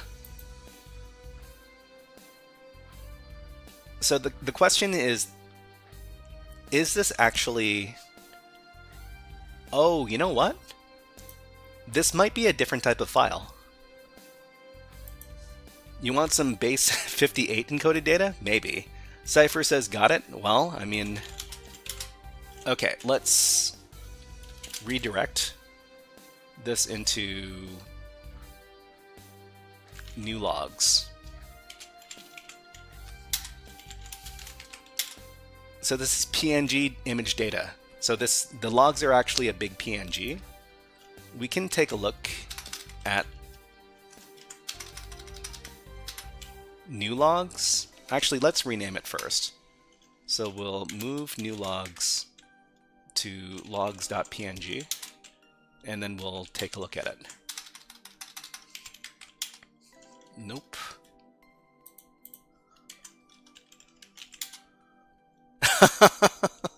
Oh, good old hacker man, yeah? IEND is a clue. That, yeah, I should have picked up on that. Let's see. Narek says, how would you decode binary data? How would you decode binary data? Well, I mean, I don't think we... Wait. Hold on. Enhance. So there is some text over here. I don't know if we're supposed to pay attention to this text or if we're supposed to... Huh. Well, I mean... Okay, let's quote-unquote enhance some more. Okay, I don't know if we're actually supposed to pay attention to this. This is obvious. Oh, okay. All right. I mean, this might be the flag here, but typing this out by hand is going to be a big pain in the butt. Saberfan asks, have you seen Mr. Robot? Yeah. Mr. Robot's a pretty fun television series if you're into hacking stuff. Huh. I mean, we can't copy and paste this. I don't want to have to... Do these commands work on CMD or PowerShell? Looks like hex to me. Yeah, it does look a lot like hexadecimal. When are you going to do a face reveal? And not anytime soon.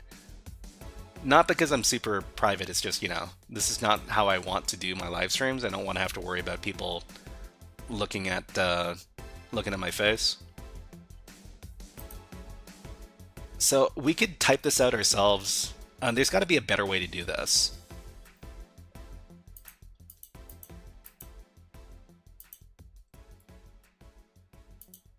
So could we do something like a Python script that extracts text? Is this a game? Well, I mean, kind of. It's a CTF competition. It's not a competition. These are CTF exercises, and CTF exercises are basically little cybersecurity challenges.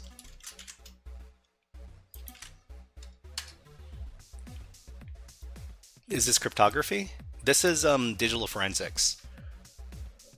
So this is a challenge in the forensics category. It's from a very famous CTF education platform, or like cybersecurity education platform called PicoCTF.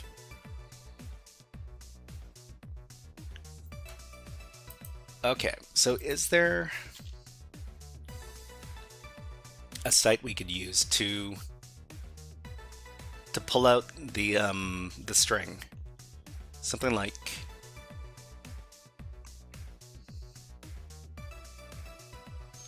what is this called again? Optical character recognition? Optical text reading. Okay, so free OCR online, image to text and image to word converter. I mean, I think the first thing we want to do is we want to just extract this part of the image. I don't know if I've got like, is there GIMP installed on here? So GIMP is like a text editor. Oh, it is installed. Okay. So using this, we can extract just the part of the file that we want. Okay, so we will open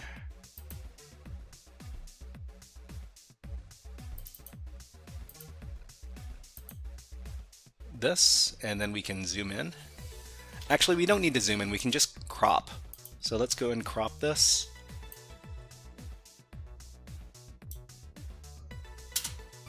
Okay, and then we save this as, well, we can overwrite this. Okay, so that's done.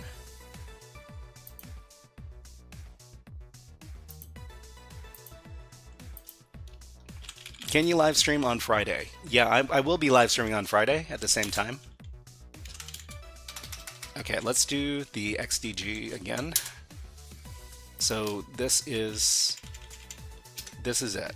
I mean, we could hand copy this. I don't want to hand copy this. We could try using this website right here. Image to text, we just want it like a text file. Plain text, select file.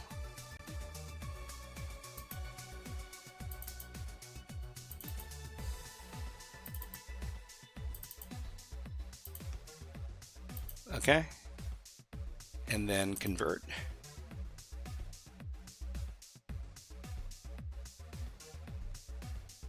Convert. Okay, let's wait. Nuebilla asks, how often do you live stream? You could use Google Lens as well. Oh, you know what? That might be a better choice. But yeah, thank you very much. Okay, for the chat, the best AI approach to OCR is currently Gemini 3 Pro Preview. No recognized text. Well, thank you very much. Okay, Google Lens.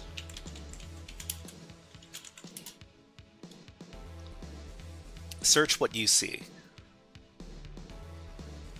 Okay, so can I use it from the web? Or do I have to install this as an app? Because if I have to install it as an app, I'm not going to use it. Yeah, looks like we need to use it as an app. use an LLM as you can ask an LLM too. Yeah, you know what? I've got Perplexity here. Maybe I can get it to do this for us. Okay, I have a image file.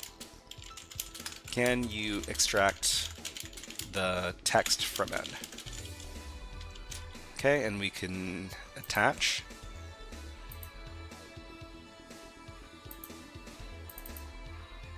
What was it? Temp.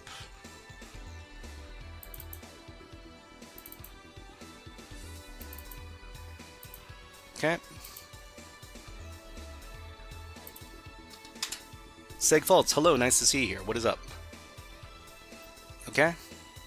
Extracting the text from the provided image file. Hopefully, the text in the image is this. I mean, I hope this is correct. I hope this is correct. So what we can do is we can just do like hex to ASCII. Hex to ASCII.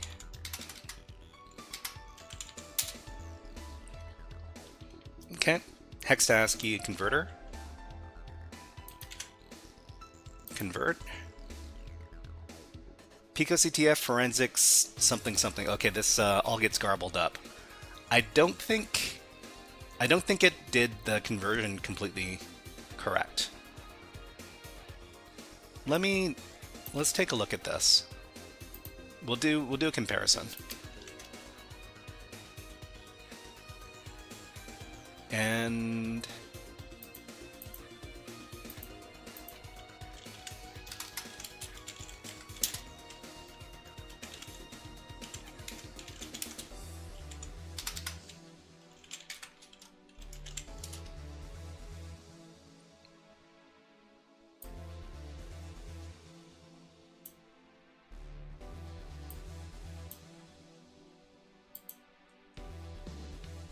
okay, let's do the comparison. So it gets garbled. So 7D39 something something. Can you have the LLM do the ASCII translation as well? Maybe. Let's ask another AI for the same thing. Maybe it might give us a different result. So I also have like ChatGPT over here. Okay.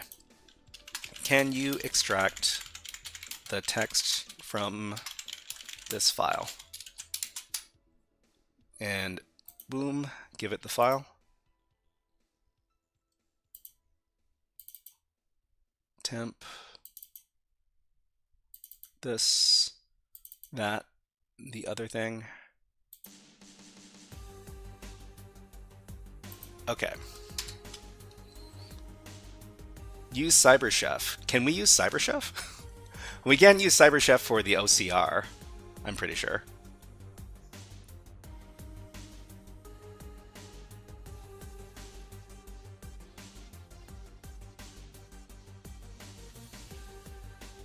Okay. The visible text in the image is this. I mean, let's just copy this. We'll try going over to this site. Actually, I'm interested to see... Oh, okay. So the output is longer. So I guess one of these tools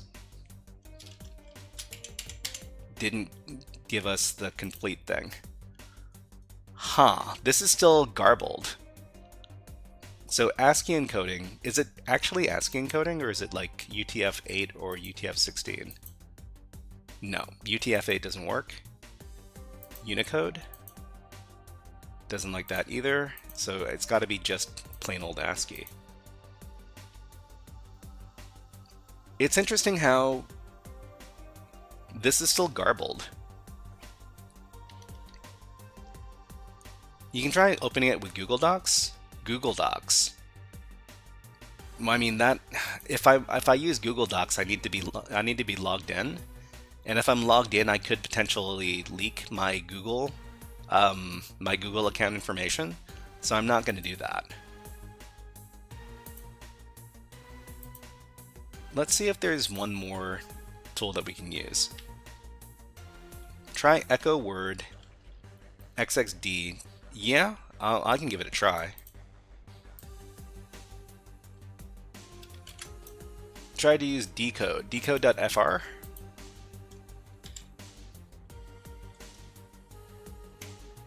Okay, so let's just get rid of all this.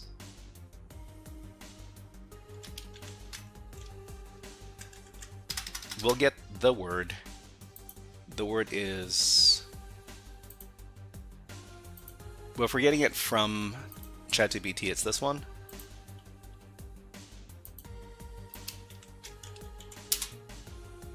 Yeah, there's still a bunch of like unrecognizable bytes in here.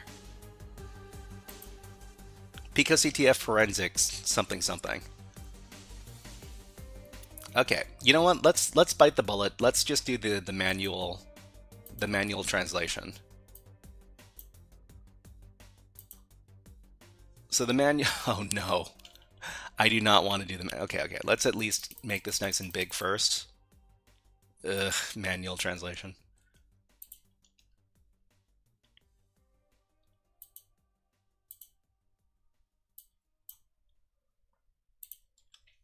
CyberChef did it for me? Really?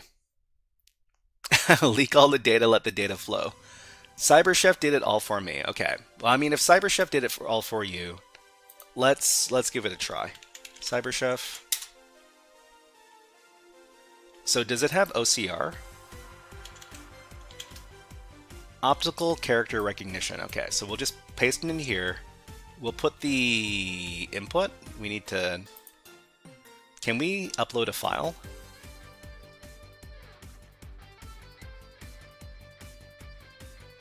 Hold on.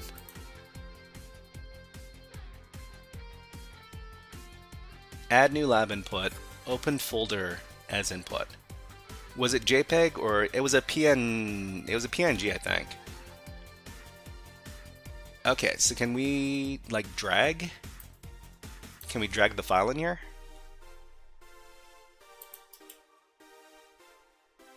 Let's see. Open. Oh, there's no selection to just open as a. Yeah, anyways. Come on.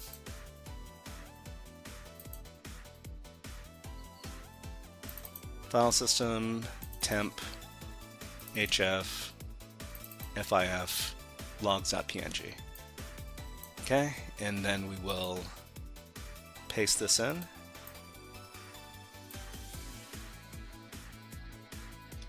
Okay, and does it work? If it works, then this is my new favorite thing. I tried renaming the logs file extension to PNG, but nothing is showing up for me. So you need to transform it. You need to base64 decode it first. So Nullbilla, the first thing you need to do is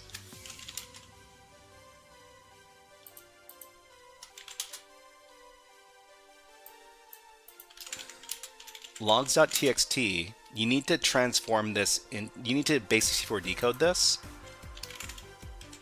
and then you need to output this into a new file.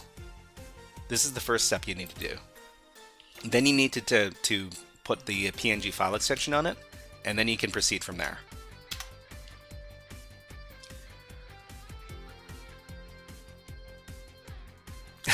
Sometimes you spend more time doing the AI solution. So finding text. Okay, well, I mean, I guess this is going to work for... is going to bake for a little while.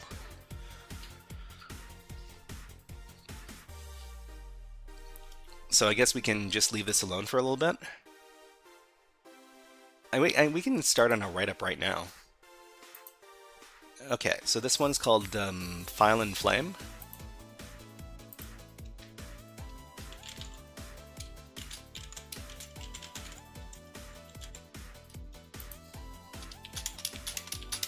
What is the goal of the challenge? So the goal of the challenge is to extract a hidden message from the file and then submit it as the answer.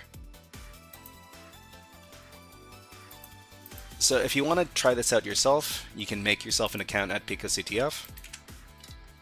Share the cropped image once more. Let me screenshot it. Okay, so if you want to screenshot my image, hold on, can I scroll? So if you want to screenshot this, I'll give you 10 seconds. I'll give you 15 seconds to screenshot it.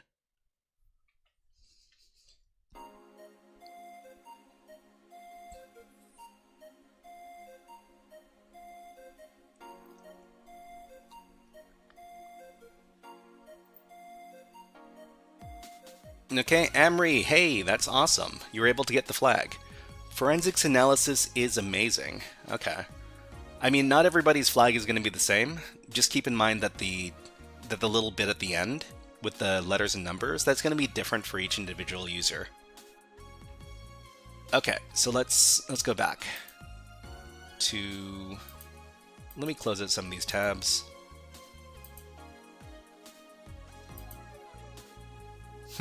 It's still working. It's still working away. I guess we can keep on writing our write-up over here. So the URL of the challenge, the concept, and the method of solving the challenge.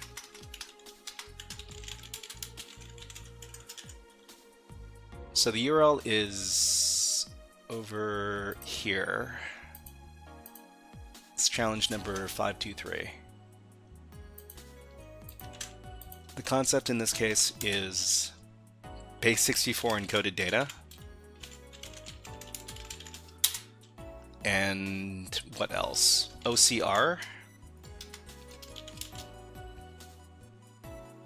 OCR text to image to text translation.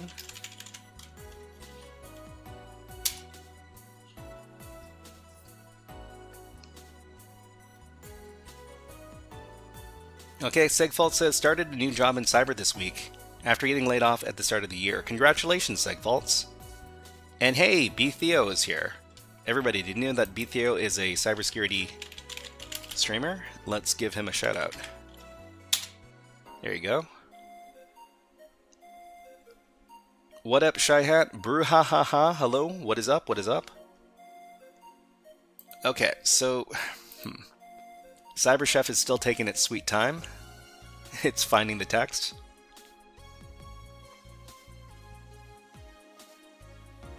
Working on Windows, I don't want to use WSL. I mean, there are tools for working with digital forensics in Windows.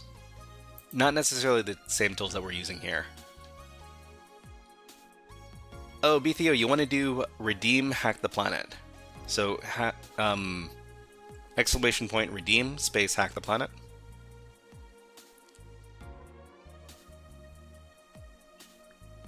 Yeah, no. We're doing a live stream on Friday. The schedule is over here. Let me get you the schedule.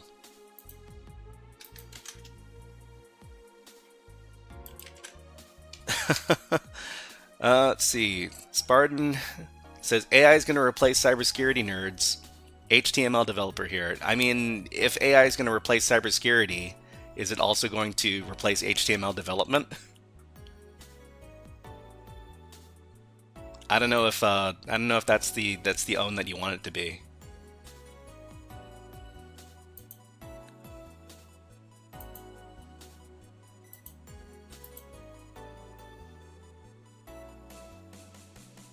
Okay, this thing's still working. I wonder if there's another tool that we could be using. Use Google Images, it'll be easier. Google Images. Okay, so Google Image Search.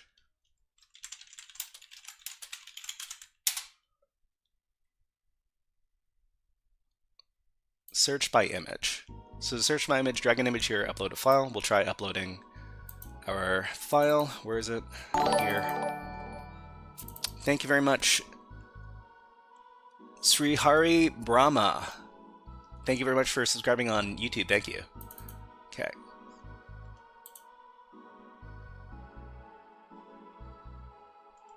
Okay, visual matches. Well, Can we... Now, I mean, if we got a match, can we extract? from here, or?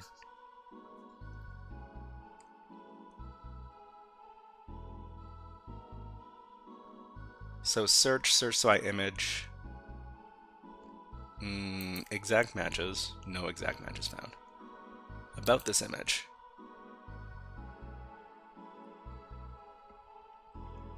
Click on the image in the search box. Okay, let's go back. Translate. Oh, interesting. We can translate from like English to English maybe, right? Translate from English to English, please. Where's English? Here you go. Okay, translate. And then we can what? Let's make this a little bit smaller. Copy text. So copy text, text copied to clipboard. Okay? And then go to this thing, hexadecimal to text. Convert.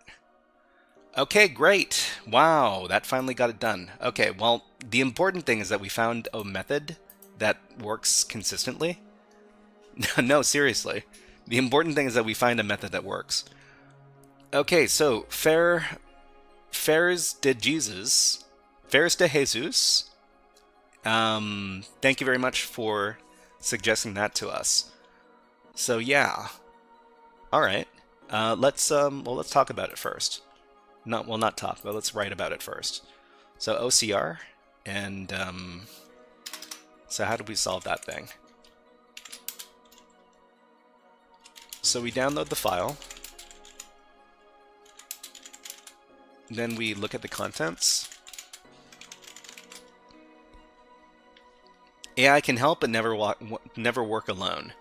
I mean, it's important that we use AI as a helper, and not let it loose. Because if you let it loose, then all sorts of bad stuff can happen.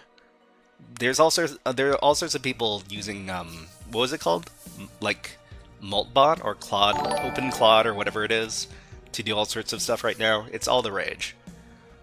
Anyways, thank you very much for subscribing on YouTube. NSMS. I don't know how to pronounce that name, but thank you very much for the subscription. Thank you. Okay. With the download file, we take a look at the contents. The contents look like a base64 string.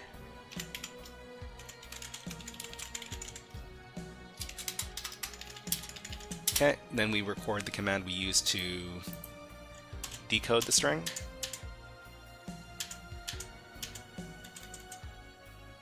Or is it over here?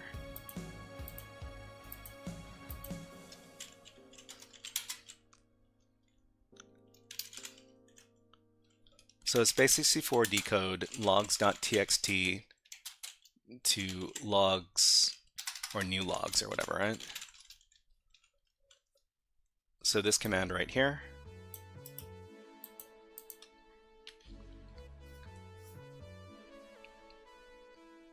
Okay, CyberChef compiled and got the line in seconds. The one you're using seems bugged. I mean, I think using the Google tool might be a little bit more reliable than using CyberChef. Of course, we all like using CyberChef over here because, you know, we're cybersecurity people. Okay. So when we use the file command on the new logs file, see that it is a PNG image. I'm not gonna record the file command in this case because I already know. But the next step is when we look at the image in an image viewer,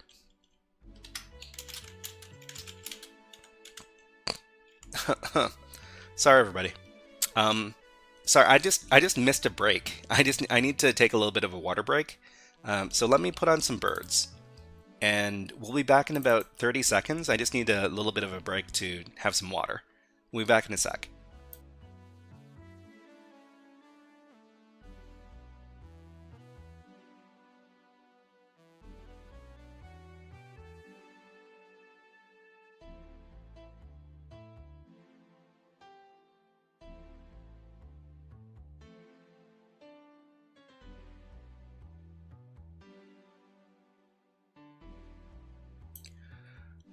Okay, put the birds away, get back to the stuff. So Zeroth? I'm not too sure. Okay, but yeah, no, I'll remember your name for Friday, Aiden, no worries. So when we look at the image in an image viewer, we see a string of letters and numbers. We can crop that image in GIMP, then give the image to Google Images to extract the text data.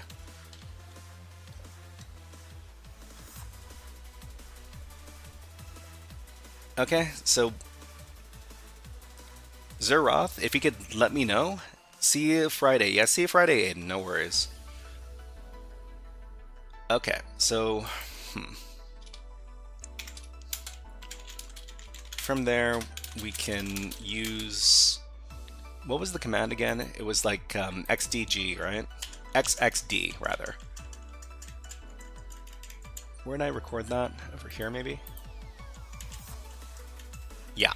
So echo the thing and then pipe it into xxd, which will translate the which will translate the hexadecimal into ASCII. Use xxd. The hex characters to ASCII. And we'll just record that command and then we'll be done.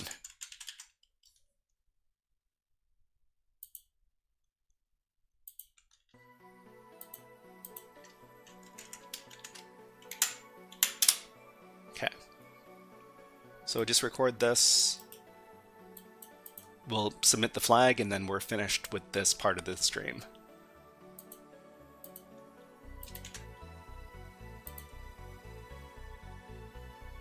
Save this out, commit. No worries. I was just asking whether or not you remember the xxd command, but I managed to find it in my terminal history. Okay. So submit the flag and we're done. So we managed to do 2 challenges. It would be nicer if we were able to finish at least 1 more challenge, but you know what? It's fine. Okay, let's move on to the last challenge we're doing today. So for the people who are complaining that we weren't doing hacking, now we're going to be doing the hacking. Let's put 120 minutes on the clock. Hopefully we can do it in 2 hours. We'll see how long it takes.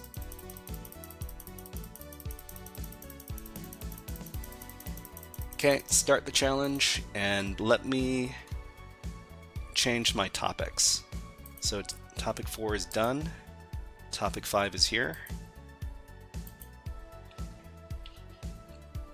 Okay, so for this challenge, we downloaded and deployed a Windows virtual machine called Policy. So this is more easy Windows hacking. Well, hopefully we'll be able to finish this challenge since it's supposed to be easy. Kan Bui says, is it night there? It's currently 6:04 in the evening where I am on the west coast of Canada. Thank you very much for subscribing Music Anyway on YouTube. Thank you. So what we're going to do is we're going to start up this machine, and this is on the same network as our attacking machine, which is Kali Linux. We're going to hack, and we're going to try to get NT authority system or administrator privileges on this box before we finish out today's lesson. It's not a lesson, sorry, it's a challenge. Okay, so the first thing we need to do is we need to Well, let me set up my environment first. Okay, because we're not doing forensics anymore. Let's get rid of all the forensics directories. RMR, FIF, RMR, hidden. Okay, and we're going to rename our tabs over here. This is going to be our nmap. Are you really Canadian? Do you not believe me when I say I'm Canadian? Nmap port scanning. Do I not sound Canadian enough to you? We'll call this our regular text editor.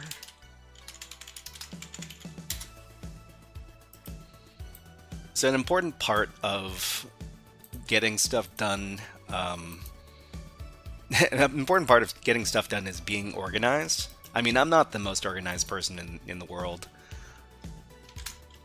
Let's see, netexec is the tool that we like to use for Windows. So I'm going to make a special tab just for that. We're going to give it a fancy color. That's some green.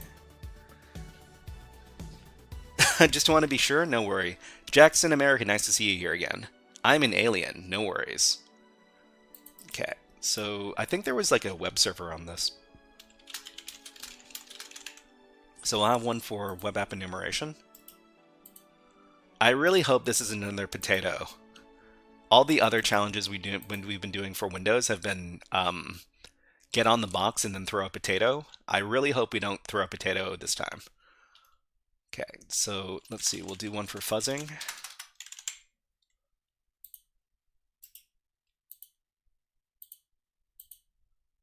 And we'll work out a couple more. We'll call this one like remote access.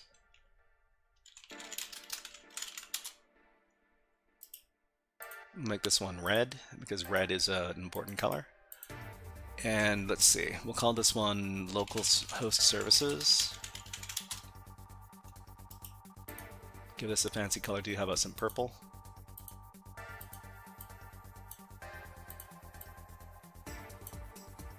Okay, I think we're ready now.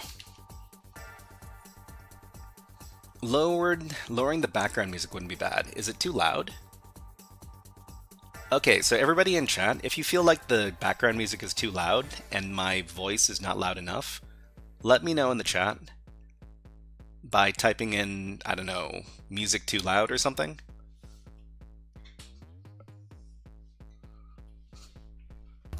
Don't hack my computer. Don't worry, Jackson, I won't hack your computer. Thank you very much for the follow on Twitch. Welly XS, thank you. Music is good. I don't even hear the music. Okay. It's not supposed to be too loud. You're supposed to be able to hear my voice. All right, let me start up the Windows machine.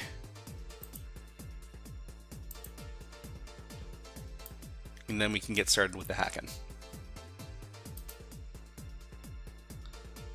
Good night. What are you doing today? So we're just we're going to be doing some Windows hacking for the next couple hours. Oh, wow, that's really big. Sorry. The virtual machine took up a lot of screen space.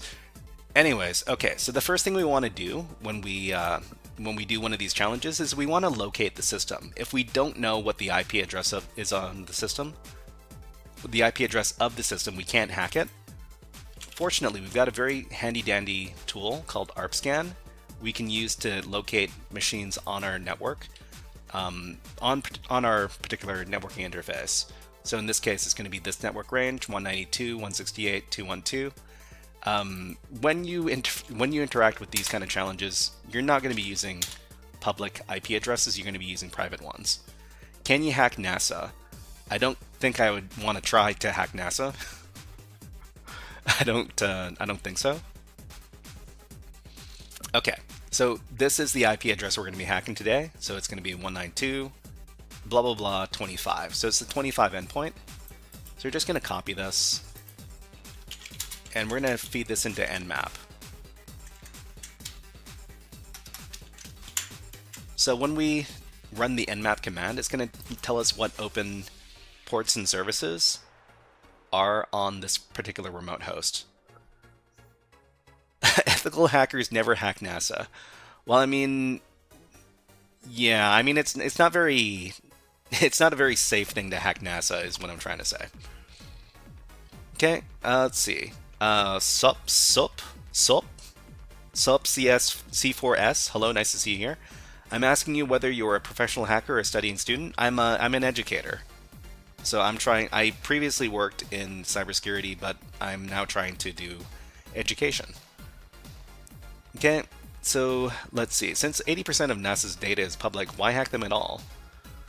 And Kelv, nice to see you here, following live from Kenya. Welcome from Kenya. You know what? You know we did last stream? We tried to find some in-person cybersecurity meetups. I think we might have found one in Kenya. Let me take a look.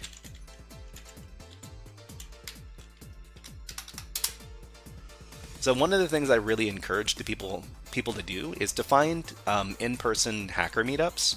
Well, not hacker meetups, but cybersecurity meetups, and go to those events, meet other people who are into cybersecurity and hacking. So did I find one for Kenya? No, I didn't find one for Kenya, unfortunately. But here's the list. Here's the list we made. Can I hack my school's website? I wouldn't recommend it. I don't, that sounds like something, that doesn't sound like something totally legal. Okay, where were we anyways? Okay, we're running Nmap. So if we run Nmap over here,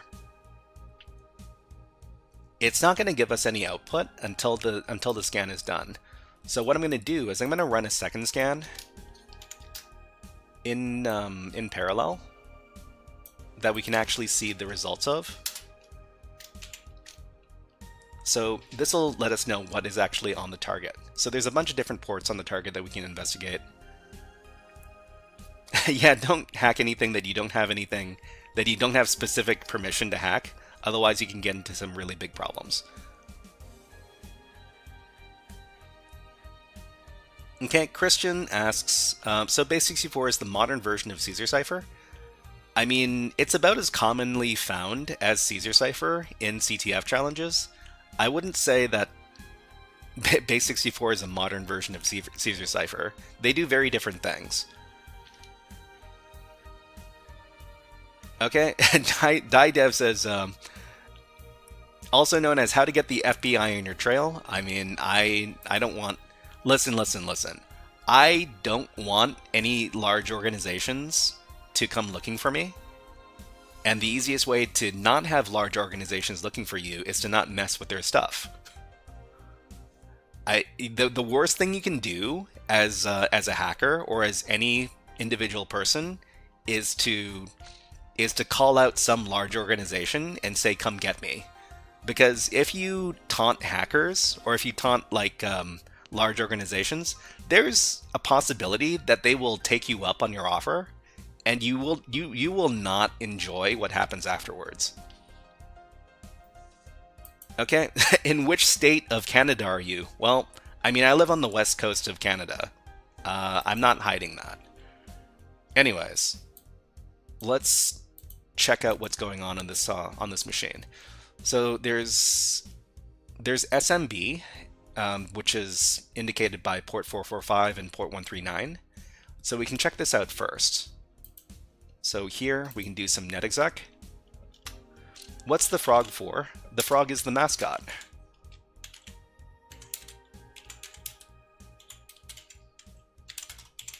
Our mascot is the frog, so that's why we use it. Okay, so we don't... Oh, access denied. So this actually gives us some information here. So we're dealing with the Windows 10 system, so Server 2019, and the name of the system is Policy. Okay, this is good information. We can also check to see if there's a guest account.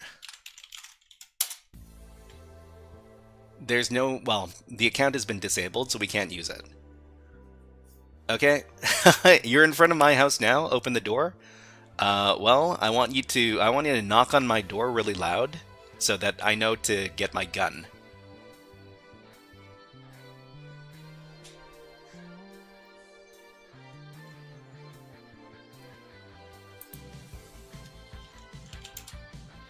Okay, so what are we doing?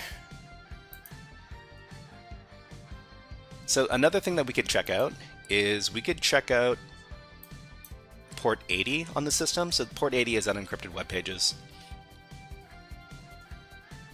Have you ever seen the meme FBI open up? Yup.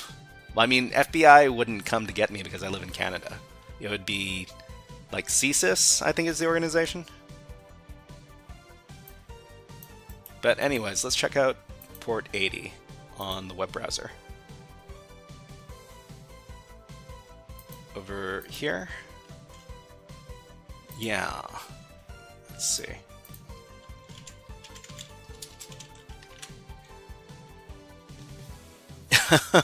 My brother, I'm actively doing forensics on a virus. Mounties?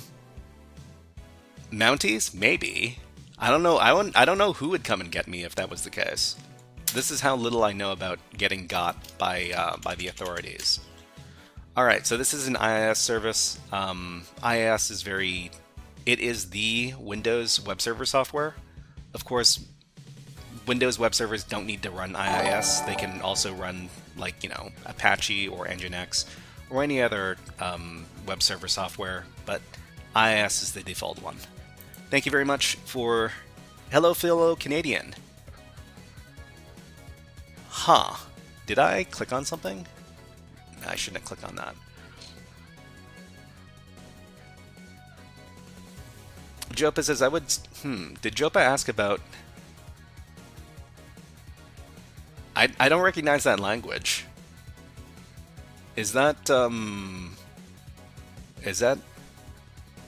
Portuguese? Or, I mean, I don't know any foreign languages, really. Anyways. Okay, so there's IIS on here. We could do some scans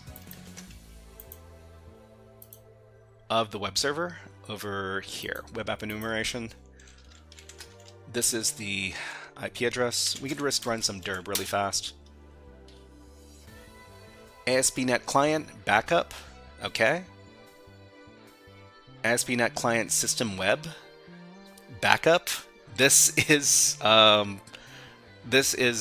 some real big red flags. Okay, I asked about how to get in the basics in digital forensics. What's going on here? We're doing a hacking exercise on a Windows machine. So we downloaded and deployed this virtual machine, and now we're hacking against it. I'm not committing a crime. I want everybody to know I'm not committing crimes on live stream right now. Thank you. Okay, best site to learn cyber forensics? Forensics. I mean, I would start with PicoCTF, and then I would go from there. PicoCTF because it's probably the most popular website. I mentioned that while we were doing digital forensics challenges a little bit earlier, but now we've switched into a new topic. Okay, so there's the backup directory. I wonder what's in the backup directory. Okay, so if we go to the website, and then we just go to backup. Okay, forbidden, you don't have access to this page. We would like to be able to find some additional stuff in the backup directory. There are other directories that we need to check out as well. So there's the ASP.NET Client, System Web. This could be interesting.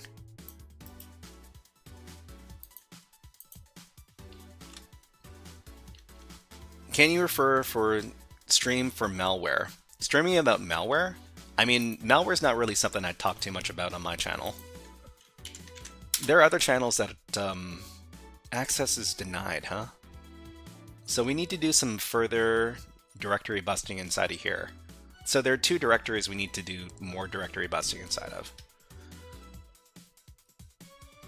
What do I recommend for malware stuff? So there's a channel called like Low Level TV, and this guy talks a lot more about malware.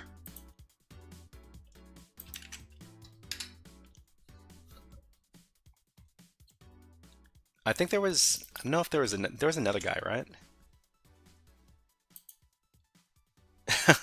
Henky says you want to stream about malware. Nobody's preventing you from streaming about malware.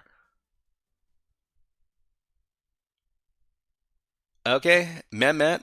Oh, okay. So you're investigating malware. Didev says it's 5 gigabytes annoyingly. I mean, 5 gigabytes for a Windows virtual machine is actually not that heavy. I've seen bigger ones.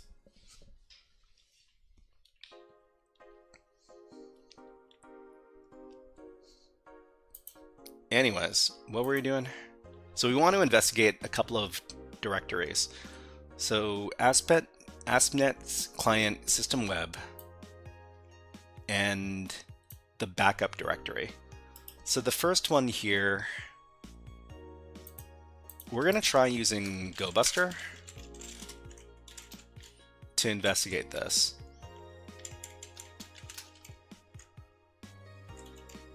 We're going to look for all sorts of different files. And we'll just let this run for a little while. How old are you? I'm 45 for a little while longer, then 46. Okay, Christian Rink says, what's your take on quantum computing be able to decrypt within milliseconds? I mean, that's... The first people who are going to get access to quantum computing is the government, and then like big government organizations. They're going to use their quantum computing to break all of the collection of encrypted traffic that they've been collecting for a long time. Eventually, people are going to deploy quantum safe encoding or encryption and decryption, and then quantum is going to be much less of an impact on everything. But there's going to be a very small window where quantum is just going to break everything. So, Okay, which software are we using for hacking? We're using Kali Linux as our operating system. It's got a bunch of security tools.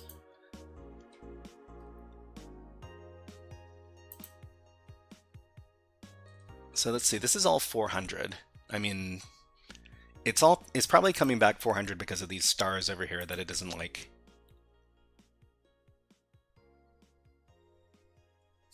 We'll just leave this alone for right now. This still hasn't come back, huh? So we got a bunch of ports on the 40,000 range. This is pretty standard for Windows systems. Thank you very much for subscribing on YouTube. Shabazz and Santosh and Echofish.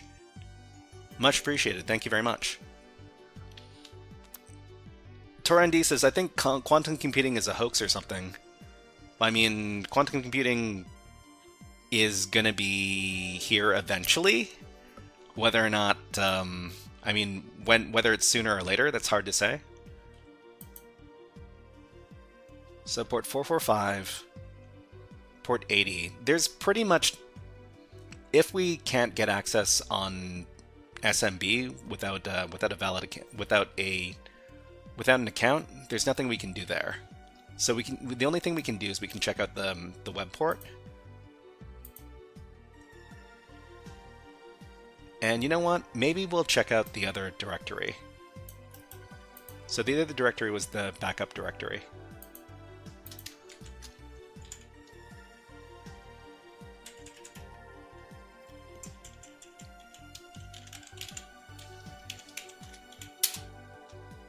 Okay, so we'll just leave this to run here as well.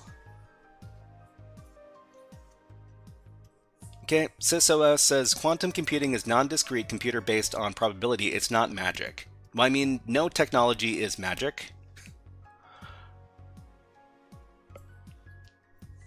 Samba is open, check it out. Yeah, we checked out Samba, but... Alright, we got a good hit here. We found groups.zip. We might want to check that out in just a second. So, to answer your question, Henki, we did check out SMB, but we found out that we can't do null sessions, and we can't get a guest session, and we don't have any clue as to what the valid usernames are, so we can't really go anywhere here. But I have a feeling that because we found groups.zip, we might be able to make some headway on this. So we're just going to go back to the website.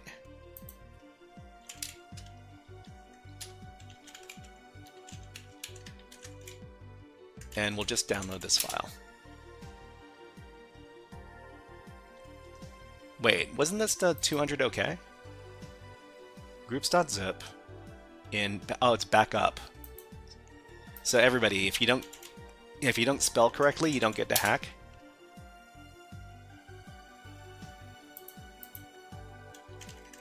If you don't spell correctly, you don't get to hack.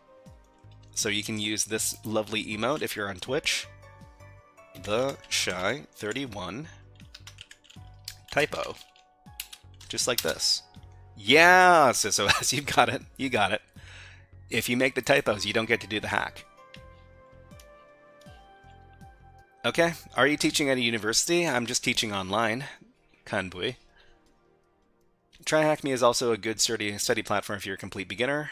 Remove the ASP.NET. Yeah, I got around to that. Thank you. Okay, so we downloaded that thing. I think...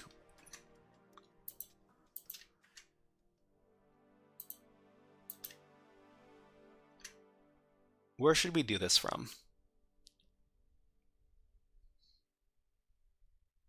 Let's just do it from here.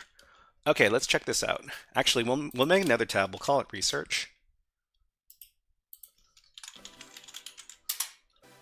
Give it a fancy color. How about some orange? We'll move that file that we found. Groups. Then we'll unzip. Groups.xml password, huh? Okay, so we can do like we can crack this. So there's a zip file with a password. We can extract the hash from the zip file, and we can try to crack the hash to get the password. Thank you very much, Flippin2am. Thank you very much.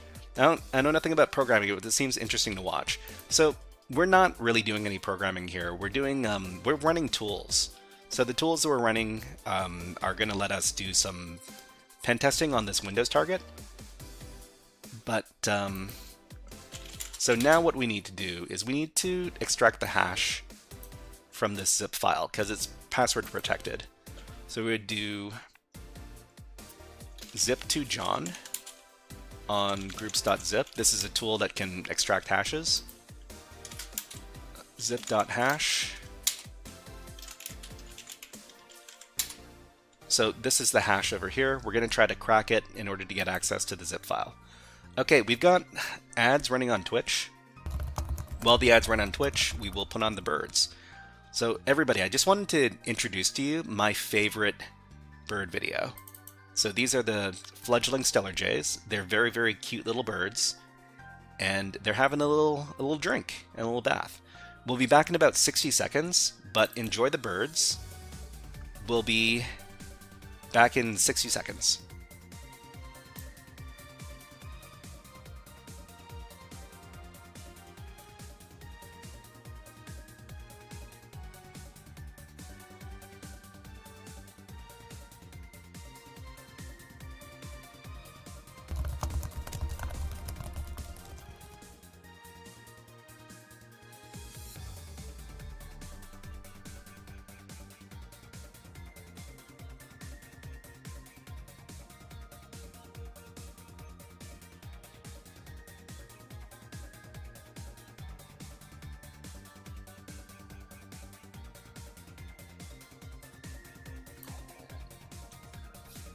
Okay, Mava, hello, nice to see you here.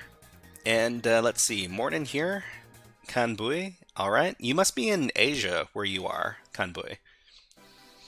Okay, thank you very much for following. XN Element, thank you very much. And Star Doom says he biting the toe. That's what he does.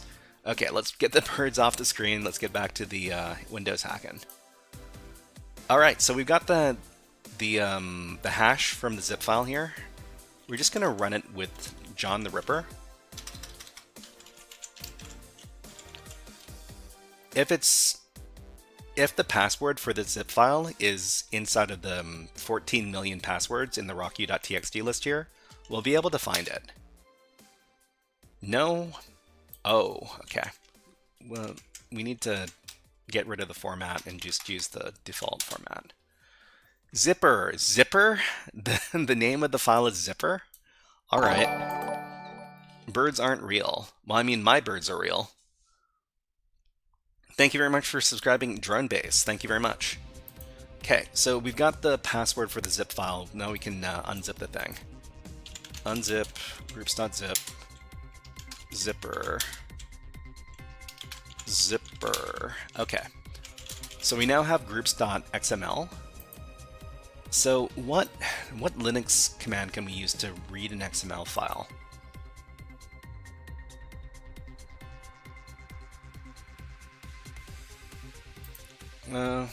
It's not something I have to do very often.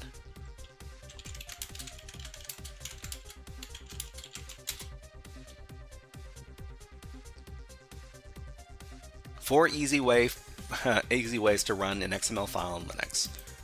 Cat, I'm pretty sure you might be able to get some information with cat.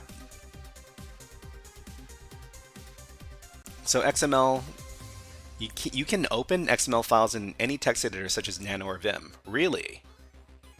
You can view the XML file in a web browser, right-click the file, open with other applications, select your web browser.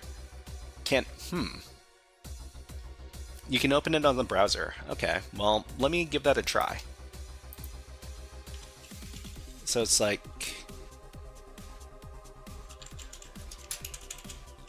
file.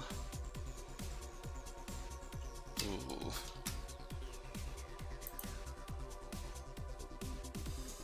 Just ask ChatGPT, maybe. I mean, I don't like to ask ChatGPT immediately. So using a text editor,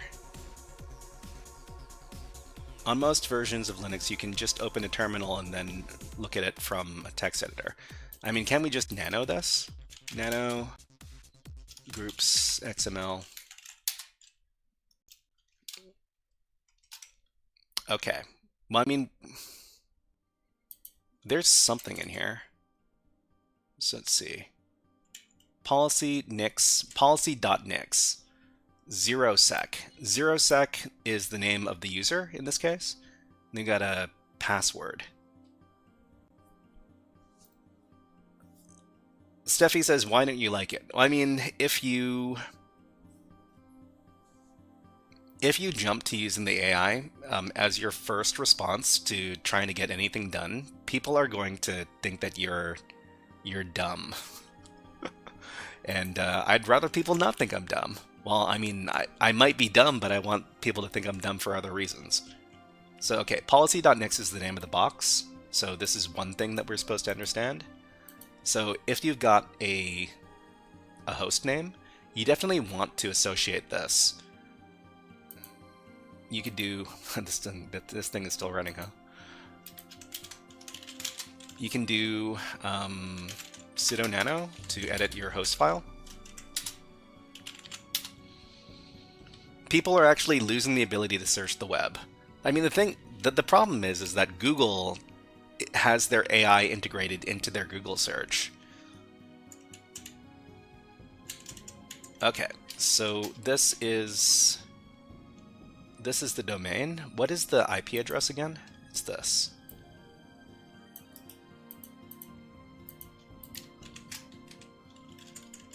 Okay, save that out.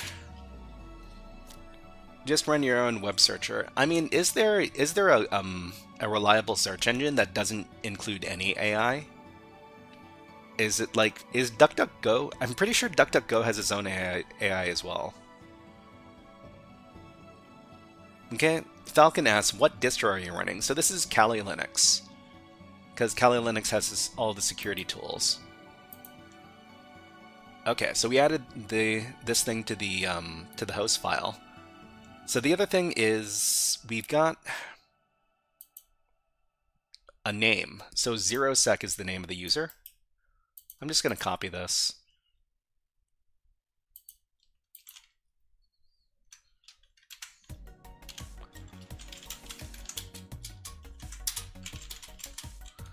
And let's just echo this out to users.txt. We've got one user called ZeroSec. And what's this person's password? Nice wallpaper. You mean this? This wallpaper? This is this is default. I didn't really set this.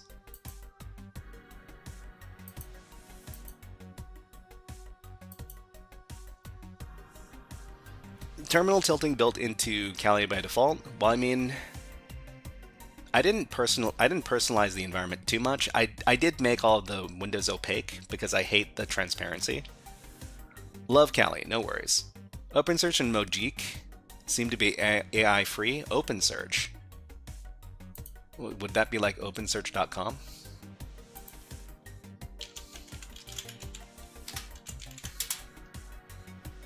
Or something else?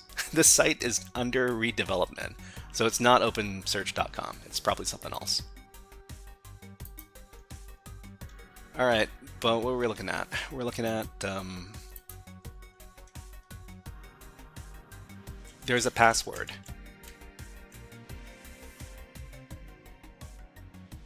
So C password is this thing.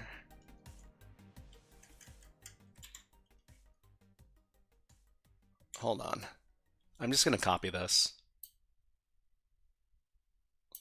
So this is probably not the plain text password. This has probably been transformed in some way. Why not use CyberChef? We might be using CyberChef in just a sec. It's mojik.com. Oh, okay. And let's see. Can you very quickly explain what's going on? So we're hacking a Windows machine that we downloaded from Vulnyx.com.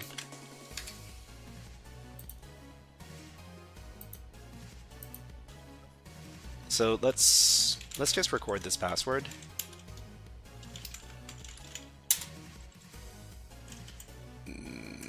Like this. Okay.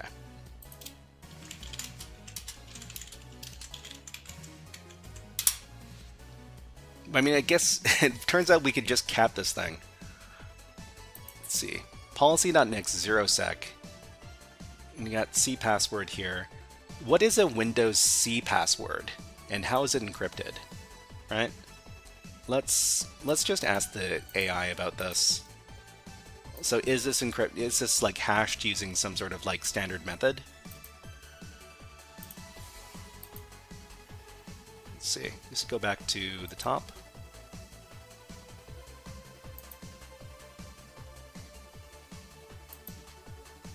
Okay, what is a Windows C password?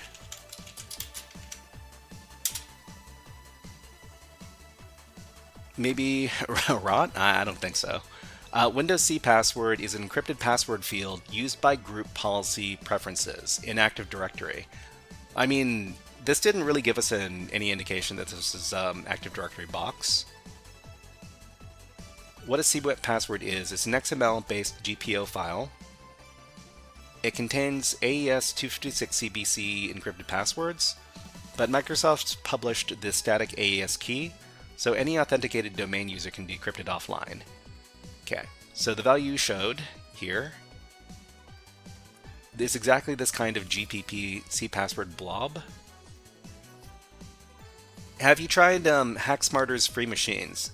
Yeah, Red Team Rookie, I've tried a number of HackSmarter's free machines. Hey everybody, HackSmarter is one of our friends in hacking. He has his own CTF platform and cybersecurity education platform over at hacksmarter.org if you want to check it out. Do you know HackerSploit? What's the difference between Vulnyx and TryHackMe? Vulnyx is a lot less handholdy. Vulnyx is exclusively challenges. And Vulnyx is exclusively virtual machines that you download and deploy to your own network. TryHackMe is, well, it's a much more diverse platform that has a bunch of different a bunch of challenges in a bunch of different categories. What was I doing? I was looking at the summary over here. Okay. Imagine the password just being a profile pic. Well, I mean, I'm sure that's a CTF challenge somewhere. Okay, so base64 decode the string, decrypt it using AES-256-CBC with the well-known Microsoft key, convert the resulting bytes from Unicode back to ASCII UTF-8. This is a classic privilege escalation lateral movement vector in penetration testing, red teaming. Okay. So, I mean, it seems like we would want to do this in something like CyberChef. So, let's try opening up CyberChef over here. I decrypted the nuclear codes. I hope you didn't. Okay, so the input is going to be this thing right here, right? The C password.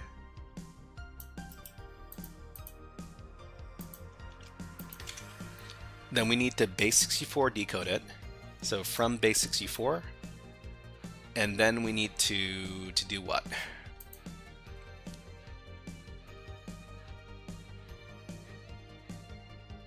Base64 decode the string, decrypt it using AES-256-CBC. AES-256-CBC. Okay.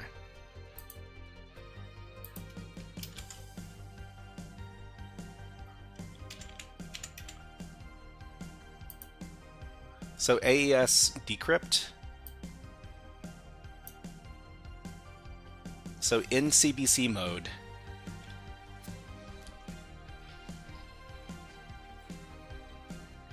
okay, so Murdo1, what are you doing here? Why are you revealing company information? I'm gonna warn you, Murdo1, don't post information about companies here. I don't appreciate that. Okay, Steffi asks, what do you need to know to become competent in cybersecurity? Can you recommend some books? Sure. Are you a bug bounty hunter? No. Let's see. Let's recommend a book. So a good book that I've been reading these days is called like A Hacker's Mind.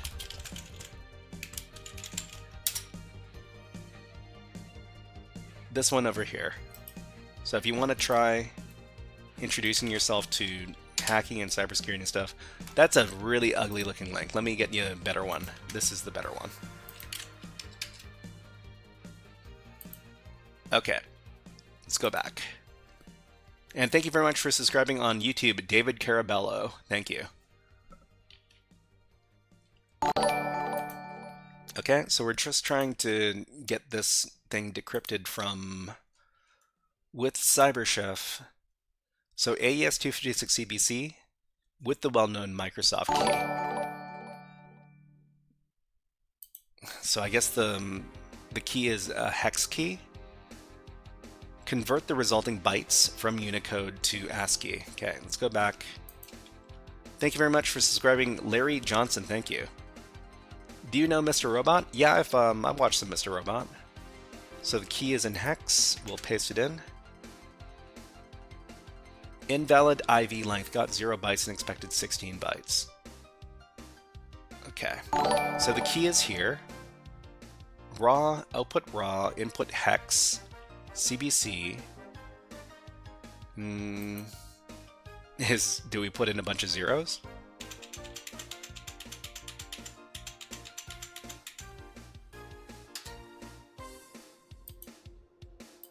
Got 8 bytes and expected 16 bytes. So this isn't something I'm used to doing, so I need to teach myself how to do this right now. Thank you very much for subscribing on YouTube. Fares Zuleta, thank you. Much appreciated. Okay, so let's see. Base64 decode the string, we've done that. Decrypt it, AES-256-CBC, using this key. Okay. Let's just follow up here. We're trying to decrypt using AES 256 CBC with CyberChef. We need to input the, what is this called again? The IV value, initialization vector.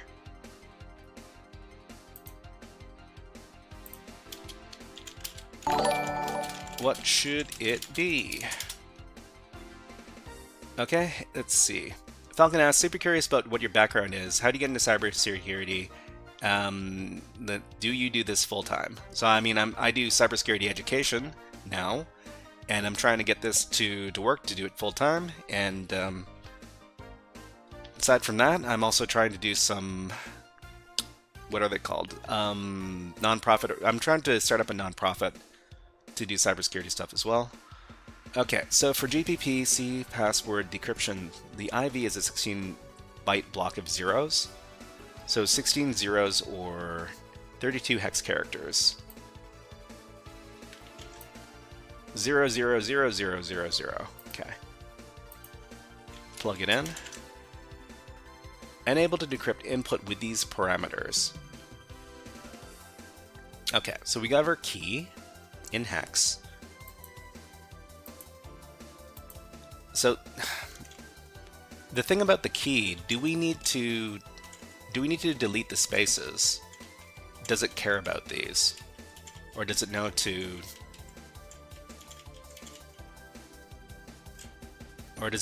ignore them? We'll try deleting them.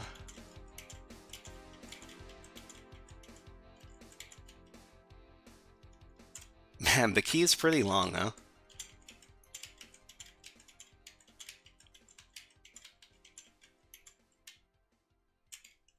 Doesn't seem to matter. Okay, unable to decrypt the input with these parameters. So we decode it from base64. We're trying to get the AES decrypt to work here.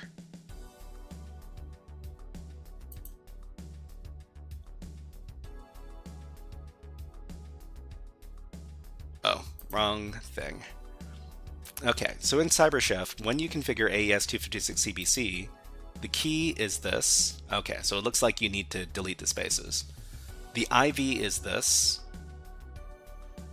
So from base64, and then decrypt AES 256 CBC above, IV above, from UTF 16LE, change the input. Thanks for answering my questions. How often do you stream? So I'm streaming a couple of times a week. On Wednesdays and Fridays. Alpha BG, data science equals hacking and math and domain knowledge. What's the data science equals hacking and math and domain knowledge? What's the equivalent for hacking? I'm not too sure what the question is there, Alpha BG. Can you reword the question?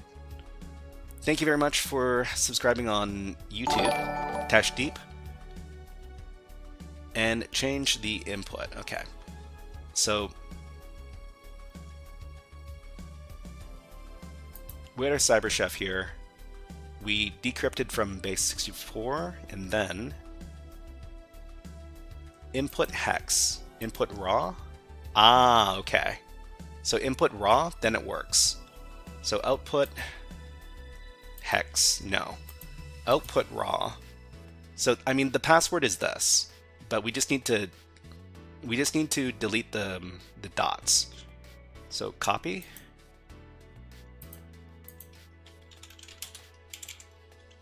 Echo to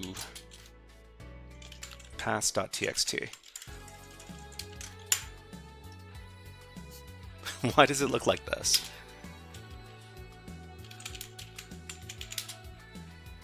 Huh. The funny thing is that it gets deleted. Well, it gets transformed. That's funny. These characters probably still persist when you take a look at it with XXD though. Pass. Yeah. So we just need to get rid of all these null bytes. I think we can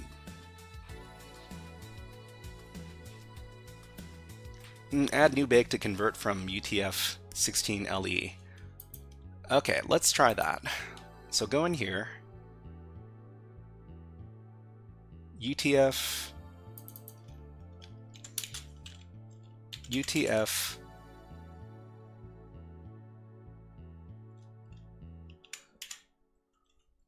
how do we do that in CyberChef?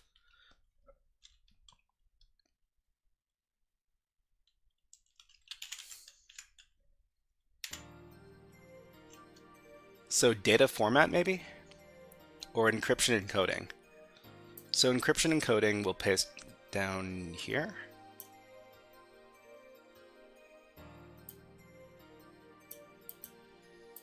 Ah, okay.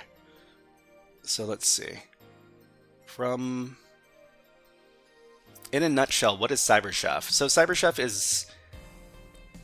is a web application we can use to do all sorts of decryption and decryption, decoding, encryption, encoding, and hashing functions. It's a very, very convenient tool to do all these things.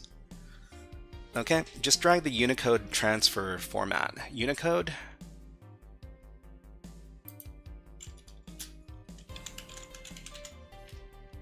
Unicode text format. Okay. So we'll just drag it down here. Underline, strike through. So I might be using the wrong thing. Thank you very much for subscribing on YouTube, SOF. Okay, Alpha B says, if data science is the intersection of math and domain and expertise and hacking, how do you translate that third pillar for a technical auditor? Is it the equivalent of vulnerability research or simply advanced scripting? I don't know if I can answer this question because I'm not exactly sure what all these terms mean. But if somebody else in chat has a better idea as to what the terms mean and can give a better answer to Alpha BG, I'd really appreciate it. Okay, so it was like Unicode transfer something, right? Nope. Unicode text format, escape. Actually, maybe I'll just Google it. CyberChef from UTF-16LE to ASCII. Green Frog is my favorite character. Thank you. It's text encoding brute, maybe? Text encoding brute. Where is it?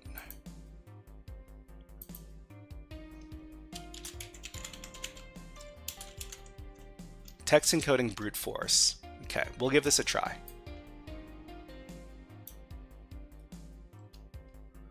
Okay, so we get UTF-8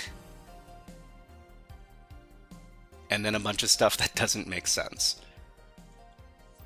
So UTF-16LE gives like the same thing, but there's a bunch more spaces in here. So I mean, we're probably looking for UTF-8 in this case, right? And it's pretty much the same thing. Let's echo this out. And there's a bunch. There are these the dots here. These are null bytes, right? If we pipe it out in XXD, these are 2E characters. So 2E is, well, they're the dots. So we could probably just strip these out with TRD. No. So 2E, let's look in the ASCII chart.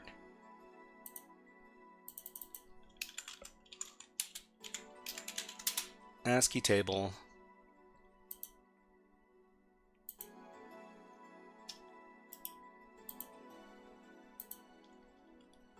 So we're looking for hexadecimal 2E.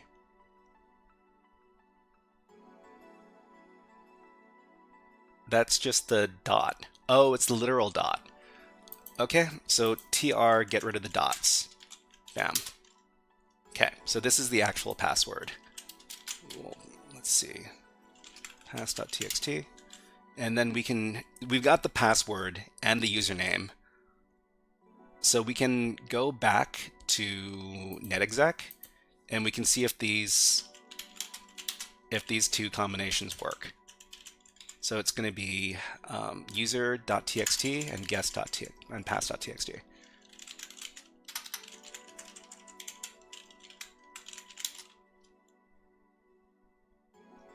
Okay, logon failure, huh? Oh, you know what? Okay, sorry. Let's users.t. Okay.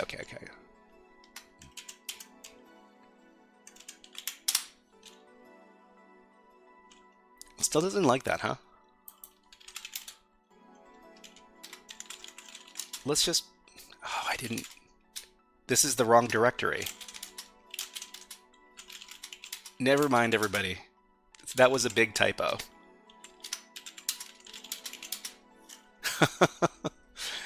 Users in pass.txt didn't exist in here. Okay. Now it works. Okay, so we've got access to the SMB.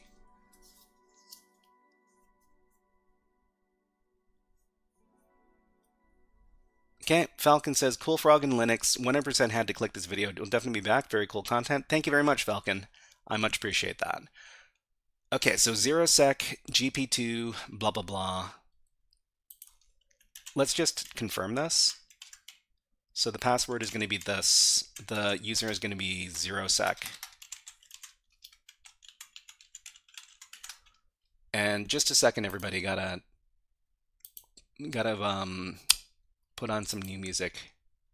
How about some of this?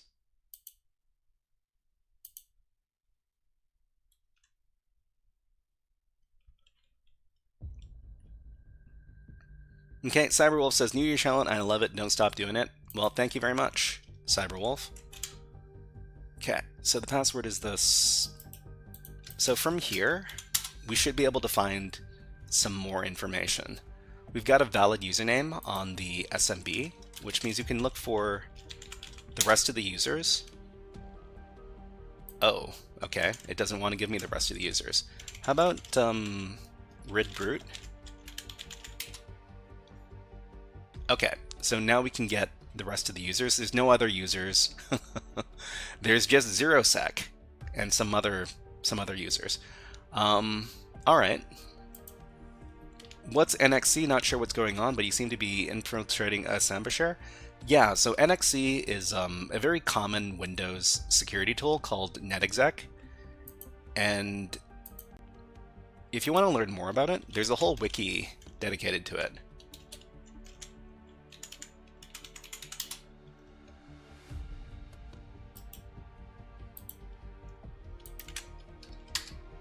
We're definitely going to be looking for those shares afterwards. That's not a good link. Use this link instead, everybody. Okay, we got a break, an ad break happening on Twitch. So we're just going to stop for a second. And we'll put on some birds. How about... Ooh, this one. Okay, we'll be back in about 45 seconds.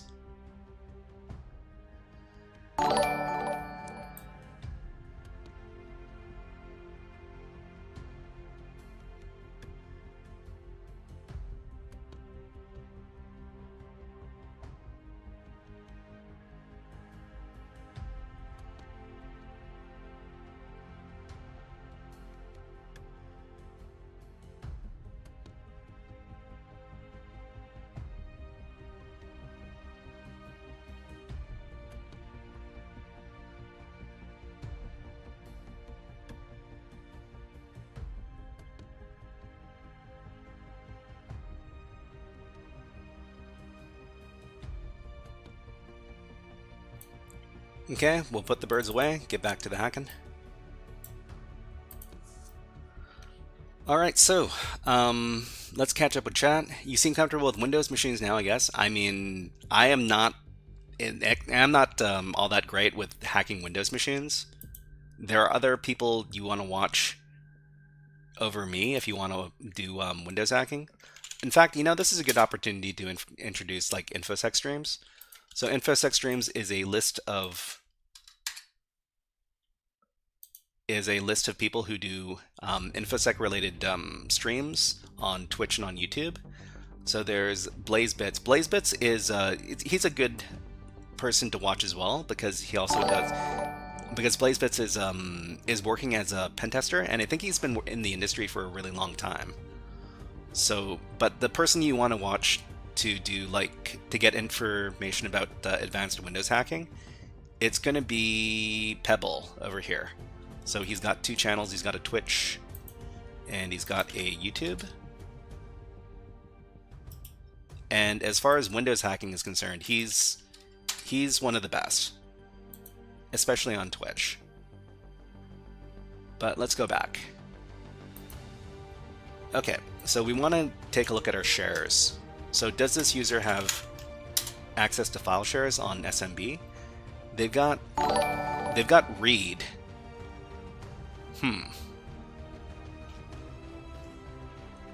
Okay, how to be part of InfoSec streams. I'm pretty sure you need to contact the maintainer of InfoSec streams if you want to get on there.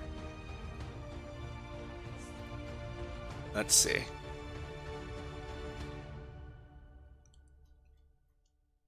Let's see. So this project,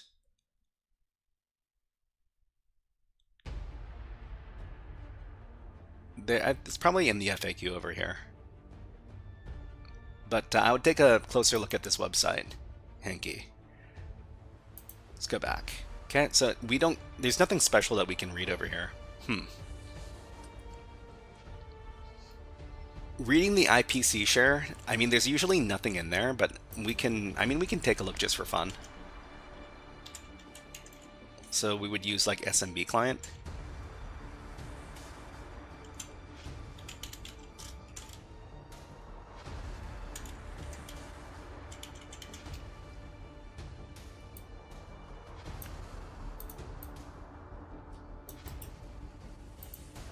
Oh no.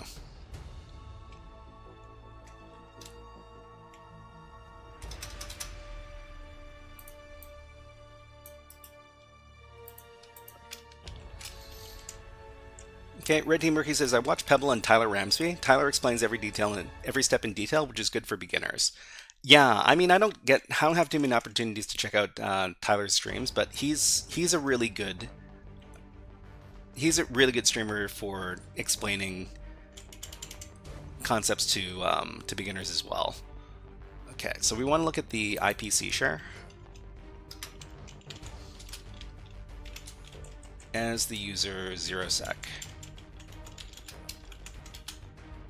Okay, and this is the password. I'm just going to copy that.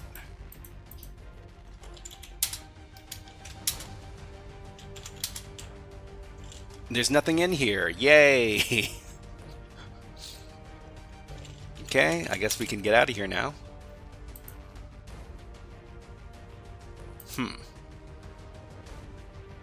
Okay, so now that we're authenticated, we can start. Maybe we can start looking for some SMB vulnerabilities. So if we take a look at our Nmap file over here,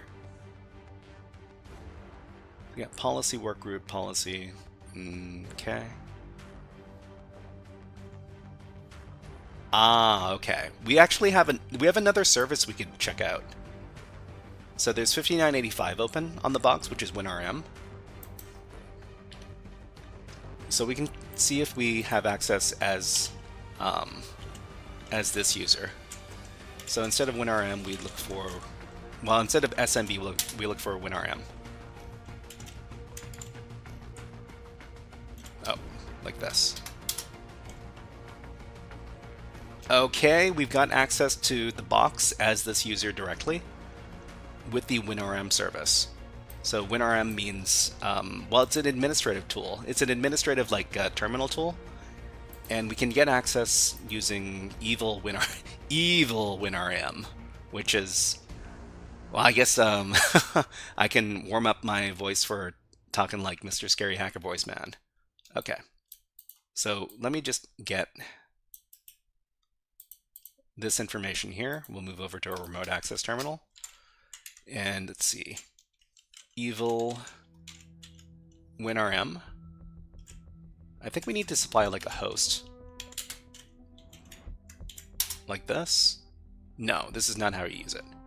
Which is evil, of course. Let me look up how to use the command. I've got it in my notes.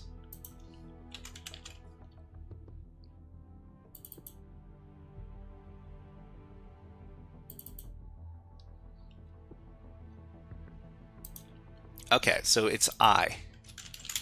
So the IP address. So IP address, and then U, and then P. Okay. And we're in. Great. All right, so I guess we'll call in Mr. Scary Hacker Voice Man to talk about how we broke into this box. All right, everybody, just a second.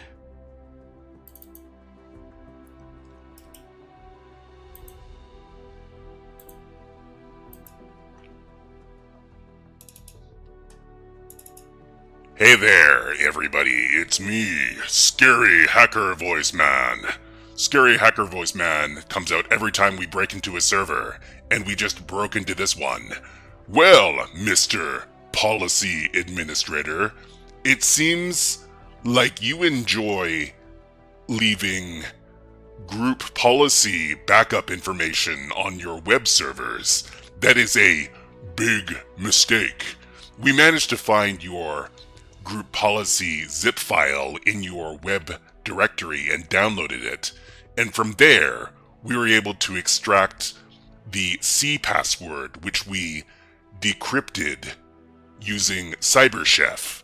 Maybe you knew about these security flaws on your system, or maybe you decided to accept the risk. Well, you accepted the risk. Ha ha ha ha ha ha. And now we're in.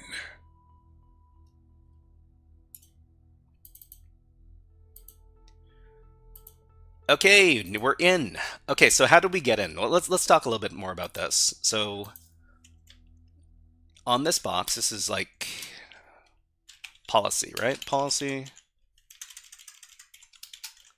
The method we took was web app directory busting. And then from the directory busting, we found the backup credentials, or the backup credentials file. So credentials in zip file. I guess these were encrypted credentials in the zip file. Unencrypted using CyberChef.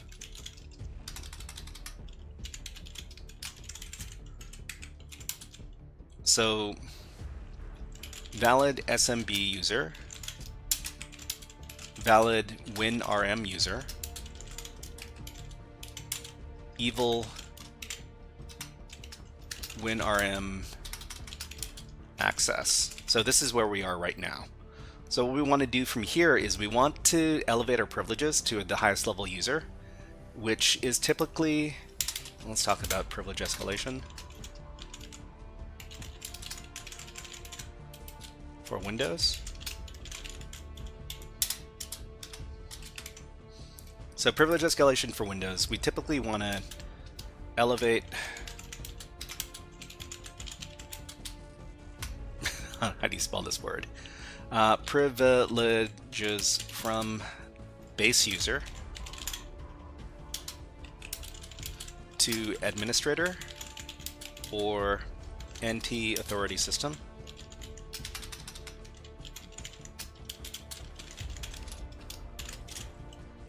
So how we're going to do this, we don't know yet. So we're on the box. Where are we? Here. Okay, so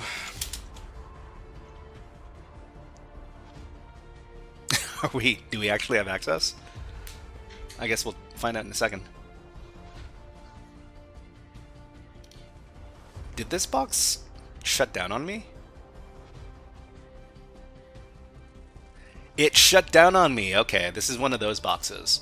So the boxes from Vulnyx, they're typically made using demo versions of Windows, which means they can only stay online for an hour before they shut down automatically. So I'm going to have to restart the Windows target and then re-establish my connection. Let's do that.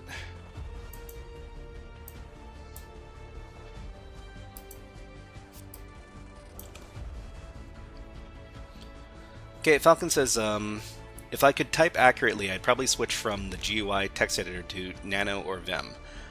What does that have to do with typing accurately? Okay, so it's back online. So let's see if I can log back in again. Alright, we should be in again. Let's see. Disco Dan, thank you very much for subscribing on YouTube. Thank you. Okay, so there's nothing in this directory, in the documents directory. I mean, there's probably going to be a flag in the desktop directory. Yeah, so there's a user.txt flag here. Of course, I'm not really interested in flags, but it's nice to know it's here. Nano doesn't have spell check. Oh, really? Okay. I didn't know about that. All right, so, what else could we do? So we could find out, well, we could try waltzing into the C users administrator directory. Permission denied, so we don't actually have access to this directory. Okay, so we need to elevate our privileges some more.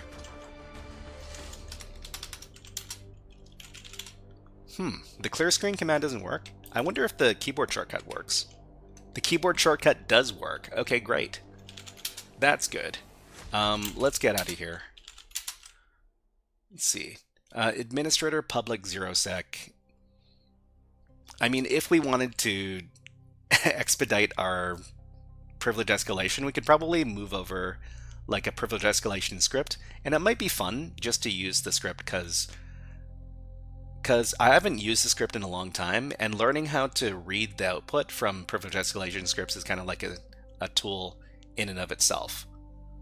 Nano has spell check. Does it? I mean, I've never had to use it before.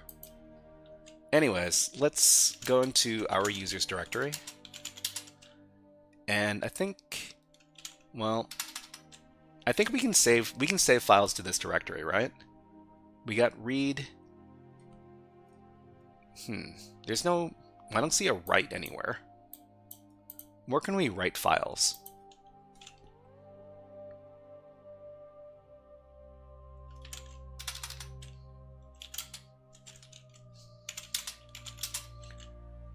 So maybe the public directory? Oh, we don't have access to the public directory. That's fun. On Windows, NXC, netexec. Hi, Wrench. What's up with you? I like Windows temp. C Windows temp. Okay. So cd c Windows temp. We don't have access to this directory either. Okay.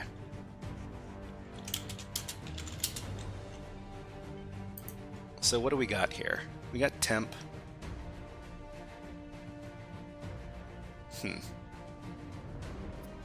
You can make a directory. Okay, and then you'll own it. That makes sense. So let's move into our own users directory. C users 0sec. And then make a directory. Make dir HackerFrogs. Make dir HackerFrogs.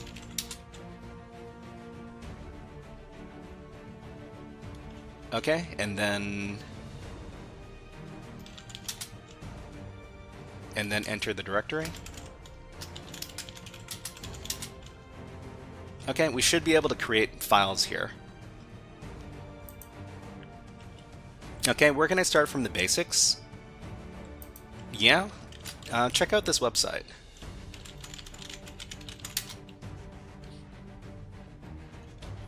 There's some good links on the website that you can take a look at.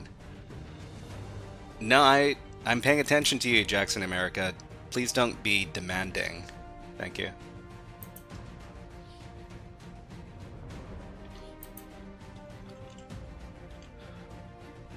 Okay, so let's go ahead and just test that we can make a file. Actually, does touch work? No, touch isn't a thing, but we can echo, right? Echo this thing, test.txt. Okay, so we can write files here. So what we want to do is we want to upload Vulnyx again. Let's go. Yeah, that's what says what we're doing. I think we've got a version of WinPeas somewhere in our downloads directory, right? Locate WinPeas. So bin WinPeas, WinPeas any. Okay, so WinPeas any.exe. This is usually the one we like to use. So just copy it over to our current directory. Have you sent the link? You should be able to see the link in YouTube chat. If not, I'm not too sure.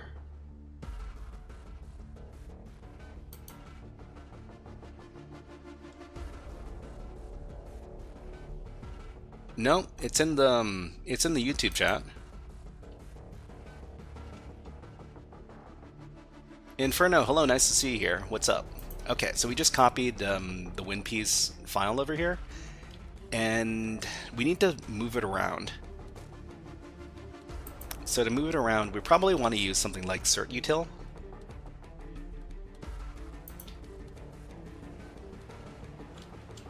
But before we use certutil, we need to host this file. So we can host a file. Oh, wait, you know what? I don't need to host a file. I'm using EvilWinRM. So EvilWinRM has a download, it's an upload function. So upload WinPeas any. What's the name of the file? WinPeas any.exe. That's so convenient. Okay. So Falcon says, where should someone with Linux VM command line experience start when trying to secure and do penetration tests for their own VM stack or network? I have a Kali VM, but I've barely touched it. I think one thing you can do to test your own environment is to use the privilege escalation scripts. So if you use like any old user, like an unprivileged user on a Linux system, you could use linpeas in your own environment, and it'll be able to identify flaws, security holes in your system. Same thing with Windows systems, with WinPeas.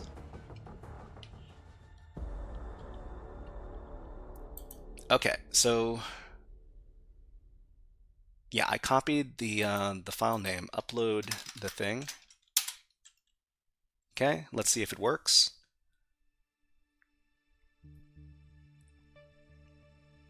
What machine are you using? Windows, Mac, or Linux? I'm currently using a Kali Linux distribution OS. Kali Linux is pretty standard for people who are studying cybersecurity. I'll give you a link if you want to get your own Kali Linux machine. And host it with VirtualBox. Of course, you don't need to use VirtualBox, but you know, it's neither here. If you already know how to install using VM hypervisor software, then all the power to you. Are you using NetHunter? This is not NetHunter. Yeah, I'm on a Windows machine running a Kali VM, so it's like, okay. So did this get deleted? It did not get deleted. Okay, so we can run WinPeas to try to get a lay of the land and just figure out if our user has any special privileges. Actually, before we do that, I want to see if, okay, SE notify privilege, SE increase working set privilege. Increase a process working set.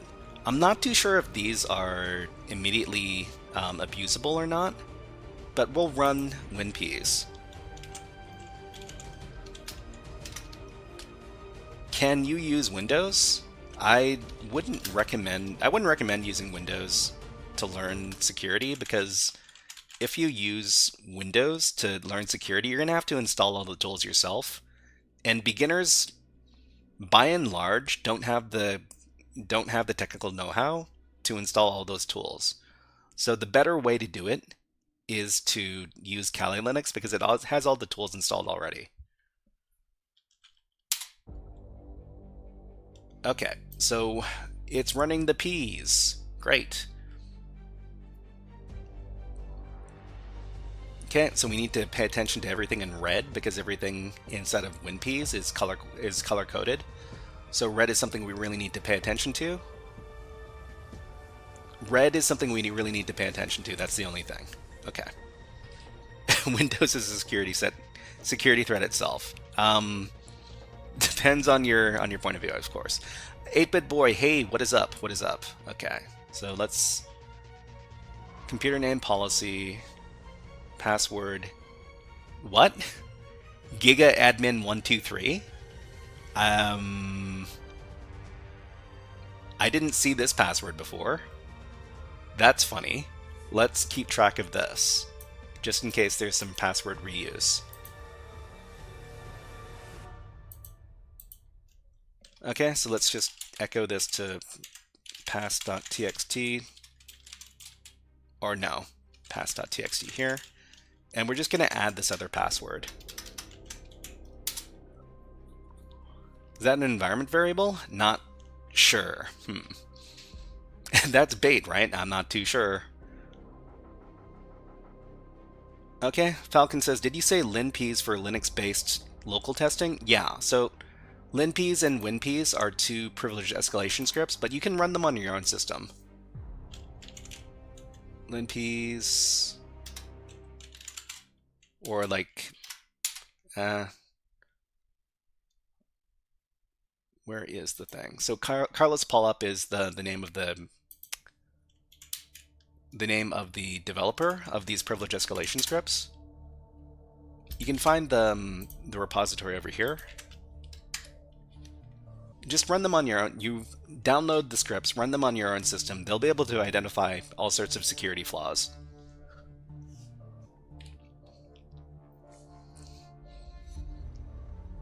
Okay, JDub asks, you can use WSL on Windows or a VM or a portable USB OS, but Windows itself is bad for hacking. I use Kali through WSL.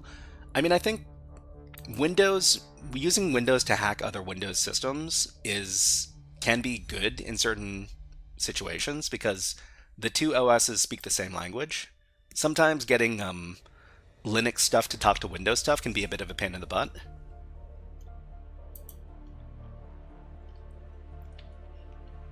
Oh, there's also Cloud Ps. I didn't know about that. You can check with one of those cloud labs that he did a while back. I really want to learn more cloud stuff, but the more I learn about cloud, the more I learn that it's really, really complex. Okay, so gigadmin, we need to pay attention to that. Username system, password gigaadmin123. Username system, username 0sec. The password is the same.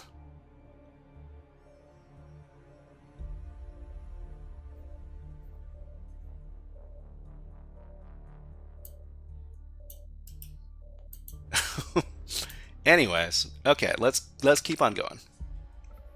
Cloud equals somebody else's computer, so it includes a lot more protection. I mean, nobody said it would be easy. LSA protection is not enabled. Credential guard is not enabled. Cached logon account. Cached logon's account is 10. No AV was detected. Okay, so there's no AV. We don't need to worry about that stuff. Thank you very much for subscribing on YouTube. Shreyas, thank you. Thank you very much. Prompt for non-Windows binaries. PS history size. Okay, so sometimes you're able to take a look at PowerShell history, and sometimes in the PowerShell history there's stuff. So do you do you delete System32 folder once you win? I don't believe in destructive hacking. I believe in modification. I don't believe in deletion unless absolutely necessary. Okay, ever used undetected crom driver? Crom driver. I don't think I've heard of that before. So drive information.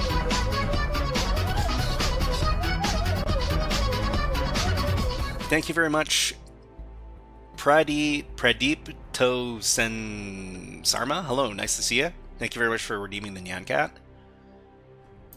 Thank you very much. Okay, so append data, create directories. So C, NTFS, permissions users, allow append data, create directories. Well, I mean this... Huh. I should keep track of this. I don't know if this is directly privilege escalation, but it's something I should add to my notes.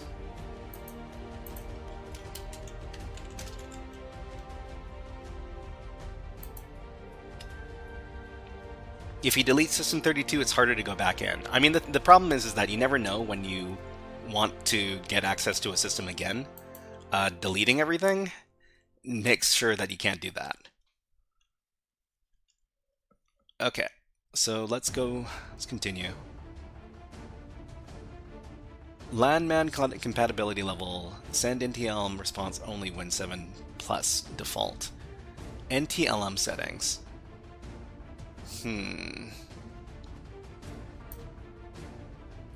I mean, basically everything in red that looks kind of suspicious, I'm just going to add to my notes.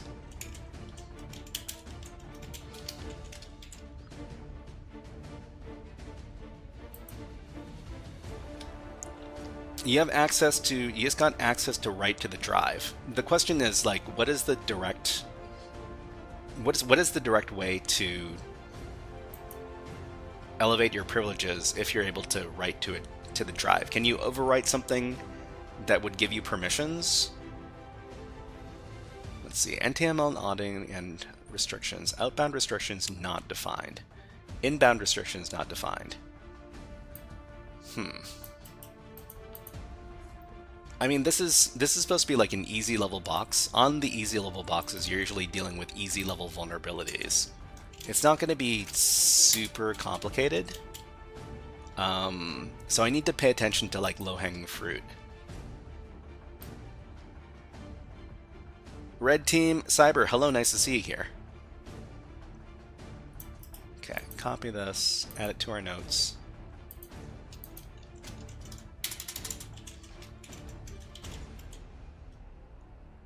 Go back. We got ads running on right now. Okay. So because we got ads, we're going to be taking a short break. And during the break, let's put on the birds. How about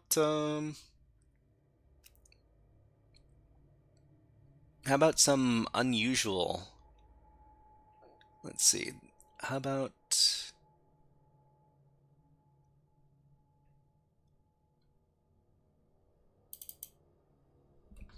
this one? Okay, so here's another bird bath video. We'll be back in about 50 seconds, but enjoy the birds and the music.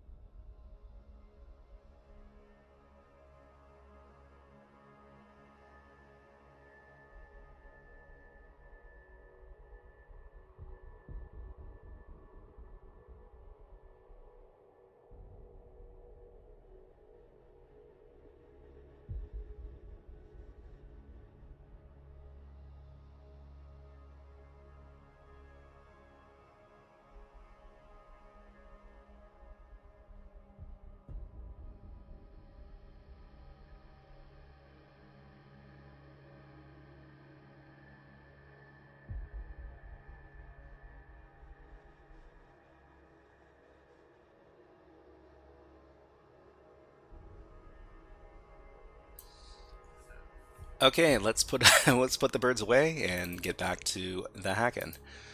All right, so what were we talking about? Let's see. JDub says Metasploit for the big dogs. Is it?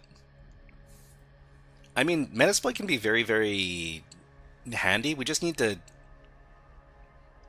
not use Metasploit as like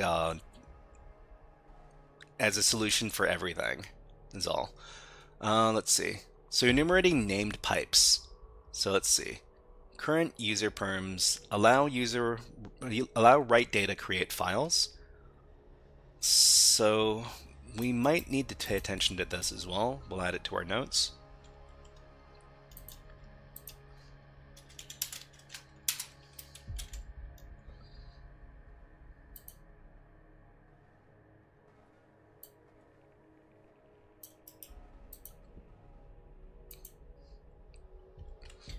Moosey Style says you should be able to list the files on that drive that you can write to now. I'll check that out after I check out the rest of the WinPiece output. But thank you for letting me know about that, Moosey Style. Okay, so for here, no, here. Okay.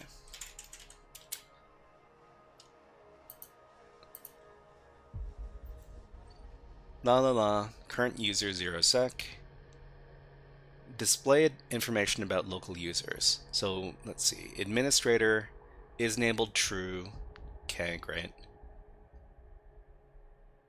Okay, policy 0sec user ID. C users 0sec allow all access. So allow all access. I mean, this is normal. This should be normal for our user, because this is our user's home directory.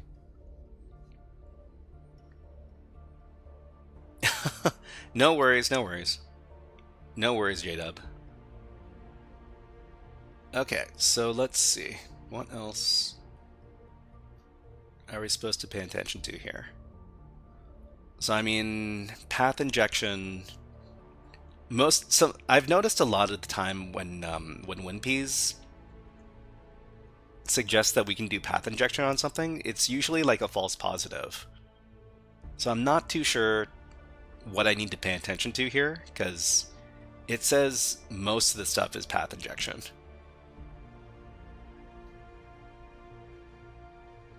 Unquoted and space detected. I mean, this is a little bit more serious.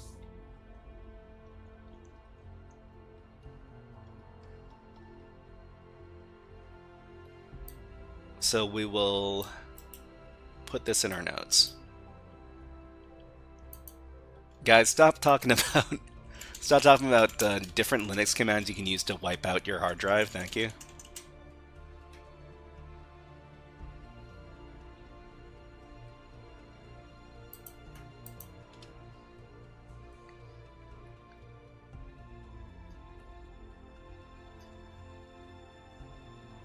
Okay, let's see. Folder perms allow append data create directories. Okay, so this could be a...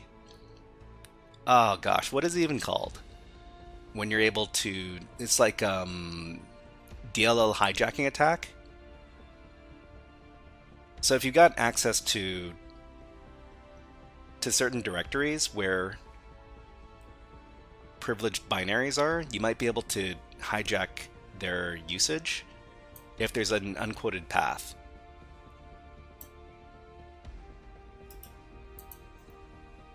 Okay, so we'll put this in our notes.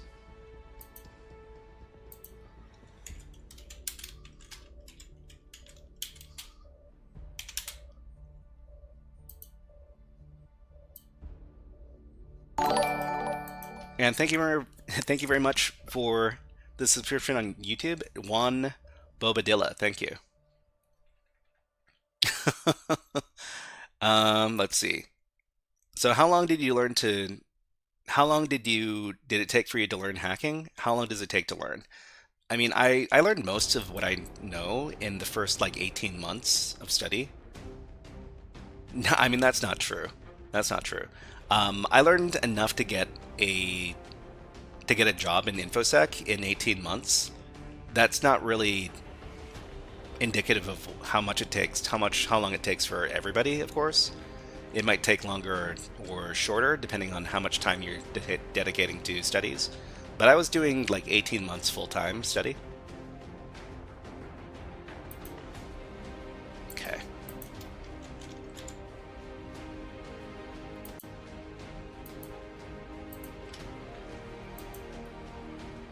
Okay, can Hussein be written on the terminal? That's a good question.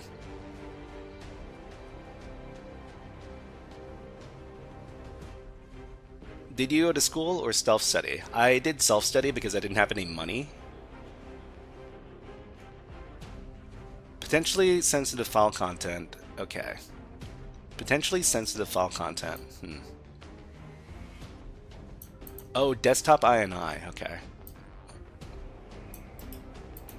Let's pay attention to this.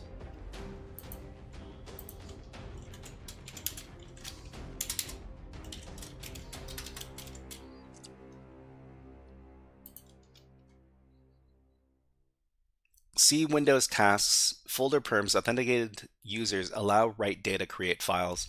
I mean, this is starting to become a big pattern.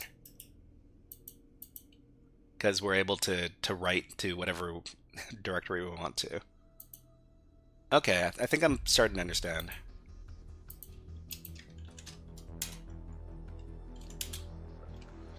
You can create tasks. So create a task when on boot up to create a shell, something like that.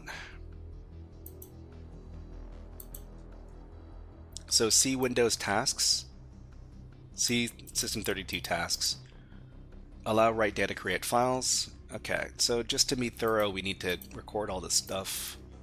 But I think we might have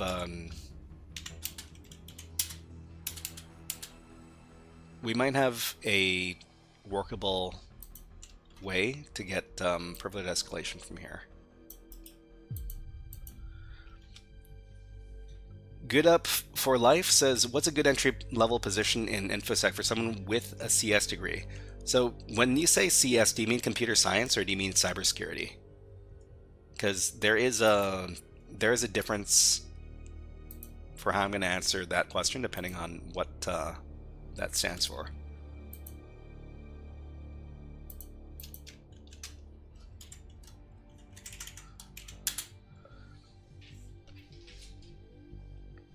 Okay, 7V, can you write Hussein on the terminal? Why are you asking me to write Hussein on the terminal?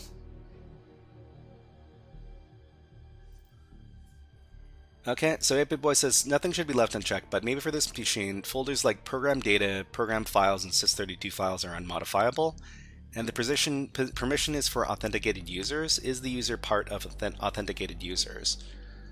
So it's probably something we want to investigate. Let's add a little note up to the top here. What groups are our user part of? Can we create tasks for startup? This kind of thing.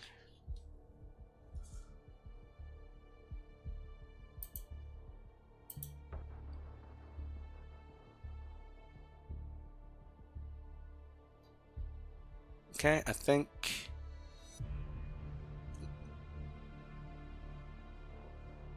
it's not too much more that we need to take a look at here.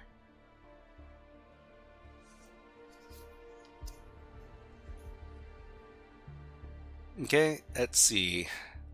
Abhishek says, how important is RAM analysis compared to disk analysis in modern attacks? I mean, you're talking about like memory forensics versus like regular disk forensics. I think that memory forensics is really interesting because it allows you to take a look at the stuff that's running in the memory of the computer. As for how common it is, I heard from like a digital forensics like incidents response friend of mine that it's something that's nice to have, but not necessarily something they're immediately looking for when they do a triage, like a call.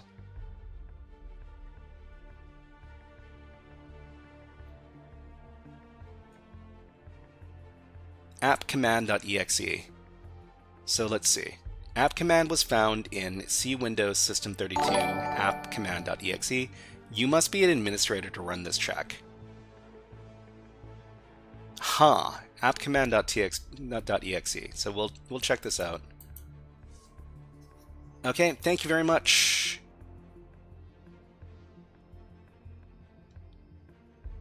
Hussein is my name. Okay, I mean 7VOP. I can say your name, Hussein. I'm not necessarily, you know, apt for typing stuff out. If you don't mind.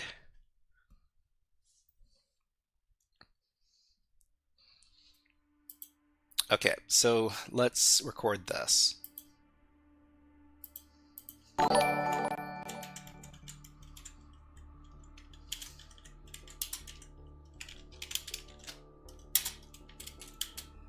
So appcommand.exe, this might be, I mean, this might be the actual intended vector here.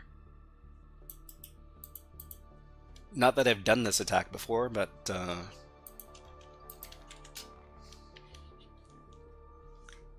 okay. Falcon says, sorry for all the messages. Really appreciate you responding. Learned a lot. We'll definitely be back.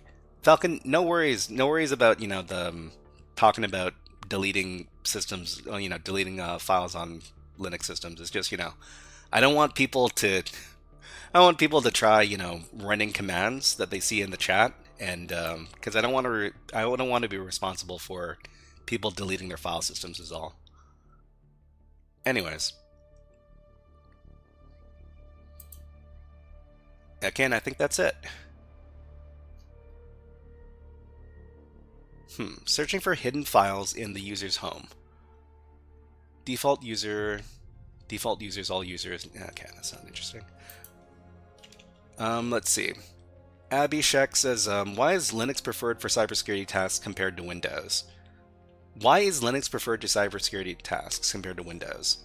Well, I mean, you can make custom versions of Linux that are tailored towards cybersecurity, and you don't have to worry about licensing problems. And you can distribute those Linux distros without having to worry about Windows licensing problems. So it all comes down to Windows licensing. Well, okay, it's not all down to Windows licensing, but the Windows licensing is a big part of it. You can also provide cybersecurity-oriented distributions of Linux for free. Windows would never let you do that. Oh no, the smileys! Don't fork bomb yourselves, everybody. Please don't fork bomb yourselves. Okay, so what's going on here? So I think the first thing we might want to check out is appcommand.exe.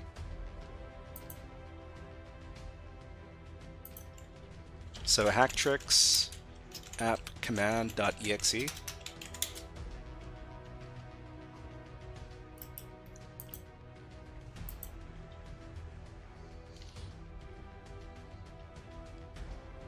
Does it show hidden files as well? I mean, WinPs should. Okay.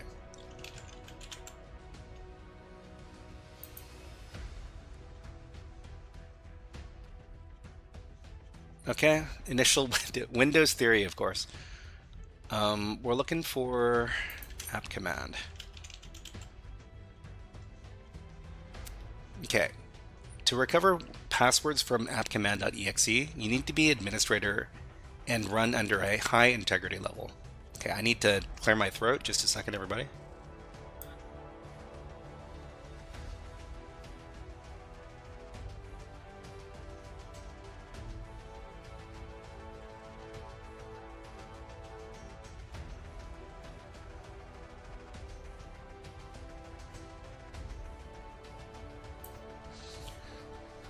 Okay, so to recover passwords from appcommand.txt, you need to be an administrator and run under high integrity level. If this file exists, then it is possible some credentials may have been configured and can be recovered. Okay.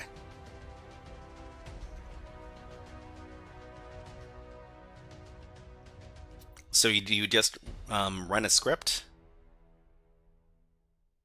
Because this looks like some PowerShell script. Hold on.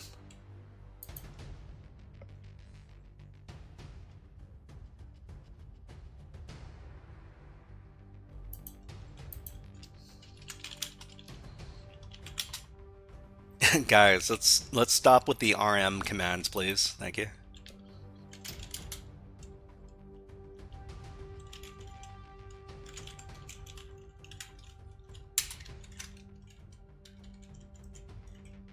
Okay, so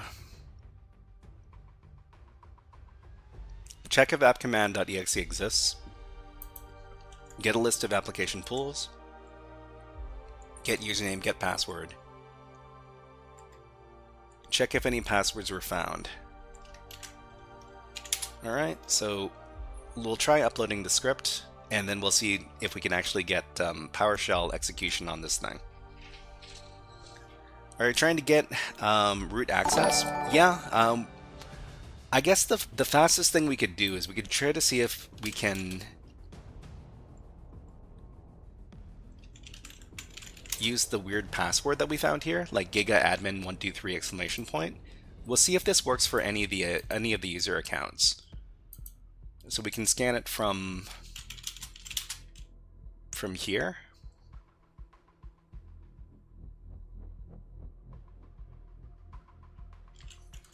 So we would do the rid brute with SMB, of course, and not winrm. Okay, so I mean the only other account we're interested in is the administrator account, because the guest account, the other accounts, they don't really lead anywhere. So we could try to see if that funky password we found is the administrator account's password. Administrator. Okay. And that fancy password we found was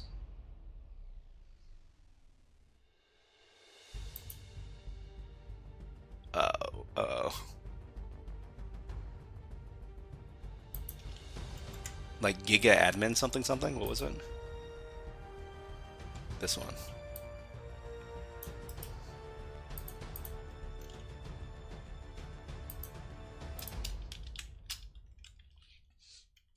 How long have we been live? How long have we been live? We've almost been live for 6 hours. That was the administrator's password? Are you kidding me? Are you was it there was no fancy it was just the administrator password sitting out in the open? Okay. Will you brute force if this doesn't work? Will you brute force if this doesn't? Well, I mean, it worked, so I guess we don't need to brute force. It was just that dumb password. Anyways, let's get into the thing. So we'll just exit from here, and then we'll log back in as the administrator.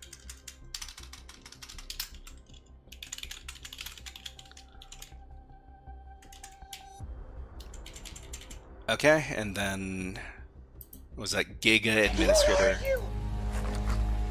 I'm system root. SysOS, you beat me to the punch. You beat me to the punch. So everybody who's in the Twitch chat, if you could, okay, get ready with your flag emotes. Just a second. We'll have the flag in just a bit. Okay, we're the administrator now. Yay! Okay, we move into administrator desktop.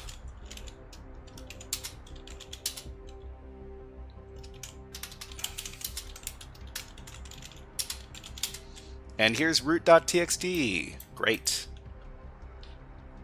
Okay, and well, we're not going to read the root flag, but we're going to read the root flag and redirect it into iReadRoot.txt. And if it exists, then we read it. Done. Are you serious? Well, I mean, it's an easy box. It's an easy Windows box. And the difficulty was in trying to figure out how to crack the password out of the C password. Okay, so let's go ahead and... So if you're in Twitch chat, if you could give this emote right here, it's the shy 31 flag, but without the quotes.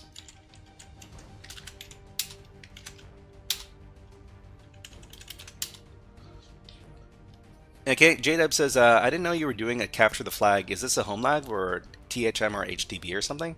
It's a different service. It's called VulnLab, and you can find it over here. So the box we're doing today is called Policy. Oh, that's not it. Yeah, that's it.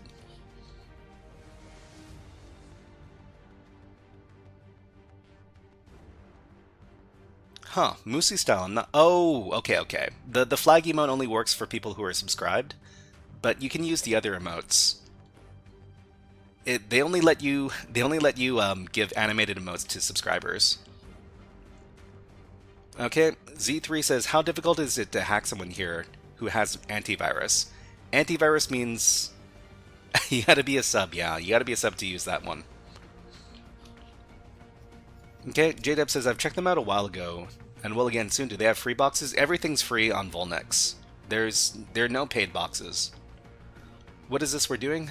We just finished hacking a Windows machine over here, and we're going to do a write-up. So the most important thing you can do after you finish a cybersecurity exercise is to record the method you use to get the security exercise finished. So let's go ahead and do that. So this is a walkthrough for Vulnyx Easy Machine. Vulnyx Windows. This one's called Policy.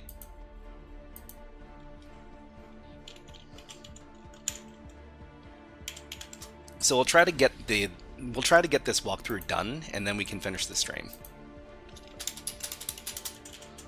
Okay, so the URL for the challenge, the concept, we need to finish the challenge, method to solve. We're going to record all these things. Okay.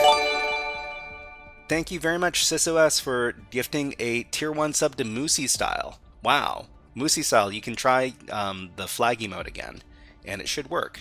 Thank you very much, SysOS. Very generous of you. Okay, so the URL for this challenge is over here.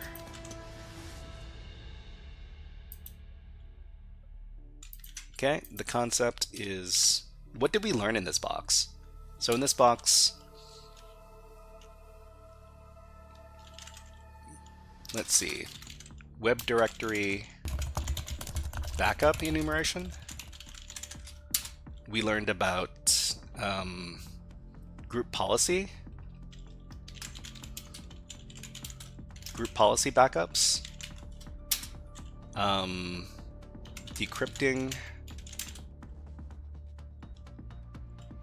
Windows C passwords,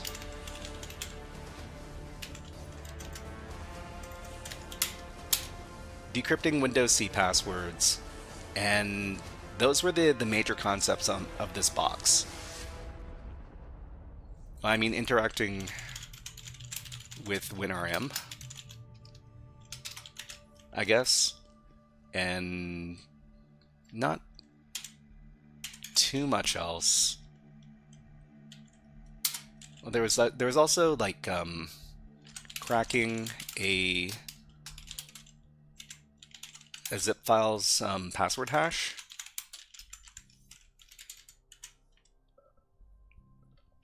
Okay, CDN Bacon. Canadian Bacon? Are you Canadian? Canadian Bacon? Also Moosey Style. That's kind of a Canadian name as well. Are you two Canadian? We learned that Windows security is annoying. Yes, we did. Okay. I subscribe, it didn't go ding ding, I'm hitting the pillow. Oh, wow. J-Dubs, hey, thank you very much for subscribing on YouTube. Thank you. Okay, Nate Cass says, unfortunately, I gotta go, but this was awesome to watch. We'll check out your other stuff too. Thank you very much. Oh, okay.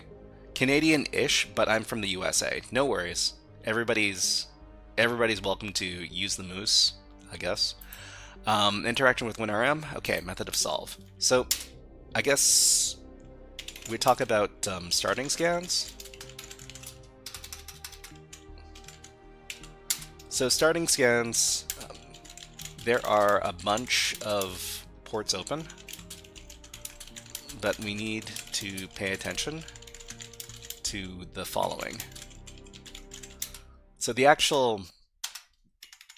ports we need to pay attention to on this box were port 80, which is HTTP, port 445/139, which are SMB,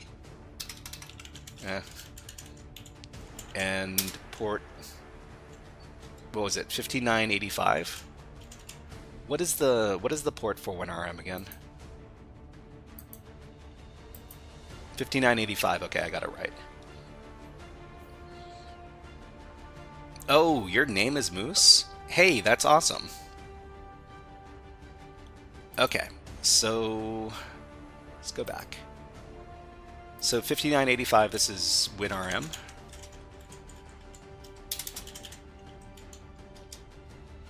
Okay, and if we use the awesome web dir-busting tool dirb,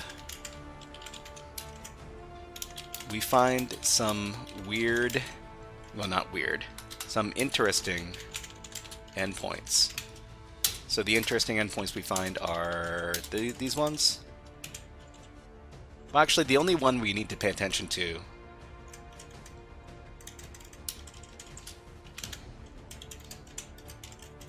is the backups directory, or the backup directory. Okay, Z3 says, you didn't answer my question. How difficult is it to hack someone with antivirus? So to hack someone with antivirus, you need to use, you can get like a reverse shell connection from like an arbitrary person's Windows machine that has their antivirus on or their Windows Defender on. You just need to run a custom binary that creates the reverse shell connection that doesn't have a signature with Windows Defender. So I hear it's not something I've investigated myself, but I hear it's not really that difficult a thing. You just need to be able to compile your own binaries. If anybody has more information on this kind of thing, please let me know. It's not really something I investigate very much into. Okay, so there's the backup directory here. So from there, we can look for additional files in the backup directory.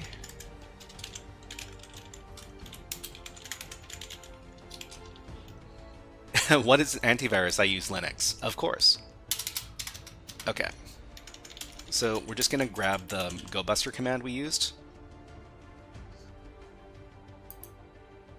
So that was web app enumeration, or was that fuzzing? No, this was the fuzzing tab here. Okay.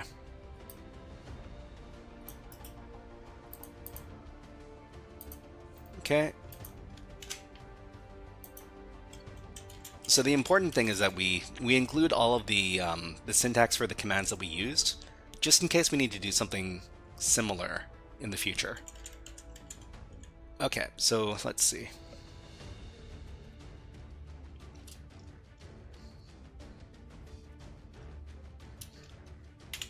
I guess what we need to do from here is talk about the next section. So the next section is initial access. So it's initial access. This part is finding a WinRM accessible account. Okay, so the next step is we find a file called, what was the name of the file?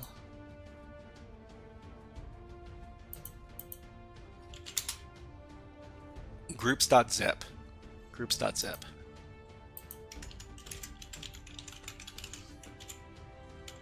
So we download it. It is password protected.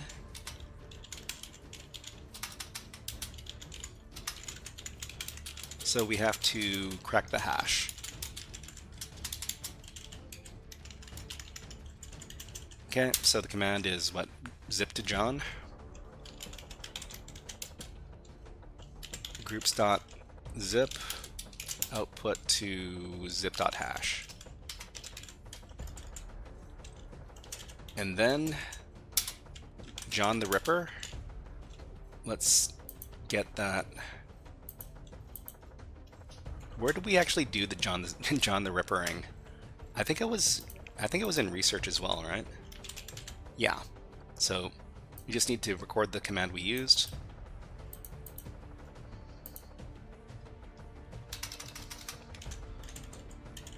Okay, the password is, what was the password? Like zipper. The password was zipper.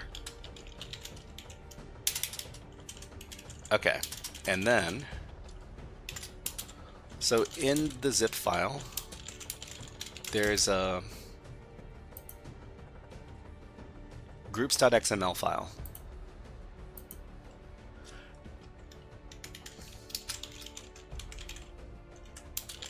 With user information.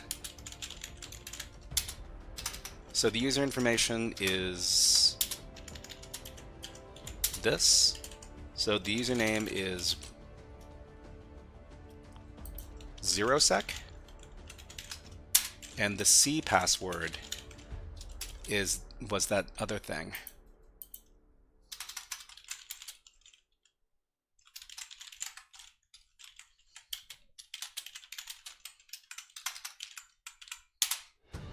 So this thing.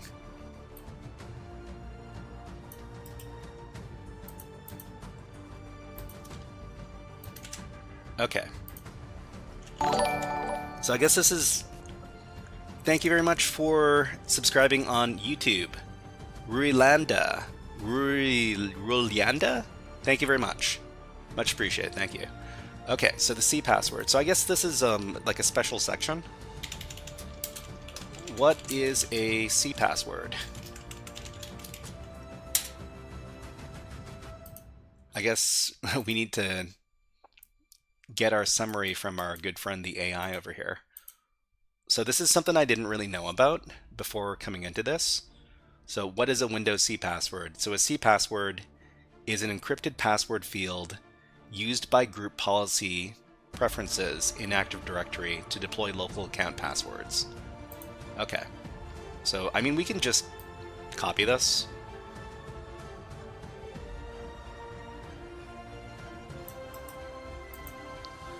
Okay, so we'll keep on going for about, this should take about 10 or 15 minutes at the most to finish. So we're not gonna keep updating the timer because it's kind of a pain to do. So we're writing up our write-up over here. Yeah.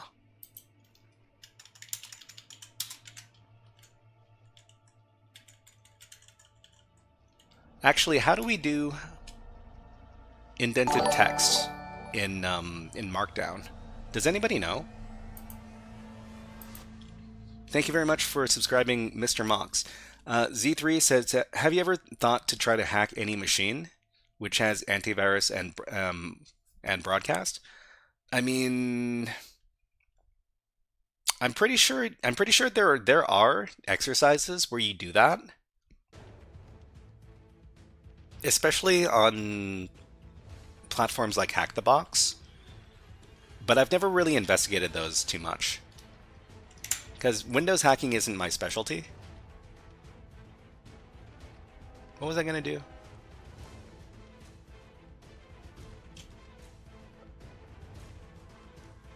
What do you mean with indent? I mean like a block text. Markdown block text.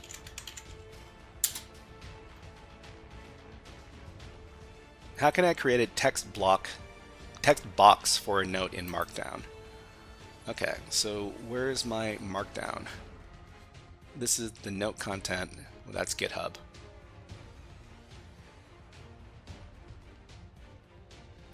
Four spaces. Oh, okay. So it's a code block.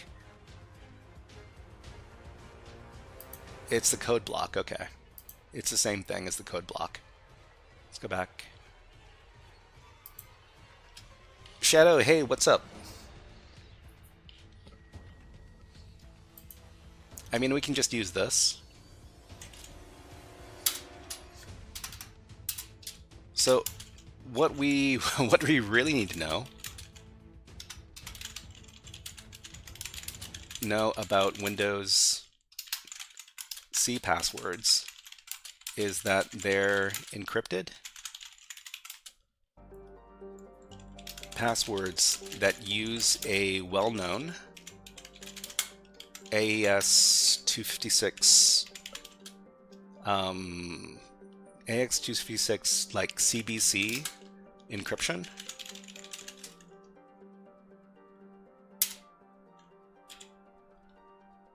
Okay. Code blocks is a specific type of block, just commented out. Okay, Shadow says, Howard, just wanted to ask, I'm getting into cyber and I want to know, I know how to somewhat use Linux and know basic programming. What should be your next move? When you say basic programming, what language are you talking about? And how basic are we talking? I've got a website for people who are trying to get into cyber. Take a look.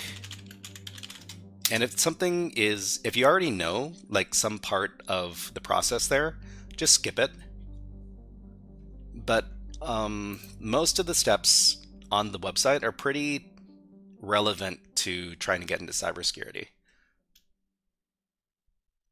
Okay, A levels. When you say A levels, you mean A+?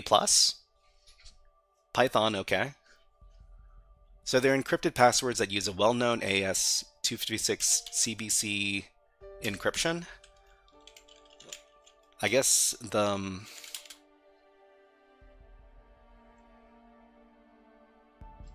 well-known key for this cipher is the following. So let me go ahead and get that from our cyber chef. Cyber chef, where are you?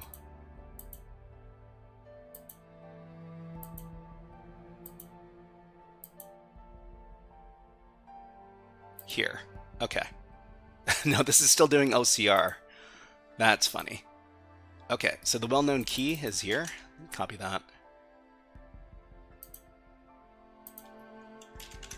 So this is the key. So the well-known key for the cipher is this. We can use a combination. Well, we can use CyberChef. CyberChef to decrypt the key, to decrypt the password. Oh, A levels is 13th grade. Oh, okay. It's not something I see in Canada. It's something I don't know if it's unique to the UK or if it's unique to the UK and Australia. I'm not too sure.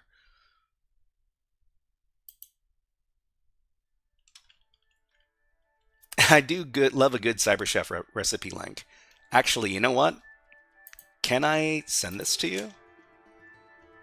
So this is for decoding Windows C passwords. Just a second, I have to clear my throat.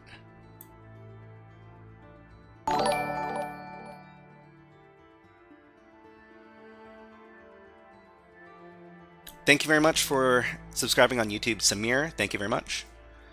Okay, so let's see. The IV has to be this in hex.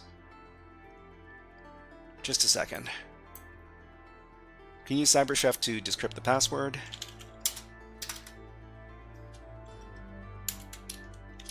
Step 1, decrypt from, or decode from base64. Decode from base64. Step 2. Step 2 is AES decrypt.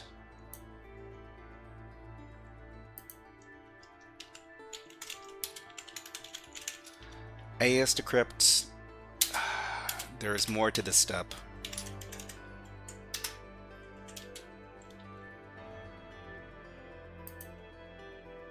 So the key is thus.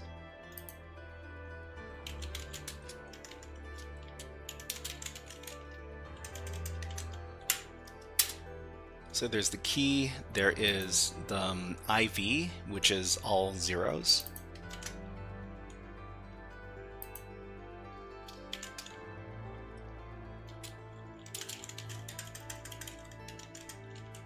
So the reason why I'm recording all this is because I don't want to have to repeat everything again, because repeating is not very fun.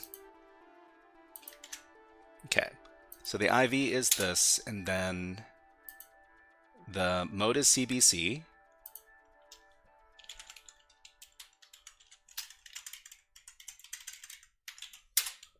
And the input is raw.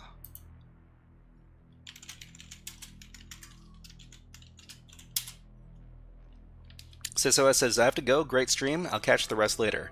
There's not too much to go, but thank you very much for coming by, SysOS Master. Very much appreciate your presence in the stream. Much appreciated. A-levels is a part of the UK-style schooling system. Oh, awesome. Yeah. I've heard of A-levels, well, I've heard of like grade 13, but I didn't know that was called A-levels specifically. And yeah, thank you from Moosey Style for the gift sub. Thank you. Okay. And SysOS Master, let's give you a fun redeem to see you out. How about some all the things?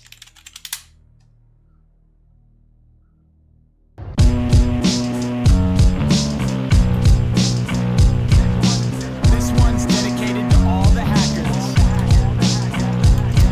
Yo. Okay, so if I've done this once, then hopefully I can do this again with these notes. So, okay. So step 2, use AES decrypt, and step 3 is AES 128 hard to decrypt? It's not, well, I mean, cryptography isn't my specialty.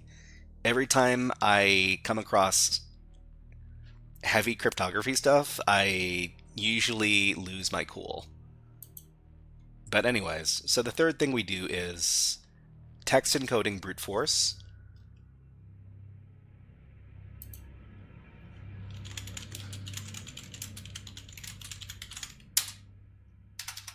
So the result is this thing over here in, what was it, UTF-8? Or is it ASCII?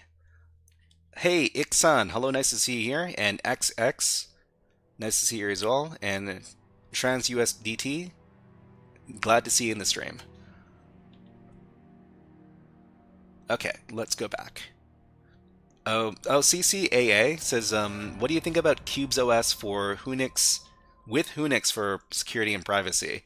It's not really something I know too much about, but if anybody in chat has an opinion about that, please let us know.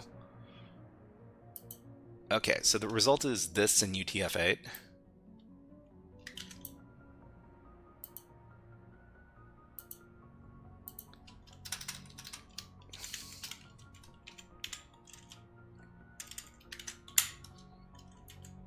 Okay, just remove the dots in between the characters, and that's your password. Okay, next up is use netexec or NXC to confirm the user credentials.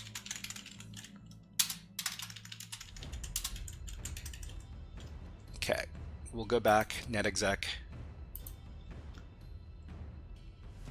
Okay, Mountain Dude, hello, nice to see you here. I should learn assembly in C++ to do reverse engineering. You can start reverse engineering with just C and assembly, but the other languages certainly can't hurt. Thank you very much for following Mountain Dude for you. Thank you.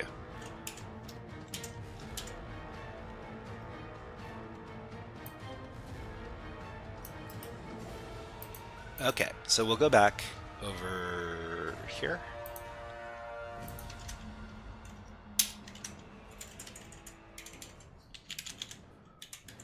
Okay, so these commands let us know that we've got access.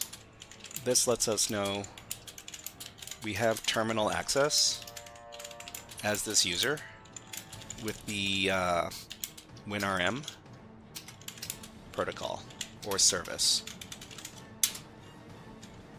We can use our favorite tool, Evil WinRM, to get in. Okay, when do you normally stream, and is it daily? I don't stream daily. I don't think I could do daily. I stream twice a week. I stream on Wednesday, and I stream on Friday. Today's the Wednesday stream. We're also going to be doing something on Friday.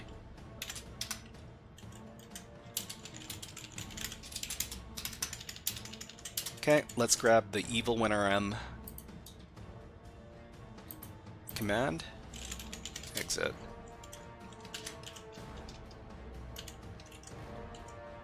Here.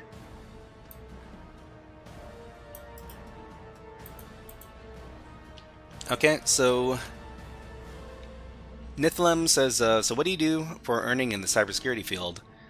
Since you told me you don't do bug bounty, the other day I'm asking this. Is hacking what you do for a living? I mean, I do education for a living, so I'm trying to stand up this YouTube channel. It's growing pretty fast. And I do tutorials. I do tutorials on how to do basic skills, like how to use Linux, how to code in Python, and how to do. Well, there are a couple of like other courses that I do as well. Stuff for like web app security testing, stuff for digital forensics, other stuff, and yeah, I'm also trying to get some other education stuff off the ground in real life, not just online. Okay. Hamilton asks, AM on Thursdays, bro. I mean, I'm not too sure. It really depends on where you live. Okay, come back tomorrow. Have to study for exams. Take care, brother. Hey, no worries, and I hope to see you next time. So do you post any courses on Udemy?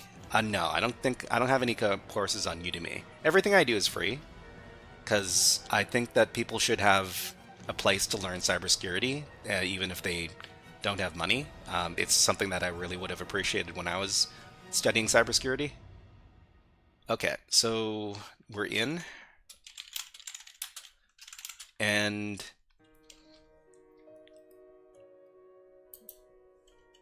so we're in. The next part is privilege escalation.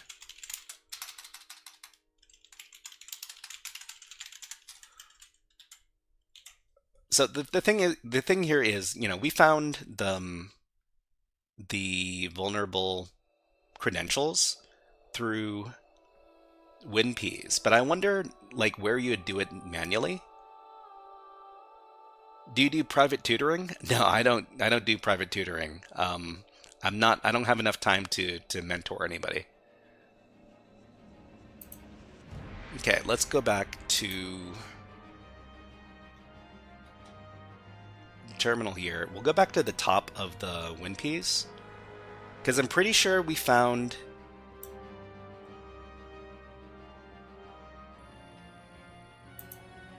the vulnerable credentials over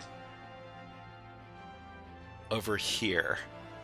So in user environment variables. So system environment variables. Okay. So what I want to do is I want to figure out what the manual way of enumerating this would be. So I'll try asking the AI about this. Okay. So using WinPeas, we were able to find the administrator's password.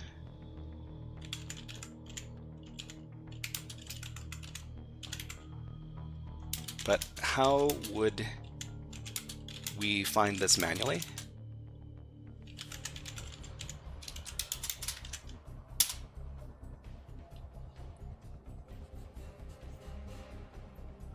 Okay, so WinPeas found the password because it dumps all the environment variables and then greps for strings like pass, password, etc.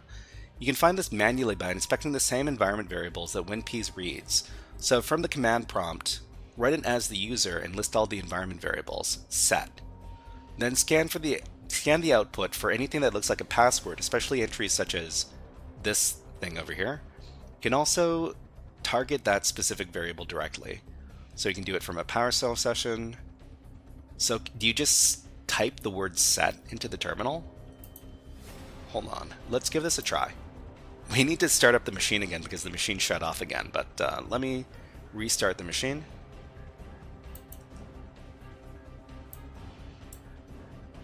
Okay, here. You might have to grep it. I mean, the problem with that is that we don't have grep while we're working with Windows.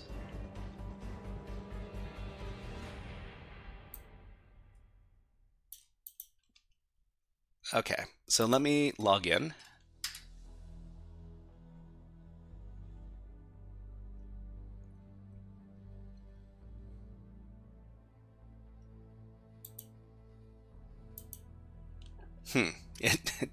It didn't start up yet. I need to wait for the thing to start up. Just a second, everybody.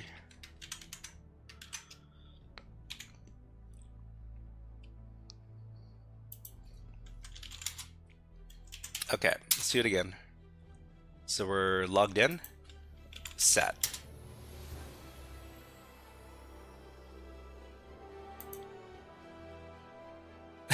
It's not coming back to us.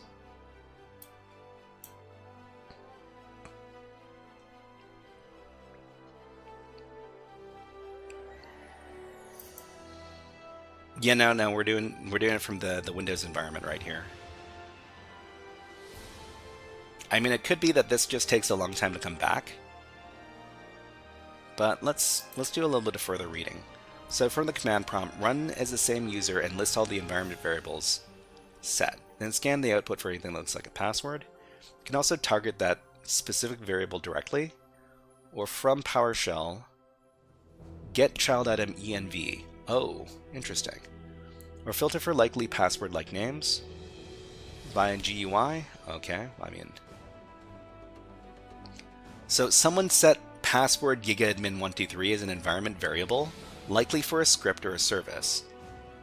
That's pretty bad. What model of perplexity is this? I mean, it's the default model, I assume. Best. So set isn't coming back. Okay, let's log back in. So let's try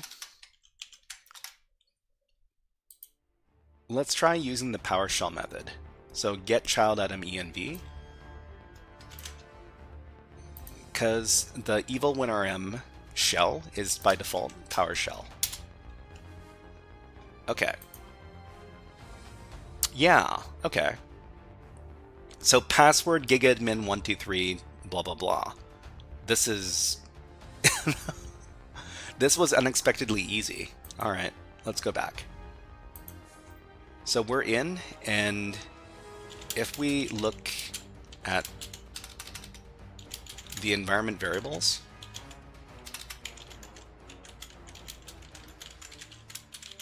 for the session, then we see some credentials. Credentials. Okay. This password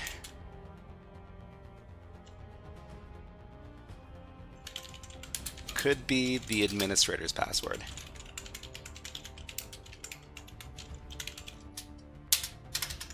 Okay, and then we test it out. So we test it out with netexec and xc. Okay, so we test it using this command.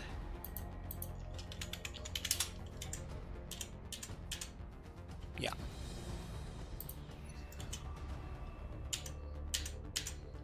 Oh, never mind. My netexec is over here.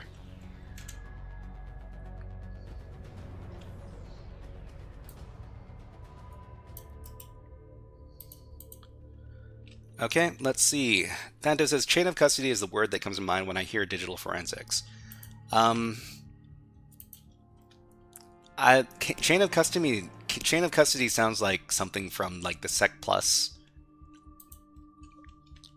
certification. Okay, so we test SMB and then we test WinRM. We have a working set of administrator credentials. Game over.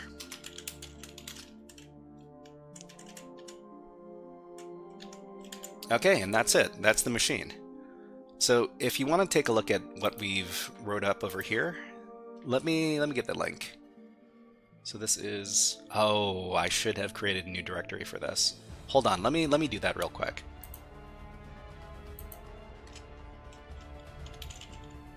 Hold on. Cancel changes. So I've got separate directories for each of these, but this one's sitting out on its own. That doesn't look very nice.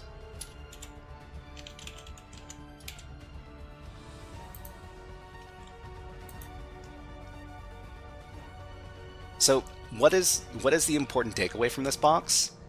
So the next time we see a C password inside of group.xml file, we can very easily go back and use CyberChef to decode it using these instructions over here. So this is why we need to document everything we do so that we don't have to do the same research over and over again. So we're going to save ourselves a lot of time the next time we come across this particular problem. You're a real hacker? Henke, you do a lot of real hacking as well. Henke, why don't you go ahead and let me look up your channel, because you do a lot of really cool hacking stuff as well. YouTube, Henke Lodwig? Yeah. Or at least I think this is your channel. Just a second. This is your channel, right? Yeah, you've got a lot of cool stuff on your channel.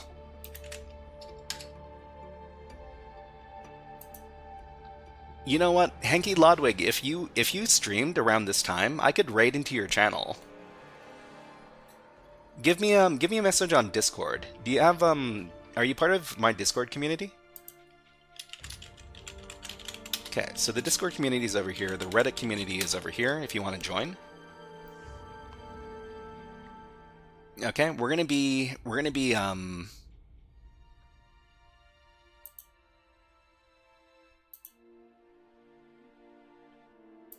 ending the stream pretty soon, but before we do that, let's see if there's some cool people we can raid into on Twitch.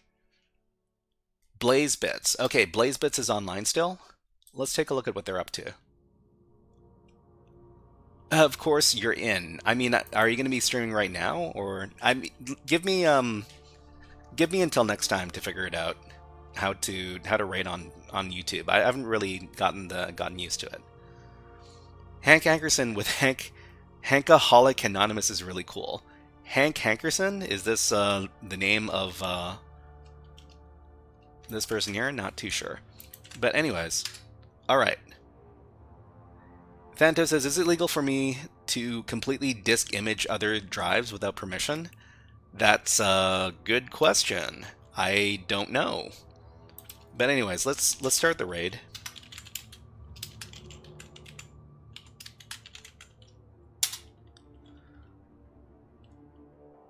Okay, everybody, we're going to be back on Friday. So today was a Wednesday stream. There's going to be a stream on Friday. We're going to be doing programming. We're going to be doing we're gonna learn some JavaScript. JavaScript is one of these languages I'm trying to learn right now, so we're going to be doing that. We're going to be doing HackerFrogs AfterSchool Linux OS operations.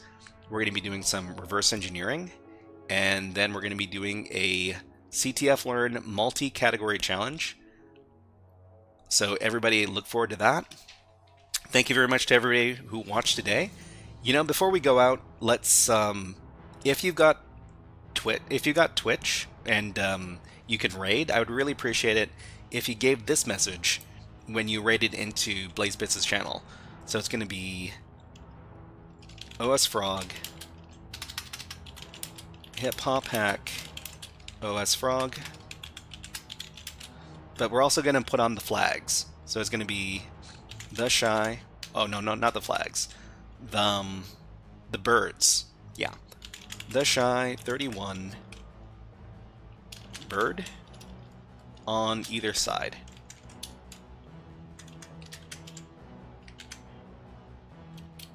Like this. Okay. Everybody ready to raid? Everybody raiding in 5, 4, 3, 2, 1, raid.